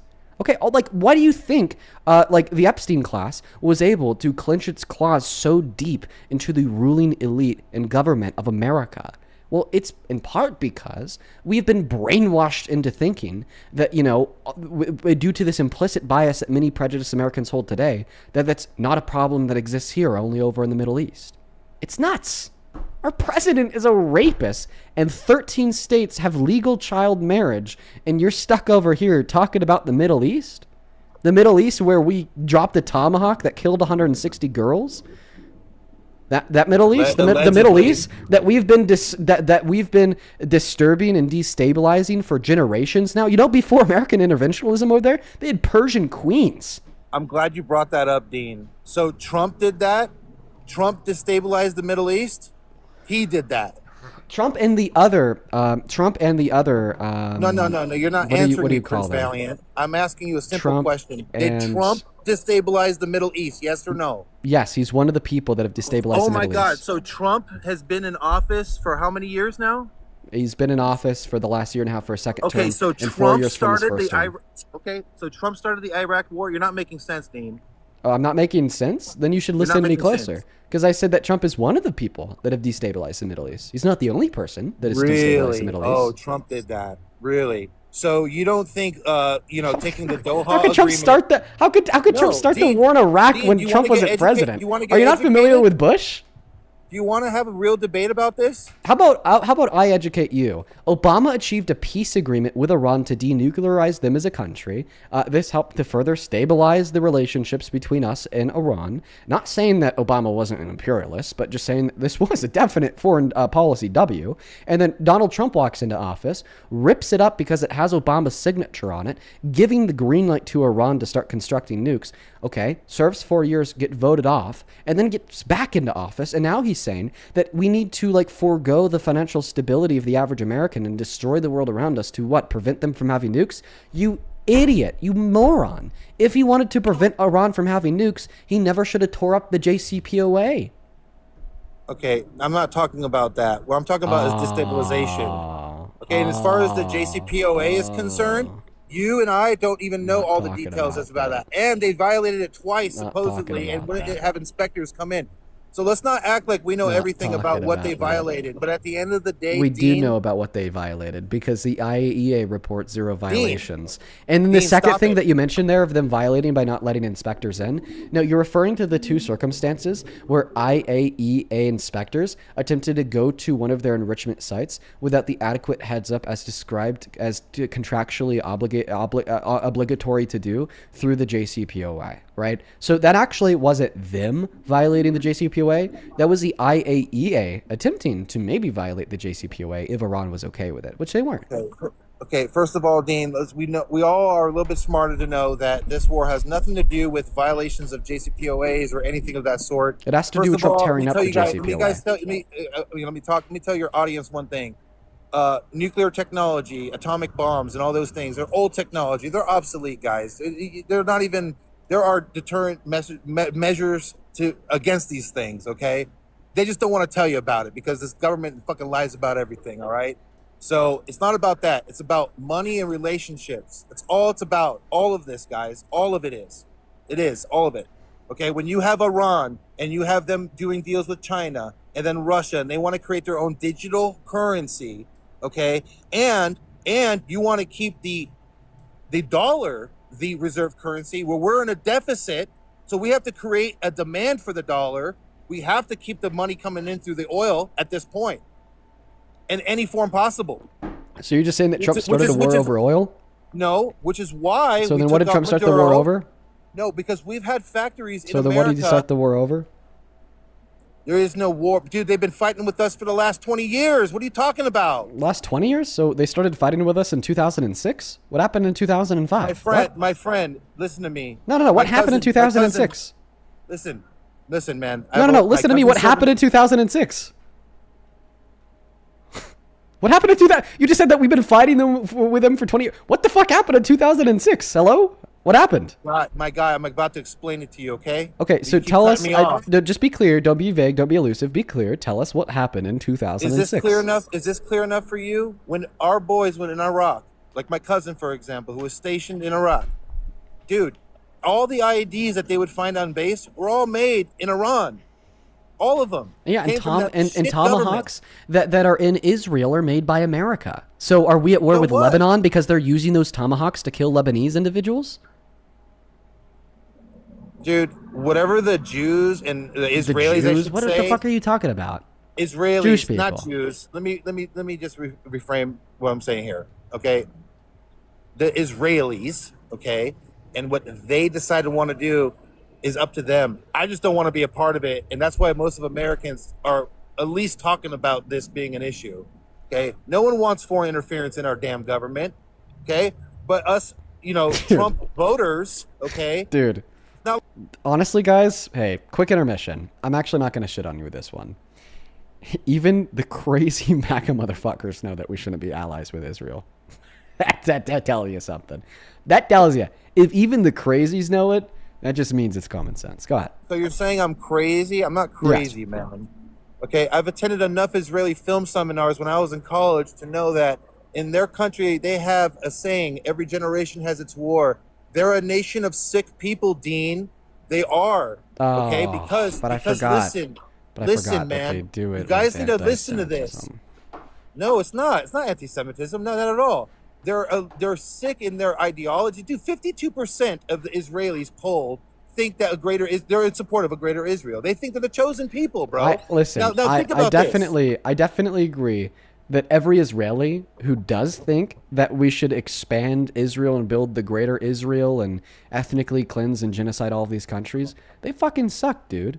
Okay? But I hate it when people say they are a nation of sick people as a generalization, because this is just telling Israelis who are pro-Palestinian, who want to advocate for the abolition of the Israeli state and government, that maybe they should be sick people themselves because you already think they are. No, we need to absolutely be using all mechanisms that we can, okay, to highlight and reward Israelis who are anti-Israel, okay? And I think that the starting point would not be calling everybody in the country sick, all right? No, we condemn Zionists, not Jewish people, okay? We condemn Zionists, not Israelis. The same way you could be an American and not support Trump, you could be an Israeli and not support Netanyahu or the greater Israel. I understand, but here's the thing. Like, you don't get to choose where you're born. If by random chance you're born in Israel, then you're an Israeli. And then as a newborn, apparently you're like a shitty Zionist? No, because Israelis can choose to not be a Zionist. Israelis can choose to not be insane, and some of them have. Are you circumcised? I'm not going to answer that question. Very personal. Okay, no. If you are, then, hey, guess what? That's a Jewish thing, bro. You're right. Circumcision does come from Jewish religion. Buddies. You're like the rest of your Israeli buddies with your cut back skin. I'm teasing you, Dean. Come on, laugh, bro. I don't even know if circumcision comes from.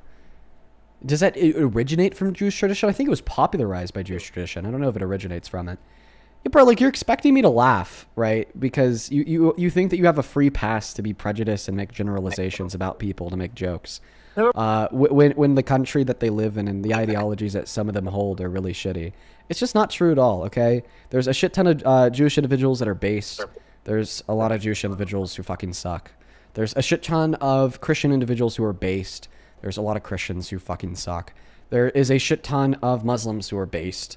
And there's a lot of Muslims who suck. Okay? That's the way it is, dude. Fundamentalist interpretations of Judaism that led to Israel feeling justified and calling themselves a Jewish ethno-state and committing war crimes and genocide. Thumbs down.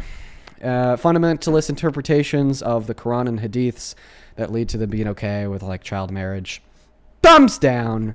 Fundamentalist interpretations of the Christian Bible that led to American slavery, that led to the Crusades, and lead to people thinking that racism, slavery, and genocide are okay.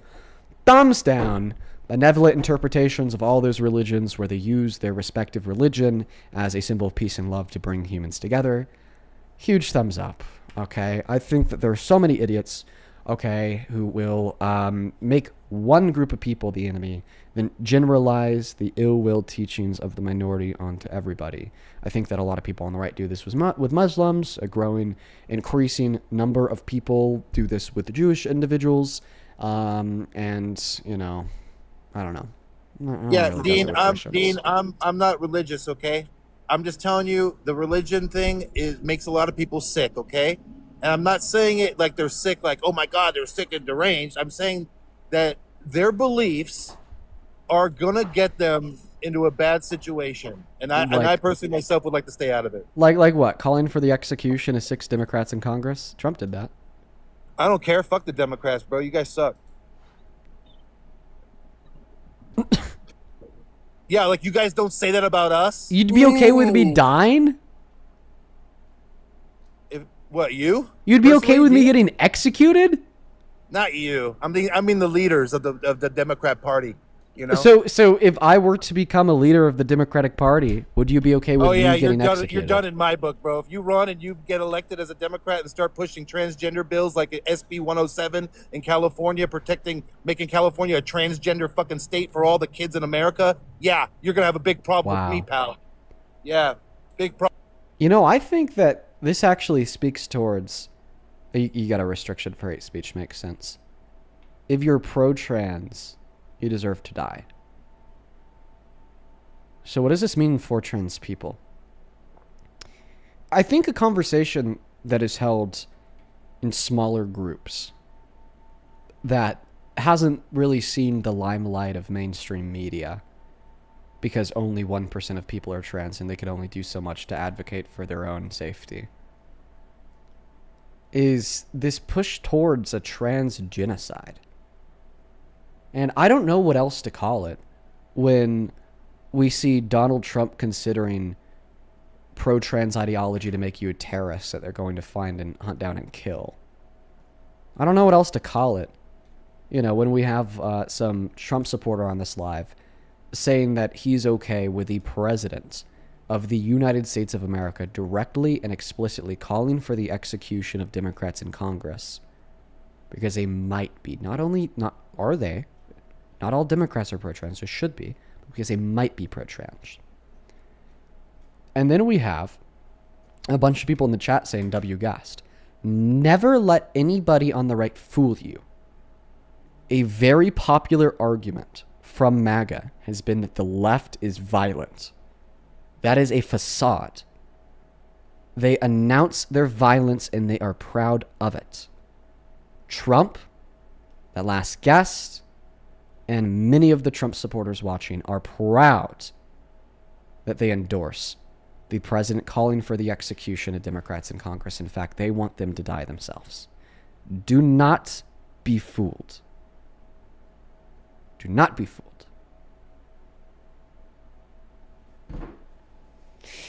I said I'd give this guy a 20-minute timeout, and then I gave him a 20-hour timeout. What buddy, a garbage human be being rad. you are. I never hear the malice. I think that, so buddy, be rad.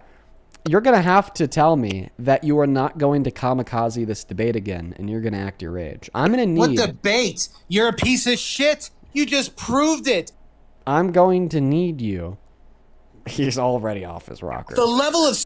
I'm going to need you to calm down, Brad. Bro, you do deserve to be Charlie Kirked. You deserve it. You deserve it. Is that why you cried for Charlie when you read fascist on the bullet? Is that why you cried? Oh, that message I kept promoting over and over and over because me, like a naive fuck, I don't know how regular individuals will interpret that. Is that why you cried over Charlie? Was it because of his... Oh my God. TikTok just permanently deleted his account.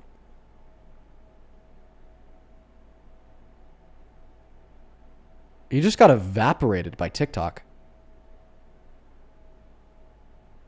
He evaporated in thin air. His account's gone. Okay. Wow. Don't let them fool you. What a perfect continuation of the conversation we were just having. Do not let the right fool you. They are violent. They are grotesque. They're brutalistic. And if you're on the left, they want you dead. Some of them do. Wow. I think, what is that? I think that there has to be like a TikTok moderator watching. Like somebody that works at TikTok. I've been told that sometimes they will. I think that there's one watching right now. That guy got his account deleted less than 5 seconds after he said that. Hello, for the TikTok moderator or moderators watching. Hey guys, hope you're having a good day. Hope you're having a good one. Wow, that's crazy. That was quick. We're gonna go to get that next guest loaded up in the box right now. On the opposite side of the queue, if you are an American adult that supports Donald J. Trump as president, it might be Scarlett. Scarlett, if it's you, shout out to you. You're awesome. Also, guys, I'm not gonna let people like that silence me. Okay. Because that's the shit that we fight against. That's the shit that, in fact, causes me to do this. You know, you violent Trump supporters can whine, scream, and cry, say that I deserve to be executed all you want. I will not stop going live every single day fighting for the truth. And this is the last stand. This is the last stand between rationality and the MAGA mind virus. They are at a point where they can no longer defend the indefensible. So now they lash out. Now they go crazy. Now they call for you to die. Let's go and get that next guest loaded up in the box. How disgusting. If you want to support me, support the stream, you can find the Venmo, PayPal link in the bio and TikTok pin message. Elsewhere and right there, Dean Withers without Dean Withers. I have to speak fast and be vague when I say that, or else TikTok may give me another restriction. It has been rough today, guys. Let's go to get that next guest hope loaded up in the box. Only up inside of the queue if you happen to be MAGA. Missy, thank you so much for the galaxy. I appreciate you. Okay, hope's not here. Let's go to get that next guest loaded up in the box right now, guys. Still looking for that next guest. This guy's name is Sawyer. All right, let's go to get the next guest Sawyer loaded up in the box right now. Hi, welcome into Sport Trump. Sawyer? You going once? Going twice? Sold to the next guest. Oh, it's a little kid. Guys, only up inside of that queue if you're an adult. Oh no! Oh no! Do you guys remember that that account that I was showing y'all yesterday that always does like a new AI photo of me and then sets it as their profile? They're back again today. If you were watching the stream yesterday, you know what I'm talking about. There's some, for those that don't, there's some random account that'll sit in my queue all day until I notice them. And when I accept their invite, they won't join. They'll just automatically leave. But they do like a new like AI profile picture every day. Today, I don't even know if I could show you today's profile picture. It's insane. It's like me just with like no shirt on. It's shit all over me, sucking on a binky with like baby's toys. I guess calling me a shitty baby would be the innuendo there. Welcome in. Do you support Trump? Yes, I do. How old are you? I am 20 years old. Are you driving, my friend? Yes, I'm just about to pull over. Yeah, Guy, I'm going to go to put you on mute here, just so you have a moment to pull over. And I guess while you're doing that, I will just take a moment to thank a handful of people. Hey, this comes from Evil over on Super Chat. Thank you so very much for the $100 donation. Huge shout out to you, Evil. You've been so kind to me today. That is your second $100 donation. Know that I appreciate the ever-living shit out of you. That is so much fucking money, dude. Thank you so very much for that love and support. Evil with 100 says this, that last guy doesn't know that smart people get paid for being smart. I think that she's talking about that last crazy who was like shitting on me for making an income. Appreciate you so much for the $100, Evil. You are so very fucking kind. On Venmo, thank you, Steph, for the $5 who says I was so crazy. Yeah. Julia, thank you for the $10 who says you didn't deserve what was said to you. I'm sorry this happened. I'm speechless. They're crazy. They're nuts. Samantha, thank you so much for the $210 donation on Venmo. Oh my God, Samantha. No, bro, that is way too much money. $210? What the fuck? Thank you. I want to see 2,000 Samantha W's down below in that comment section. I don't even know what to say. Thank you so fucking much. Samantha with the $210 says, putting yourself at risk to psychos like that to educate us. That was disgusting. I'm so sorry. Take yourself somewhere nice with your girlfriend and decompress. Cuddle your cat. Oh, thank you so much, Samantha. You know, I will say, there are crazies out there. You know, this was a while ago. The FBI actually came to my door and talked to me and my girlfriend because some crazy in Texas that was a Trump supporter had made a manifesto about how they were going to, like, kill me. And he ended up getting arrested for that. Crazy work, you know, like this isn't just something that you'll see on live with crazies like that last guest, but something I see, you know, every day on the back end through DMs, communications with law enforcement. You know, even like the house that I grew up in, I guess some people have been able to find that house's address on the internet. I don't own it anymore. My dad doesn't own it anymore.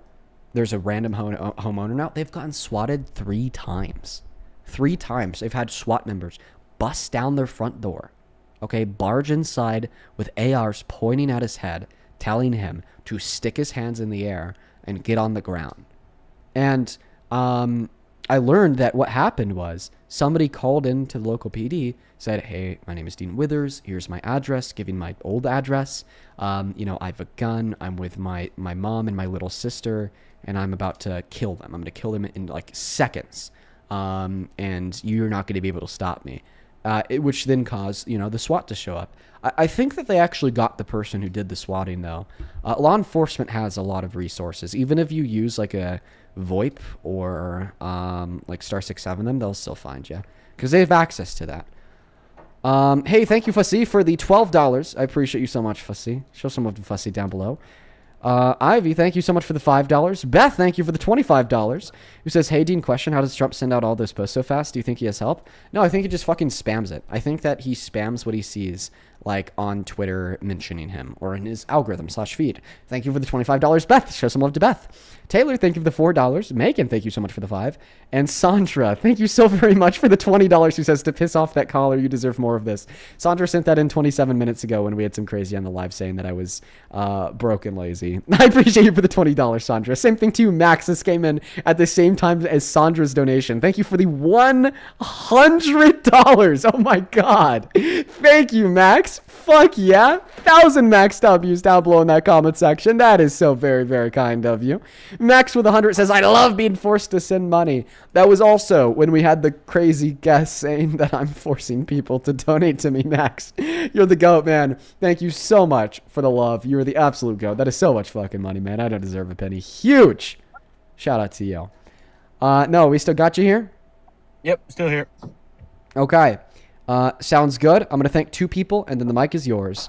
And thank you for the $20 over on PayPal who says, based Jew checking in, fuck Israel. Let's go! Thank you for the $20, and let's get Tutor and W's. Thank you. And Tarek, thank you so much for the $10 as well, who says, Dean, the child marriage thing is worse than you thought. It's actually 33 states.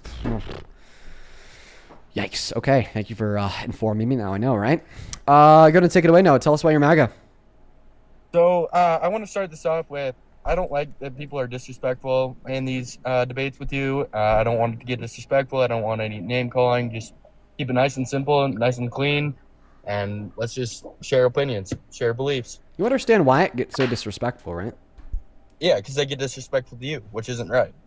But do you know why they get disrespectful to me? Because they think it's acceptable. Why do they think it's acceptable? Because their president does it. When we have a president who's calling for the execution of Democrats, calling all Democrats terrorists, saying that Democrats are his enemy, wishing them the worst, and then when Democrats die like Robert or Rainier, okay, celebrating their death and laughing about it, yeah, guess what? They're going to follow their leader. They're going to do it too. The president is impressionable, to say the least. For sure. Yeah, no, I don't agree with those things for sure that Trump's doing. So I wouldn't say I'm completely MAGA, but there are some things that I do agree with Trump and on the Republican side of the spectrum for sure.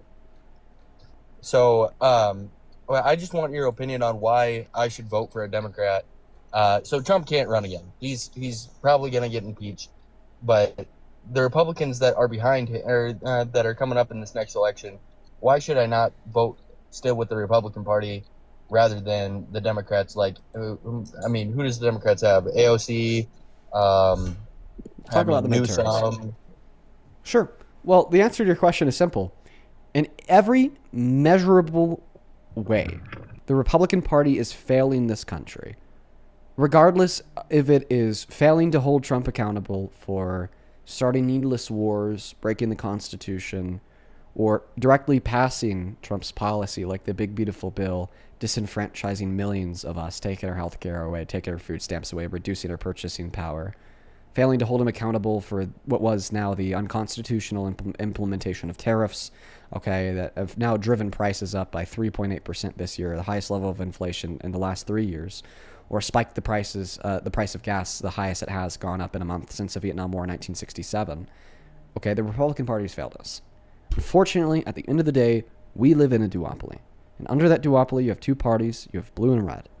Okay, the red's failing us. They're failing to hold Trump accountable because Donald Trump is their leader. Seems like the only option that we have left to actually do something about it, hold this administration accountable for our better material conditions, would be the left. I mean, as much as I hate him, this is what Nick Fuentes is telling his fan base. He is wrong. He's a literal neo-Nazi. Fuck him. But he's right about this. He's right about this. We do live in a duopoly. Okay? There are only two options. One of the two options has been compromised by the Trump administration, the GOP. What's the only option we're left with to hold the Trump administration accountable? The left. You know, but I mean, that's just the introductory reasons why you should vote for a Democrat in midterms. Now, to kind of build on top of that. The one Democrat. What? God.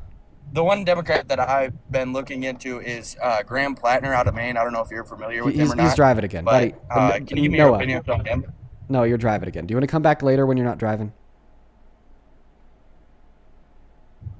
Yeah, if you could let me back in later. Okay. Moving on to the next guest. Only hop inside of the queue if you happen to be an American adult that supports Donald J. Trump as president. Please make sure that you're following the rules of the live stream, please, and thank you. If you want to support me, if you want to support the live, you can find my Venmo, PayPal link in the bio on TikTok. Pin message over on the over on the elsewhere, where and right there. Dean Withers without the Ian Withers. Yeah, we just can't have people on the live while they're driving. That breaks TikTok terms of service. Also, it's just like generally not safe. And I feel like maybe you could understand why. Generally just not a safe thing to do. Just gonna get that next guest loaded up in here. Kat, thank you for the 20 Canadian bucks on Chat Super, who says, Dean, can I recommend you listen to more James Merritt? He's super niche, but makes such good indie rock music. Oh, I always love good indie rock recommendations. I'll check them out. Fuck yeah. Thank you. Appreciate it. Appreciate you. Welcome in. Are you MAGA? Yep. What is one way Donald Trump has made this country better in the last year and a half? Mass deportations. How has that made our country better in the last year and a half? Because there's less illegal immigrants. And how has that made our country better in the last year and a half? Because illegal immigrants mooch off our welfare systems and steal money from the American taxpayer. Okay, so you think that they're an annual net deficit? What? They're an annual net deficit. Yes. Prove it. Well, any deficit is a net deficit from them. No. No? So I think here's what I'm saying. If they pay more in taxes than they take out in social safety nets, then they're actually helping us. They're not stealing anything from us because they're paying for the services that they receive and then giving more back on top of that they can't access. Okay. What would you say to the people that are waiting in line to become Americans? and can't Okay. because illegals Well, still their place. I would tell them just to hold on a moment, and we'll talk about them shortly because that's a pivot. You told me that you think that they steal money from American taxpayers. Why? Because I know in multiple states they still they're on welfare. They Yeah. get food So stamps, WIC. here's a claim. 10 out of or 50 states offer limited social safety nets to undocumented immigrants. And that's just on the state level. On the federal level, they can't get a penny because of the Personal Work Order and Responsibility Act of 1997, restricting undocumented immigrants from being eligible for social safety nets on the public level. Then under Obama, that was slightly amended with EMTALA, which allows them to access emergency resources from hospitals Why would Obama to amend prevent their that? death. Because access to emergency rooms is a human right, and I agree with respecting human rights. Now, here's the thing. Do you think that Okay. the doctors are required to treat people that aren't going to pay them? In the emergency room, yes, and then our government You is think they're required to required to? reimburse those doctors. Yes. Do you think they spent hundreds of thousands of dollars to go into school so that they could treat somebody for free that's never going to pay them for their services? The doctor still gets paid. Well, yeah, of course they do, but the hospital doesn't. Who pays No, the doctors? the hospital still gets paid by our government. By who? By our government. Okay, so the government does pay for illegals to get health care. Nope, not healthcare. They cover their That's expenses in healthcare. emergency rooms. Okay, what would you call that if not health care? I would call that covering the expenses of emergency rooms. Typically, healthcare is a service I know, provided but- to people okay. either through an employer or through the federal government or even state governments to cover their healthcare costs. However, EMTALA doesn't cover all healthcare costs. It just simply covers life-saving costs that are imminent and immediate in emergency rooms. Now, here's the thing. I'm going to go back to the argument that I was building earlier. Well, when we look at the amount of money that is expensed annually on uninsured people in emergency rooms across this country under EMTALA, it's around $16 billion. Now, no way that's all undocumented immigrants. Why? Because undocumented immigrants only account for around 7% of people in this country. Therefore, what? We'd expect them to be at the highest end, maybe like 30% of the costs of that $16 billion. Okay, for the purpose of this debate, we'll assume that they account for 100% of the costs of what our government pays for uninsured people in emergency rooms. $16 billion. Do you know how much they pay in taxes annually?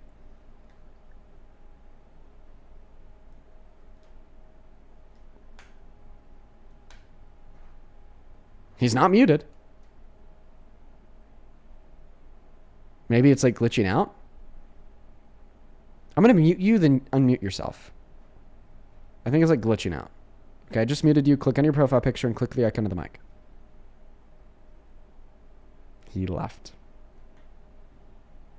He ran away.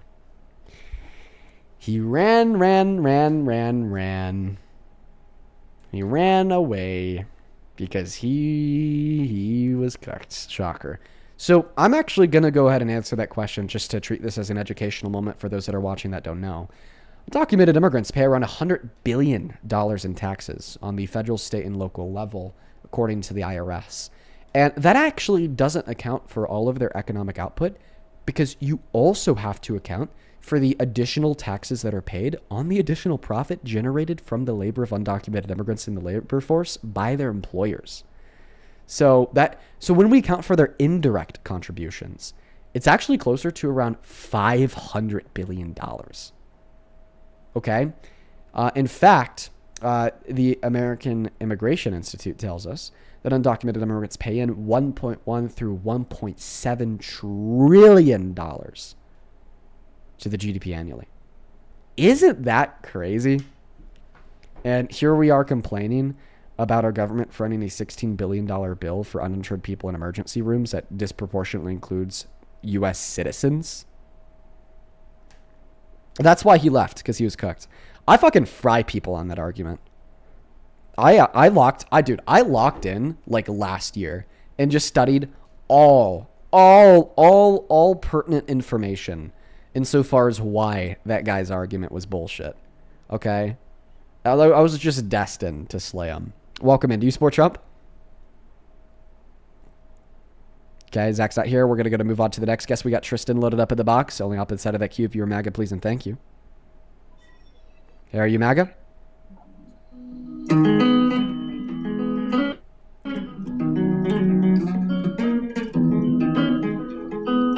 Pretty good. I like it, Tristan. Ragnus, welcome in. Hello.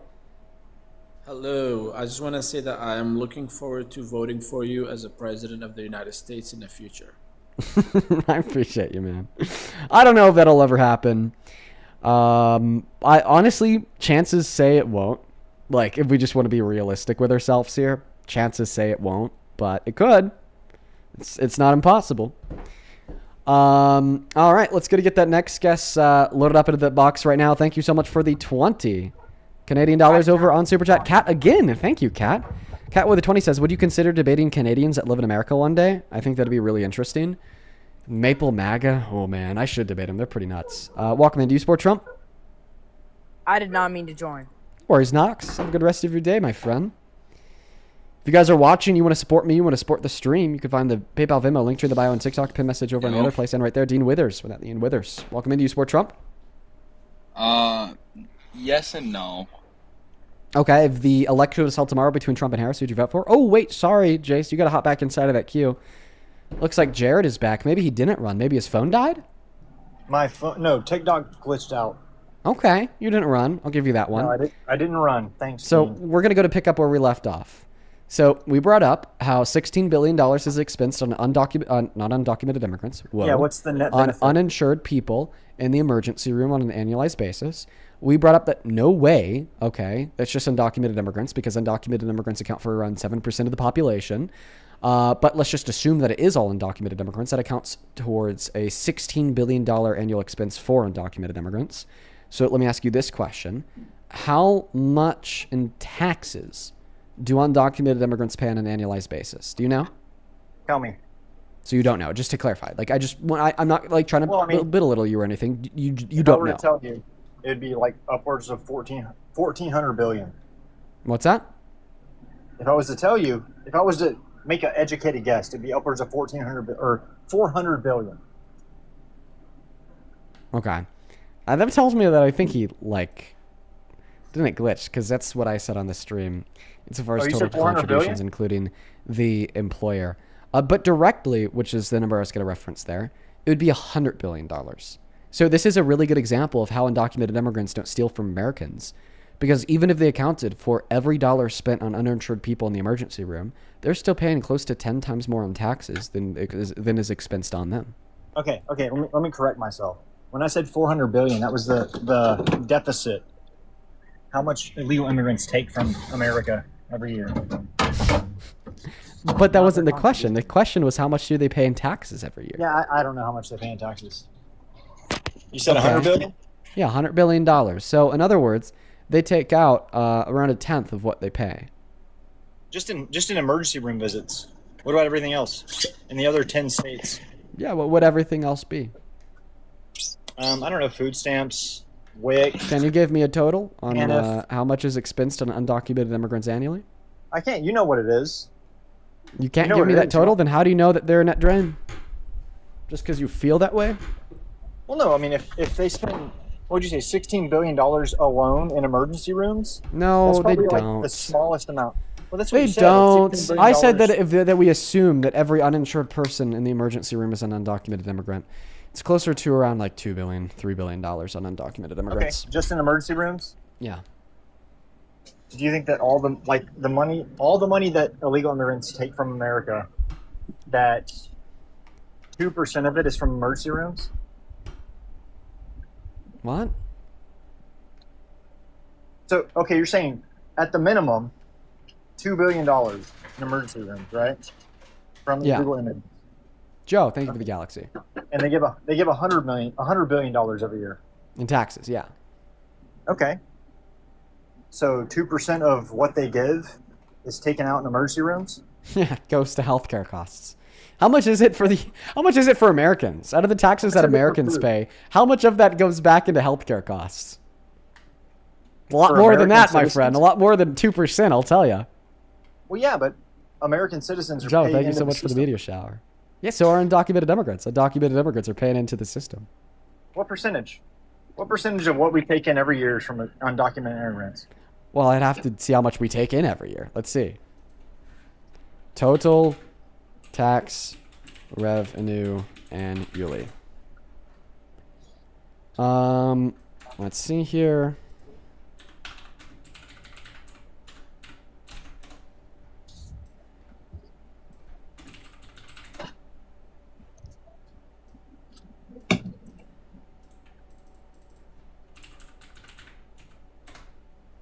Around 4%. So 4% of, I'm sorry, I forgot what even like we were talking about. Around 4% of the total tax revenue comes from undocumented immigrants. I don't understand why that's important. How do you know that though? By doing the math, by looking at what they pay in taxes compared to total taxable revenue in the country. Well, how many undocumented immigrants are in the country, Dean? Around 10.9 million according to the census. Oh, according to the census? Yeah. So undocumented, that's according to what undocumented immigrants admit to, saying, "Oh yeah, I'm here illegally." Here's my I census don't paperwork. know what means the census uses to gather that data, and I don't think that you do either. Well, I would But guess that's the just going to be our paperwork most that the census reliable sends guess. out. I would guess that it's the paperwork that the census sends out every 4 years or 10 years or whatever it is. I don't think that's their only mean of data collection, though. Okay. How do they find it out? I don't know. You'd have to ask them. There's no way to look that up? Oh, preliminary data from Pew says there's around 14 million undocumented immigrants in America. Okay. How do they know that? You'd have to ask Pew. What I'm saying is, you think every illegal immigrant is saying, "Hey, I'm here illegally. So I put my name down. Mark me on the tally." I don't think the way that we determine who is and is not an undocumented immigrant is by asking them, but is probably through more comprehensive means that only like an institution such as Pew that has billions of dollars of funding could understand. Like we're going to be looking at how many undocumented immigrants have a work permit. We're going to be looking at how many undocumented immigrants pay taxes. We're going to be looking at how many undocumented immigrants access social safety nets, and there are 10 states that offer them and rely on emergency rooms. Then we're going to be looking at like general trends and comparisons of all immigrants, or what is their likelihood and propensity to be relying on these social safety nets. What is the average immigrant's likelihood and propensity to be in the labor force working a job? What is the average immigrant's likelihood and propensity to pay taxes? And we're going to be using math in comparison to all these evaluative tools to determine a very accurate and sharp estimate of how many undocumented immigrants are in the country. I'd assume that it's like more complex than you're arguing it to be. A very accurate estimate? Yeah, like when we kind of like, if we just have like some data points, like X amount of undocumented immigrants work, X amount of undocumented immigrants pay taxes, X amount of undocumented immigrants have work permits, X amount of undocumented immigrants are being like arrested for crimes, X amount of undocumented immigrants are accessing social safety nets, X amount of undocumented immigrants are showing up to emergency rooms, and then like census data, self-reporting, the detention of undocumented immigrants, the deportation of undocumented immigrants, the turnaways at the border, like all of these different data points can be used to like create a picture of how many undocumented immigrants are in the country. You think it's an accurate number? Yeah, with like all these different data points. Like cross-referencing these various different data points, comparing it to like similar data points from citizens, looking at the population of citizens, looking at the growth of populations of citizens, looking at like census data and legal immigrants. Like I would say that like all of this data comprehensively and holistically can be used to generate an incredibly accurate estimate of how many undocumented immigrants are here. Yeah, I would say it's not like extremely accurate. Yeah, would you be able to like give me a study to demonstrate that? Because like if what you're saying here is right, then there would like definitely be reliable studies that demonstrate that there's no accurate way to generate a number of how many undocumented immigrants are in the country. Because what like these statisticians would recognize is that even when we look at all these different data points and connect them to come up with a comprehensive, accurate result of how many undocumented immigrants are here, they just simply can't do it. And obviously some of those statisticians would then turn around and report that they can't do it. So please show me like the reports from these statisticians that are arguing that they can't like reliably determine approximately how many undocumented immigrants there are in America. Please show me that. Okay, this is from house.gov. It says illegal immigrants cause a net fiscal deficit by consuming more in public services, primarily education, healthcare, and law enforcement, than they pay in federal and state taxes. Mm-hmm. Yeah, I could respond to that. The net cost of tens of billions annually with one 2024 analysis estimating a $150 billion total cost to taxpayers. Yeah, I'm familiar with the report that you just gave me. The issue with it is that it includes the expense on the citizen children of undocumented immigrant parents. The largest expense, of course, being K through 12 education. Under Plyer v. Doe, which was a SCOTUS ruling in the 20th century, the children born to undocumented immigrants have a right to go to public K through 12 school. So those schooling expenses on their citizen children are being included in the report about how much undocumented immigrants cost us. The reason why that's clearly false is because citizens aren't undocumented immigrants, and in order to yield that conclusion, you have to consider citizens as undocumented immigrants. But that was actually a pivot away from the question that I asked you, because the question that I asked you was, can you point me towards one report from like a reliable statistician or group of statisticians in which has concluded that they cannot reliably generate an accurate estimate of how many undocumented immigrants are here? 1 second. Because that was the question that I asked you, and that was the question that you ran away from, because you can't prove it.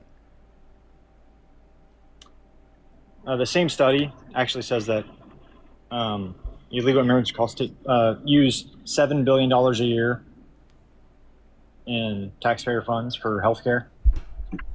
That's way more than your $2 billion a year. Because the $2 billion per year figure that I gave you was specifically about EMTALA and access to the emergency rooms in every state in the nation. That $7 billion figure is also likely going to include programs such as Medi-Cal, even though it no longer exists, which was a state program for healthcare in California. There's a very similar one in Illinois as well. But I mean, you're still not answering my question. I don't know why you're running so hard. Okay, according to Pew Research, 12 million, between 12 million and 18 million illegal immigrants are in the country as of 2024. Okay, and as of 2025, they said that there was 14 million undocumented immigrants in the country. So it seems like they collected their original data in 2024, generated a differential. It's somewhere between 12 and 18 million, and then after a year of further examination of the data, concluded reliably that it's around 14 mil. So, okay. Once again, the source that I asked you for was statisticians reporting that they cannot reliably determine how many undocumented immigrants are in the country, because that was a claim that you made. So either please now concede that claim or give a source for the claim. Okay, yeah, you're right. I was wrong. Well, Okay. according to Pew Research. Shut up.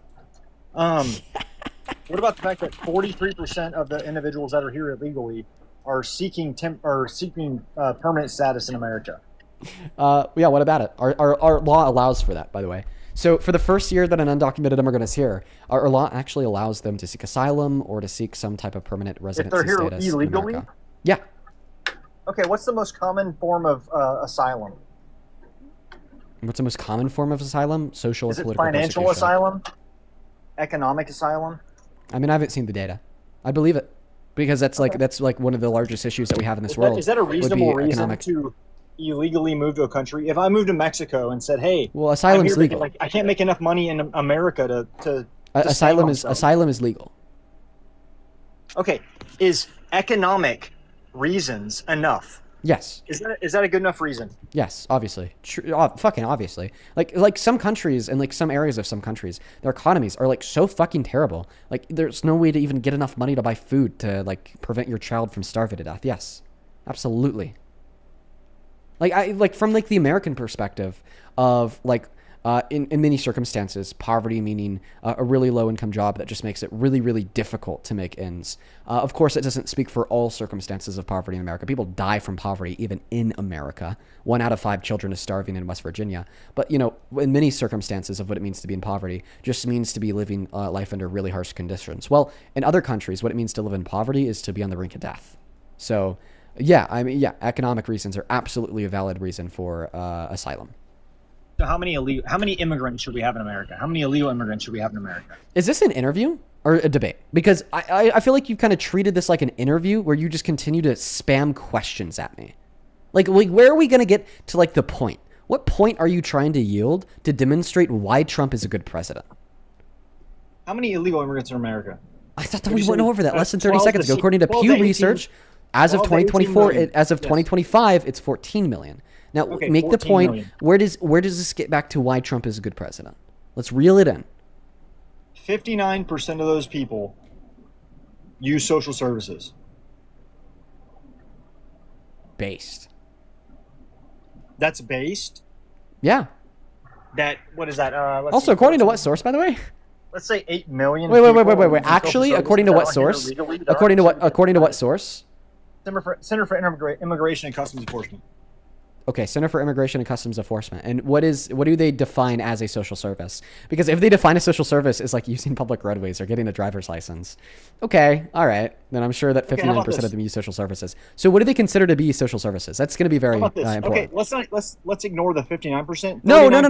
I need you to tell me what they consider to be a social service. Because they legitimately, one moment. They could legitimately consider the DMV to be a social service. So if somebody goes to the DMV to get an ID or a driver's license, which undocumented immigrants can do in many states, then they are using a social service. But that's clearly misleading because what you seem to be implying from the claim here of social service is something more along the lines of like food stamps. So please tell me what they mean by social service. Let's make sure that 59% figure doesn't like include things like the DMV. 39% use Medicaid or on Medicaid. Okay, well they can't. They can't be on Medicaid. They are. They can't. Like federal Medicaid? Emergency services or children. Yeah, Others have some state level programs. Are you referring to federal Medicaid? Yes. Yeah. Personal Work Order and Responsibility Act of 1997 makes that illegal. Okay, let's see. 39% of legal immigrants' households are estimated to use Medicaid, and significant numbers utilize other services like state food assistance programs.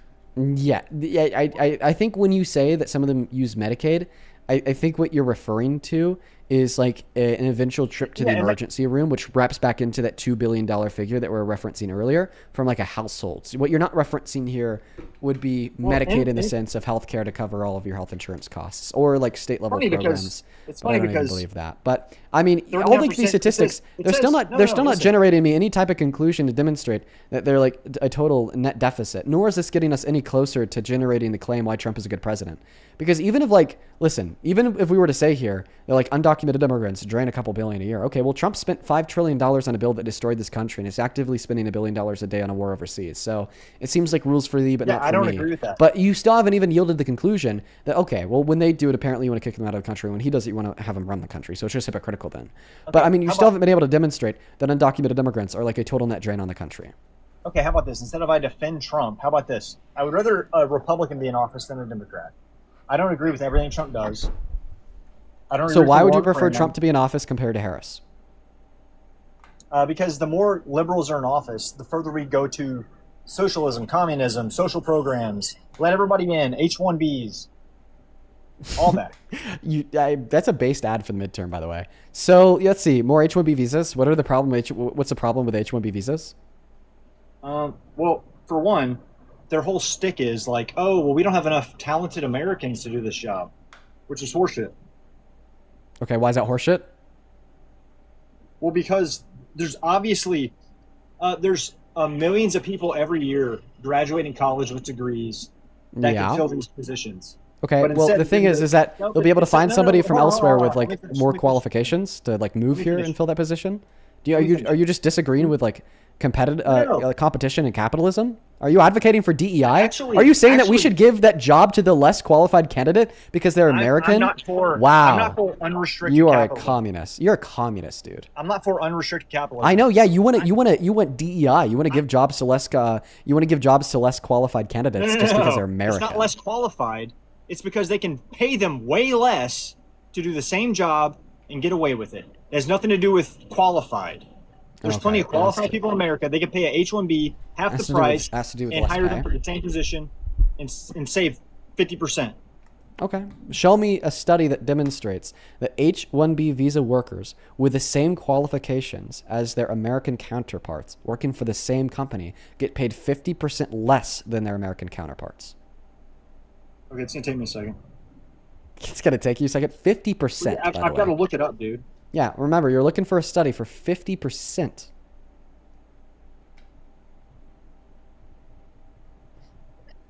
You can go and thank your subscribers or whatever, the people that pay you to spew bullshit. Oh, people that pay me to spew bullshit? Yes. Is that what, like, babies say when they lose a debate? Or is that what babies say when, like, their diapers, like, dirty? When they need a little 10-minute time out of the corner? When they're getting grilled by somebody half their age? Go ahead. I'm looking stuff up. Go ahead. Yeah, damn. That's crazy. Yeah, you keep on looking that shit up. Good boy. I guess while he's looking that up, I want to tell y'all something crazy. sure that maybe some people watching the live stream know about it. So there's this like racist Nazi. His name is Chud the Builder. He does streams on Kick. He's like kind of popular on the internet. He just walks around Tennessee harassing black people, calling them the N-word, saying that like they're going to chimp out or that they are chimping out after he calls them the N-word. And they're like, bro, fuck you. Right. And that's like his whole shtick. That's all he does. That's legitimately all he does. He just calls black people hard R. That's just his shtick. And he carries a gun while he does it. And like oftentimes while doing his streams, he'll like threaten to shoot these black people if they like react to him calling them the hard R, right? His like whole shtick, call black people the hard R, tell them they're chimping out. And then when they're like, you know, about to get physical, slap the shit out of him. I do the same thing. He points to his gun and he says, I'm going to fucking kill you. You touch me. Okay. Today, Okay, shut up, Jared. I'm sharing a story. Today, it happened. It happened today. He approached a group of black men, One Tennessee, and then one of the black guys said, "Well, guess what? If I have PTSD, if you tell me I'm chimping out or say any of these other things, I'm gonna beat your ass." Okay. Fucking. Yeah, it sounds like sounds like an awesome threat. To beat someone's ass? Fuck yeah, for being directly racist to them. For saying yes. words? Yes. Are you advocating for violence, Dean? I'm advocating for consequences. If someone says mean words to you, you think you should beat them up? I'm advocating for fucking around and finding out. Yes. Are you that delicate? No. Somebody I'm can that say based. mean words to you. I'm that You're not based. based. You're the furthest from base, Dean. Wait, I'm sorry, because I think that Nazis deserve to get it, to get what they deserve, to reap what they sow. Based. Fucking based. I have no problem with it whatsoever. So nobody should be able to speak their minds without getting the shit beat out of them. Yeah, in some senses, absolutely. Abso-fucking-lutely. Yup. Okay, that is based, Dean. That is Yup, based. I agree. that is beast. Sometimes people need to get the shit beaten out of them. Based. Okay? If you're going to walk up to a group of black dudes, call them the hard R, call them apes, and say they're chimping out, okay? If one of the black people turn around and slap the shit out you, all right, they're fucking Superman to me. Do you disagree? Don't poke the bear, dude. Okay, to some extent, I agree with you. All right, good boy. Now go back on mute while I finish the story. So anyways, what happened today was there was a black... Then I'm just going to kick you. If you stop unmuting your mic, I'm just going to kick you. You said that you needed a moment to go find a source. I didn't have anybody to thank for their donations, so I instead started telling the story. I'm going to finish telling the story before you could continue. So, and this racist Nazi, Chud the Builder, started to do his thing again. He was out in Tennessee, calling black people the N-word, saying that they're chimping out, trying to get them to react. Okay. Comes across a black guy. He says, I have PTSD. If you start saying these racist things, I'm going to slap the shit out of you. He says the racist things. Black guy slaps the shit out him. Chud pulls out his gun, shoots him in the stomach, and in the process, shoots himself in the arm. Don't even know how that worked. And then the black man was life flighted away to a hospital, and he's still alive. And it's God.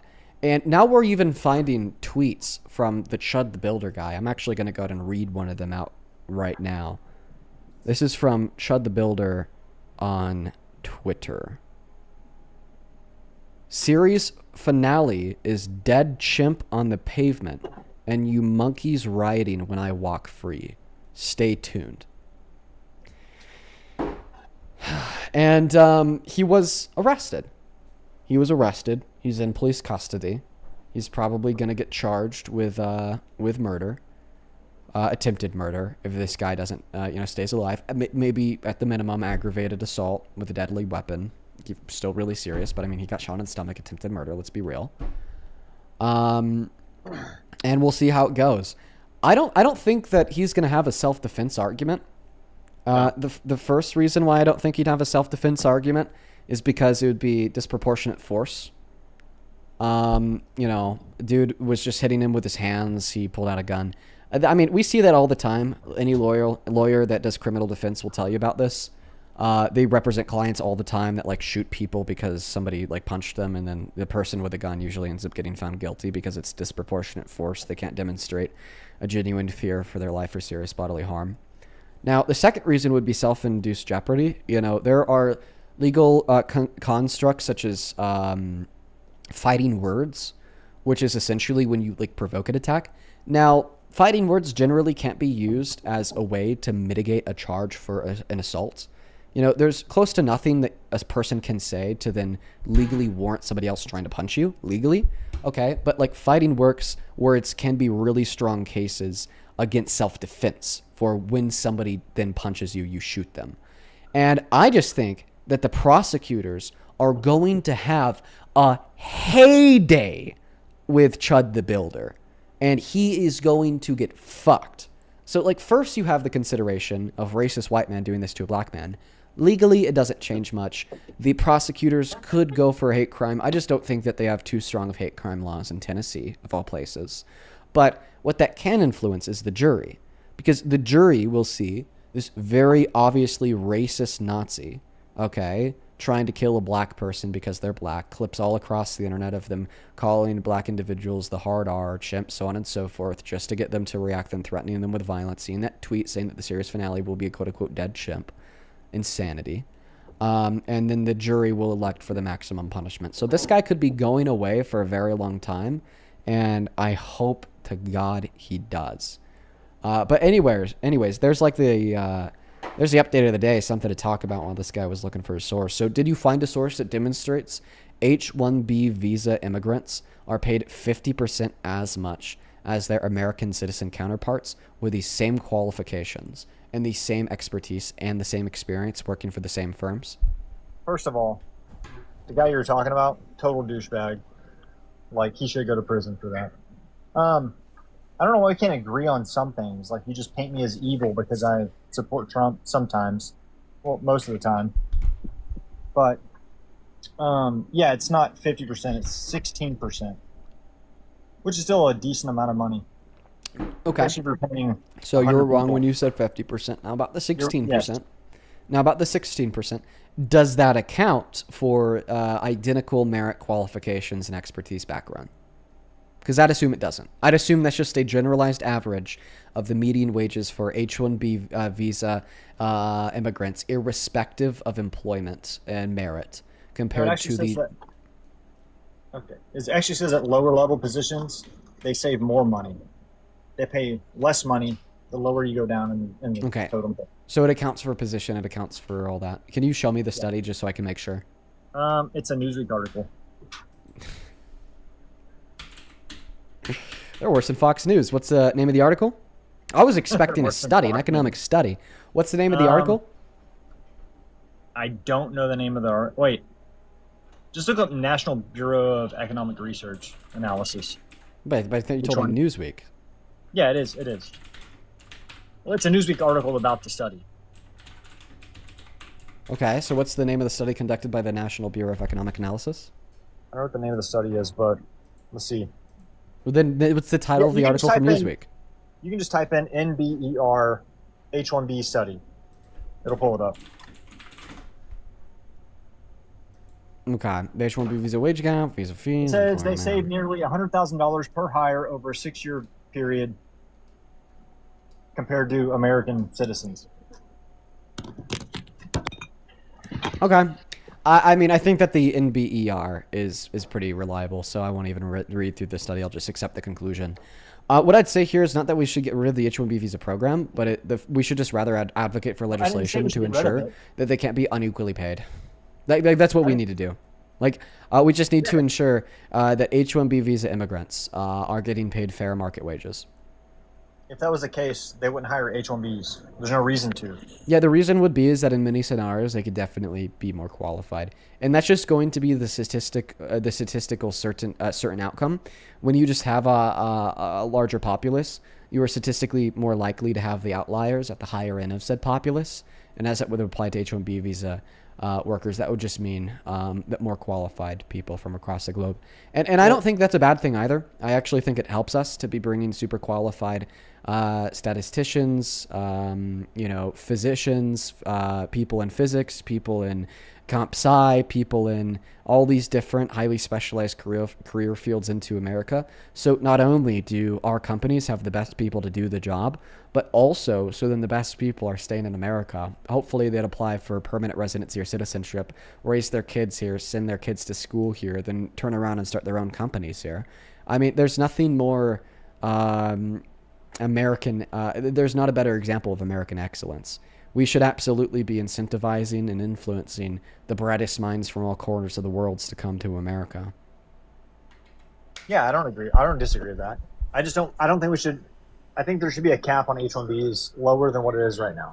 I don't think that there should be a cap, because then we're limiting the brightest minds across the world from coming to America. Let me put it this way.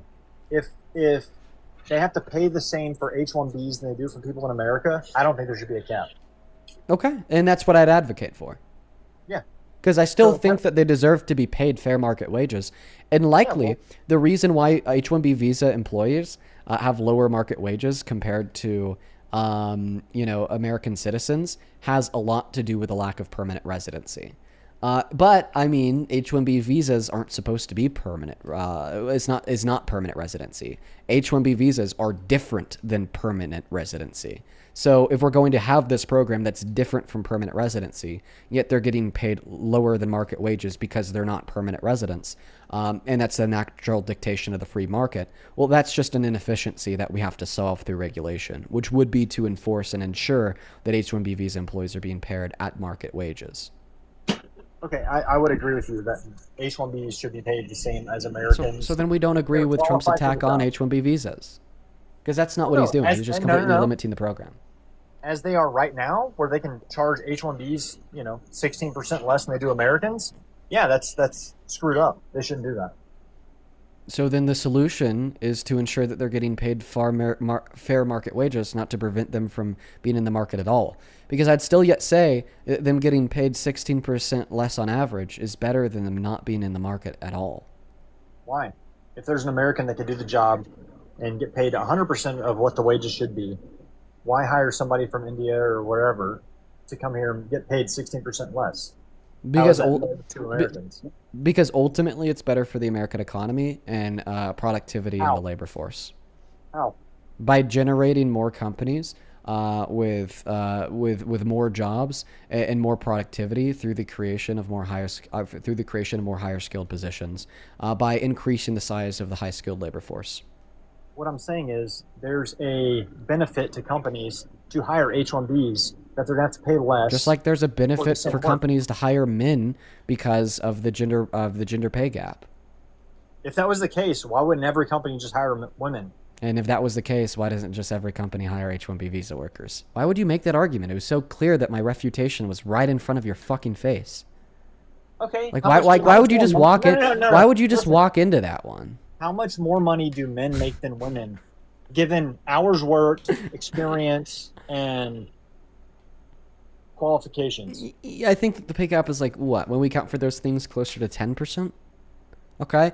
But then we also have the pay gap of the unpaid domestic labor. What study is that? I don't remember a study. Oh, you know what? That's a big thing, much bigger than 10%, because of unpaid domestic labor. And I won't need a study to prove this one. Okay, women for generations have been forced and told to be the homemakers by society. In the 20th century, okay, it wasn't even until the 80s that women could open up a bank account to get a job without a male cosigner. Before that, this stopped in the 60s, we had legislation preventing women from working in particular career fields like medicine, or on top of that, working late hours or working the night shift. In the 40s, we just completely prevented them from working in multiple career fields, etc. So what did this create? Forced conditions to subjugate women to unpaid domestic labor in the households. What about that for a gender pay gap? Okay, women work, no pay. Men work, pay. Did women not agree to that? Yeah, I'd have to say so. Look at the progress we've made. Couldn't have made it without women. Also, it doesn't even matter. I just want to clarify. It doesn't even matter if they agree or don't agree to it, because still yet, even if they agree with the forceful conditions, they're still yet forceful, so they can't disagree. They should have the option to disagree. Okay, the only thing that's forceful is they couldn't open a bank account. Or like the other legislation we went through, preventing them from working night shifts, preventing them from working as physicians, so on and so forth. But even then you had like the social force of this too, because even in the fields where women technically could work, well, I mean, then you had the social coercion preventing them from working in those fields because it's quote unquote the man's job. They can't be measured. It absolutely can be measured. What? Okay, measure it for me. Okay. Bring up a In study. what sense? I mean, at what percentage were women, Wait, I'm sorry. Do you disagree that domestic labor is work? No, I don't disagree that it's work. Okay. but Do you it's disagree work. that domestic labor goes unpaid? I disagree that domestic labor should be paid for with cash. Should I pay my wife to stay home and take care of the kids? Well, exactly. Now you're just concluding that, well, for generations, women have done work with no pay. And I just think that we shouldn't have prescriptive gender norms. I don't think that, the women should be the designated homemakers. I don't think that the men should be the designated breadwinners. And frankly, I mean, I think once we kind of get past the,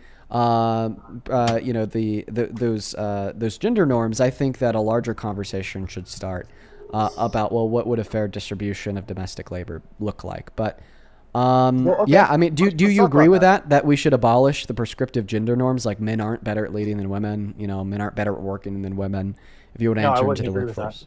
Okay, so you think that men are better at leading than women? Yeah, absolutely. Men are better leaders than women are. So why are men better at leading than women? Tell us. Because we have, 100,000 years of history to tell us that men are better at leading. Okay, so give me the argument. If there's 100,000 years of history to prove it, it should be a really, really easy argument to make. Men are natural leaders. Women aren't natural leaders. Okay, what makes men natural leaders? Assertiveness, confidence. Assertiveness, confidence, all these accountability. things. Accountability. Okay. I don't think that any of these things are measurable. How about this? What are the biological differences between men and women that make men better at leading? Well, men have more testosterone than women do. Okay, so the more testosterone you have, the better indicator of the better leadership leader qualities. you will be.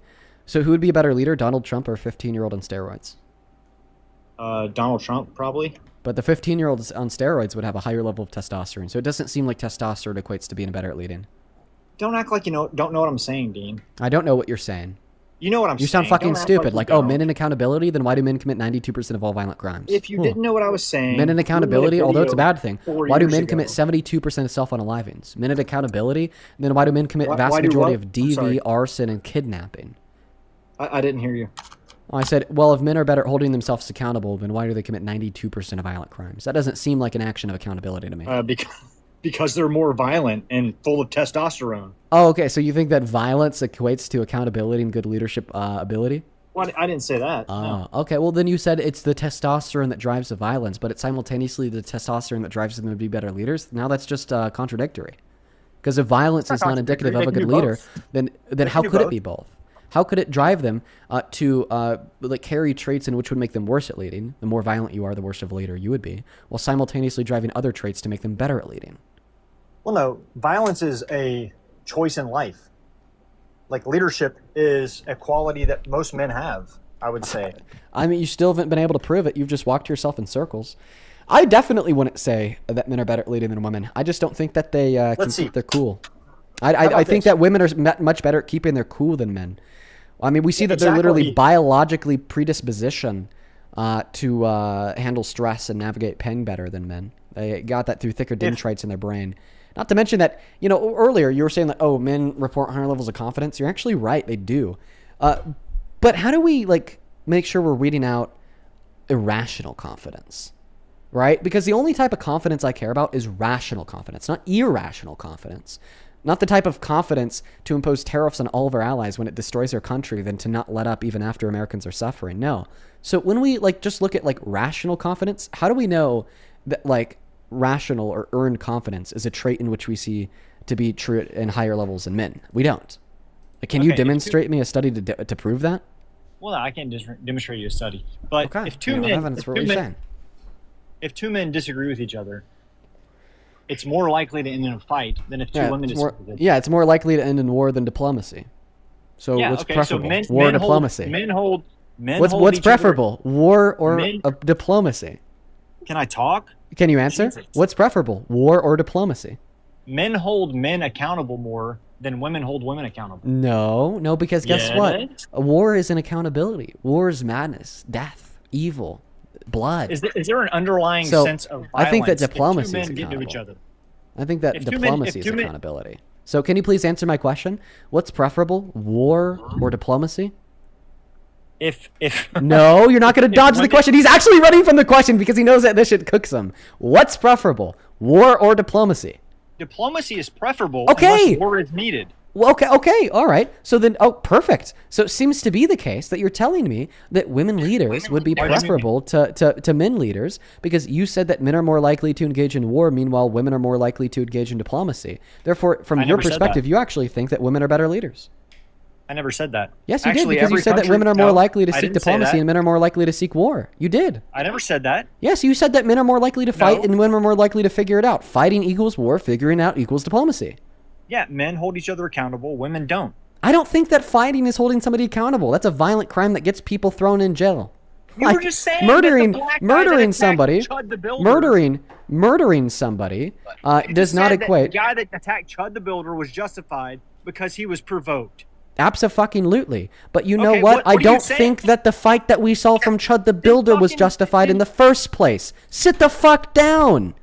What do you Clearly, there's going to be some circumstances where a response of physical force is justified 110%. Okay, but I think that a vast majority of circumstances of a response of physical force is unjust. Like, it's totally unjustified to murder somebody because your wife left you for a better man. I think it's totally unjustified to, like, kill your family and burn your house because your wife wants a divorce. I think it's totally unjustified to punch a hole through your wall because you lost a game of Fortnite. I think it's totally unjustified to rape a woman because she turned you down on Tinder. Like, I think that the vast majority of physical violence is a bad thing. Does this mean that violence is always wrong? No, sometimes violence is based as shit.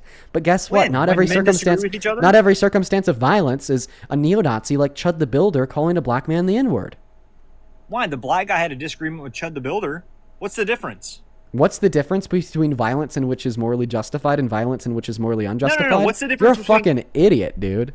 No. What's the difference between Chud the Builder's circumstance and what you were just saying about two men that disagree with each other? Well, A, you're asking me for the difference between a generalization with no specific information about the given context or scenario and in a specific scenario with given context and scenario. So that question in of itself is just a category error. You can't say, what is the difference between this one specific scenario and this one general thing with no specifics? In order to draw up a comparative analysis to identify the differences between two things, both things have to have comparable levels of nuance. Okay, how about this? Somebody comes onto my land and says, hey, this is my land now. And I fight them. Is that justified or unjustified? Yeah, it's totally justified to fight colonization. Based. Okay, you say based like it's a liberal term. What if that other person is a agent of the federal government? Say, hey, we need to build a road here. Well, you could choose to fight with violence. I just think that would be stupid because you'd lose. So, is violence, I disagree with eminent domain. Is violence subjective? Is violence subjective or objective? Yeah, is that wrong or right for me to be like fight the federal government because they're taking my land? It would depend on the scenario. But what I could say is that in most scenarios, yeah, that'd be a stupid scenario. Probably a wrong thing to do because you wouldn't win. So violence is subjective? Would it be wrong for me to do that? Would it be wrong for you to do what? Would it be immoral for me to fight the government because they're taking my land? Well, I think it'd be stupid. It'd probably be. I think it would be immoral because it would just lead to terrible outcomes for yourself. You're not going to win. So immorality is subjective? We're not talking about meta-ethics. We're talking about normative claims, you idiot. Like today and yesterday, we ended the live having like moral conversations with dumbasses. You're not intelligent enough to have this conversation with me. I'm sorry, and I probably come off like an asshole saying that. You do. And I don't mean to. I really don't Yeah, mean to come off I'm like an sure asshole you're when I say that. really We loosely just like went through this yesterday, right? You're just like throwing out terms that you don't understand. Like when you say, "Oh, because I'm saying in one scenario violence is wrong and the other scenario violence is right, this means that violence is objective." Okay, no, how about this? it means that Explain to me violence is why- context dependent. But Explain to me for why if the you're violence- curious, violence is subjective. Explain to me why violence against Chud the Builder is justified when violence against another man from another man isn't justified. We can't say that generally violence Okay, against. Two men Yeah, have a disagreement at a bar. I've already, and they fight each other. What's the difference? I would need to know what the disagreement was over. In order to have enough context, in order to yield the conclusion if the violence was good or bad. How about this? Some guy touches your girlfriend's ass at the bar. Yeah. There would be no Is that difference. justified? Because it would be justified to slap the shit out of him, yeah. Would it be justified to commit violence against that guy? Yeah, it'd be justified as fuck. Based. Okay, what if that guy died? What if you hit the guy and he hit his head on the concrete and died? Would that be justified? No, I don't think so. That seems pretty disproportionate, but it's up in the air. Well, you can't control that. What if you hit the guy, he falls down, cracks his head on the pavement? Is that justified? Yeah, I wouldn't say that that's justified, but I don't know if we could place too much culpability on the man in which hit him. Do you think that guy would go to jail? Do I think that somebody would go to jail if they were to hit somebody for touching their girlfriend's ass? I think it would depend on the state. It would depend on the legal code. But we're not debating legality. We're debating morality. You think that guy should go to Probably. jail? Do I think some guys should go to jail? Which guy? The guy that hit the guy he falls down, cracks his head on the pavement, and dies. Should he go to jail for murder? I mean, I think that there probably should be some level of repercussion for manslaughter. Even if it was an accident? Yeah, because that's what manslaughter is. How about this? Okay, I saw a video today where a high school principal... We're just back to the interview. Okay, By the way, you've been fine. up here for Go what, ahead. an hour, and you still haven't Go given ahead. a reason why Trump is a good president? He's just Well, you haven't saying given me a shit. reason why he's not. Sure. Yeah, the reason why Trump sucks is because he's absolutely destroyed the American economy. Worst jobs report since '03. Inflation is soaring. Prices are up. Okay, jobs are down. Bankruptcies for manufacturers are at a 16-year high. Okay, and that's a good place to start. He's completely destroyed the economy. I'm sorry, would you say bankruptcies are at what? Manufacturing bankruptcies are at a 16-year high. Investment in manufacturing is plummeting. Jobs reports are fucking terrible. Okay. Layoffs and unemployment are at a high since the pandemic, and prices are soaring. 3.8% year over year today, the highest in 3 years. Those are terrible outcomes. That's a great reason why Trump sucks. Okay, I don't think Trump sucks, but Then respond to the reasons that I gave you. Don't pivot. Don't interview. Respond to the reasons that I gave you. I hate the tax prices. I hate the war in Iran. I don't think this should happen. I think. So you agree that Trump has been terrible for the American economy, right? I don't know if he's been terrible or not, but Okay, I don't agree. then why are we seeing 16-year high levels of manufacturing bankruptcies? That's terrible. Is that Trump's fault? Yes. Why? Tell me why. Instability created by the tariffs, as well as subpar conditions introduced for the labor force by the big beautiful bill. What inconsistency? Like when we're imposing tariffs on one country one day, then we're imposing tariffs on all countries the next day, then we're revoking tariffs on all countries the next day, then we're imposing them on Argentina the next day, then revoking them, then giving them $40 billion worth of economic relief, and then they're being ruled as unconstitutional, then we got to pay them all back.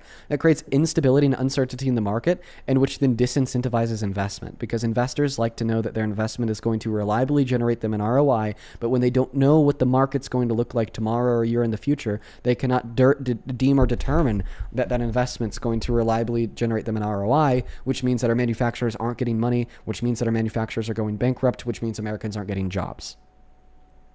We're back to the interview, but that's fine. How about this? No, how about you respond to the fact that Donald Trump has been terrible for the economy because he's caused the most manufacturing bankruptcies in 16 years. If you'd let me finish, I don't think Trump has done a great job this term. So you agree that he's terrible for the economy, right? I don't know about terrible for the economy. What do you, I okay, don't- so what would I he have to do? disagree Do you think that Biden was terrible for the economy? I I don't know. I haven't really looked at like the studies of. The first time a Trump supporter has said that, because I'd get hyper specific on you and defeat you. How about this? We'll just say that Trump is bad for the economy. Do you agree that Trump is bad for the economy? I would say that he hasn't done a great job. Can you say that he's bad? Can you say that the most manufacturing bankruptcies in 16 years is bad? I would say, how about this? The CHIP Act. No, would you say it's good. bad? I just want a yes or no. Would you say it's bad? Yeah, manufacturing bankruptcies being at an all-time high would be bad. Yes. Okay, so then Trump is bad for the economy, right? Well, that's not a whole view of the economy. Oh, fair point. So maybe there's other ways that he's benefiting the economy. So what are those ways?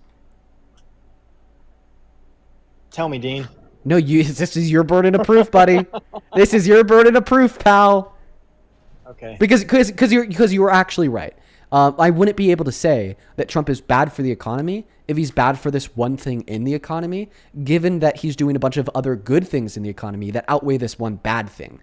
But that would be your burden of proof to demonstrate. So what are all the good things he's doing in the economy that outweigh the harm caused by causing manufacturers to go out of business? Tell us. Go ahead. Well, I'd have to look that up. Oh, okay. So as it stands, okay, we have the most reason to believe that Trump is bad for the economy because we could only identify ways that he's hurt it, and we can't identify ways that he's helped it, right? I still wouldn't say he's bad for the economy because I haven't looked it up. Wait, so if we could only, can you agree that we can only identify ways that he's hurt it? We can't identify ways that he's helped it? I would agree that. No, I just yes or no. Stop being a weasel. Can you agree that we've only been able to identify ways that he's hurt the economy, and we have not been able to identify ways that he's helped the economy? I'm not going to make a decision without looking into things. Buddy, we're not talking about what you've looked into. We're just talking about what we've been able to identify on live. On live, have we only been able to identify ways that he's hurt the economy and not been able to identify ways that he's helped the economy? Is it true or is it false?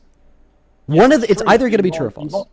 It's true that you've only been able to demonstrate things that he's done negative to the economy. You and me, right?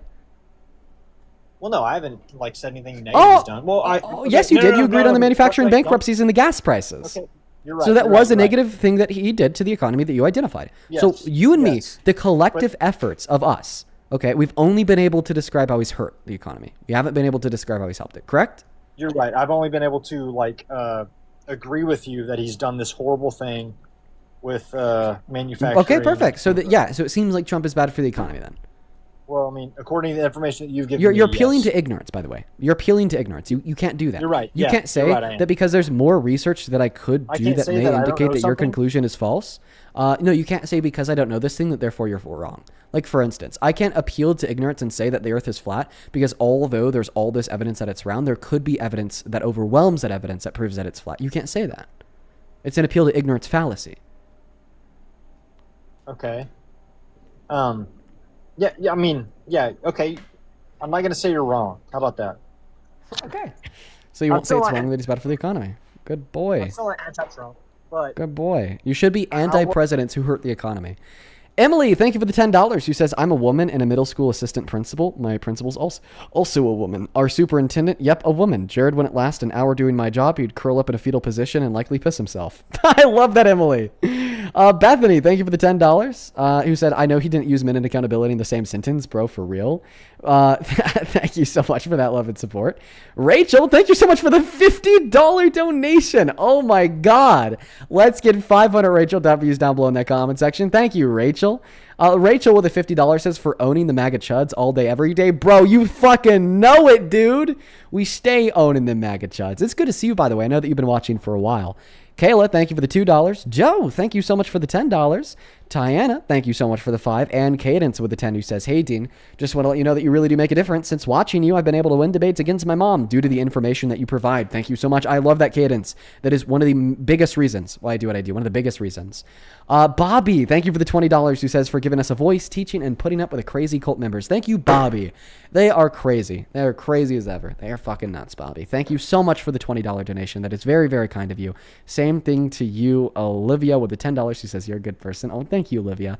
Tyler, thank you for the $5 asking what happened to the guy that spit on me. Well, he got charged with misdemeanor harassment. He hired private counsel, and he's going to court for it.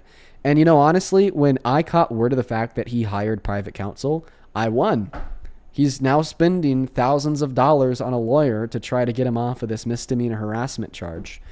Scenario number 1 is the lawyer can't do it and he gets hit with a charge. I win. He spent thousands of dollars for nothing and got a charge. Scenario number 2, he spends thousands of dollars on a lawyer and the lawyer is able to get him out of it. I win because he had to spend thousands of dollars that he wouldn't have had to spend if he didn't spit on me. I win either way. I win. And Joseph, thank you so much for the $20 over on Venmo. Show some love to Joseph in that chat. He says, I'm sorry to hear that you had bullshit today, man. Keep on fighting the good fight. You know that we're all here with you. Thank you for that love and support, Joseph. You are awesome as always. You are awesome, Joseph. As well as Fasi, thank you so much for the $5 over on PayPal. Danielle, thank you so much for the $7. Fallon, thank you so much for the 4. Kamara, thank you so much for the 5.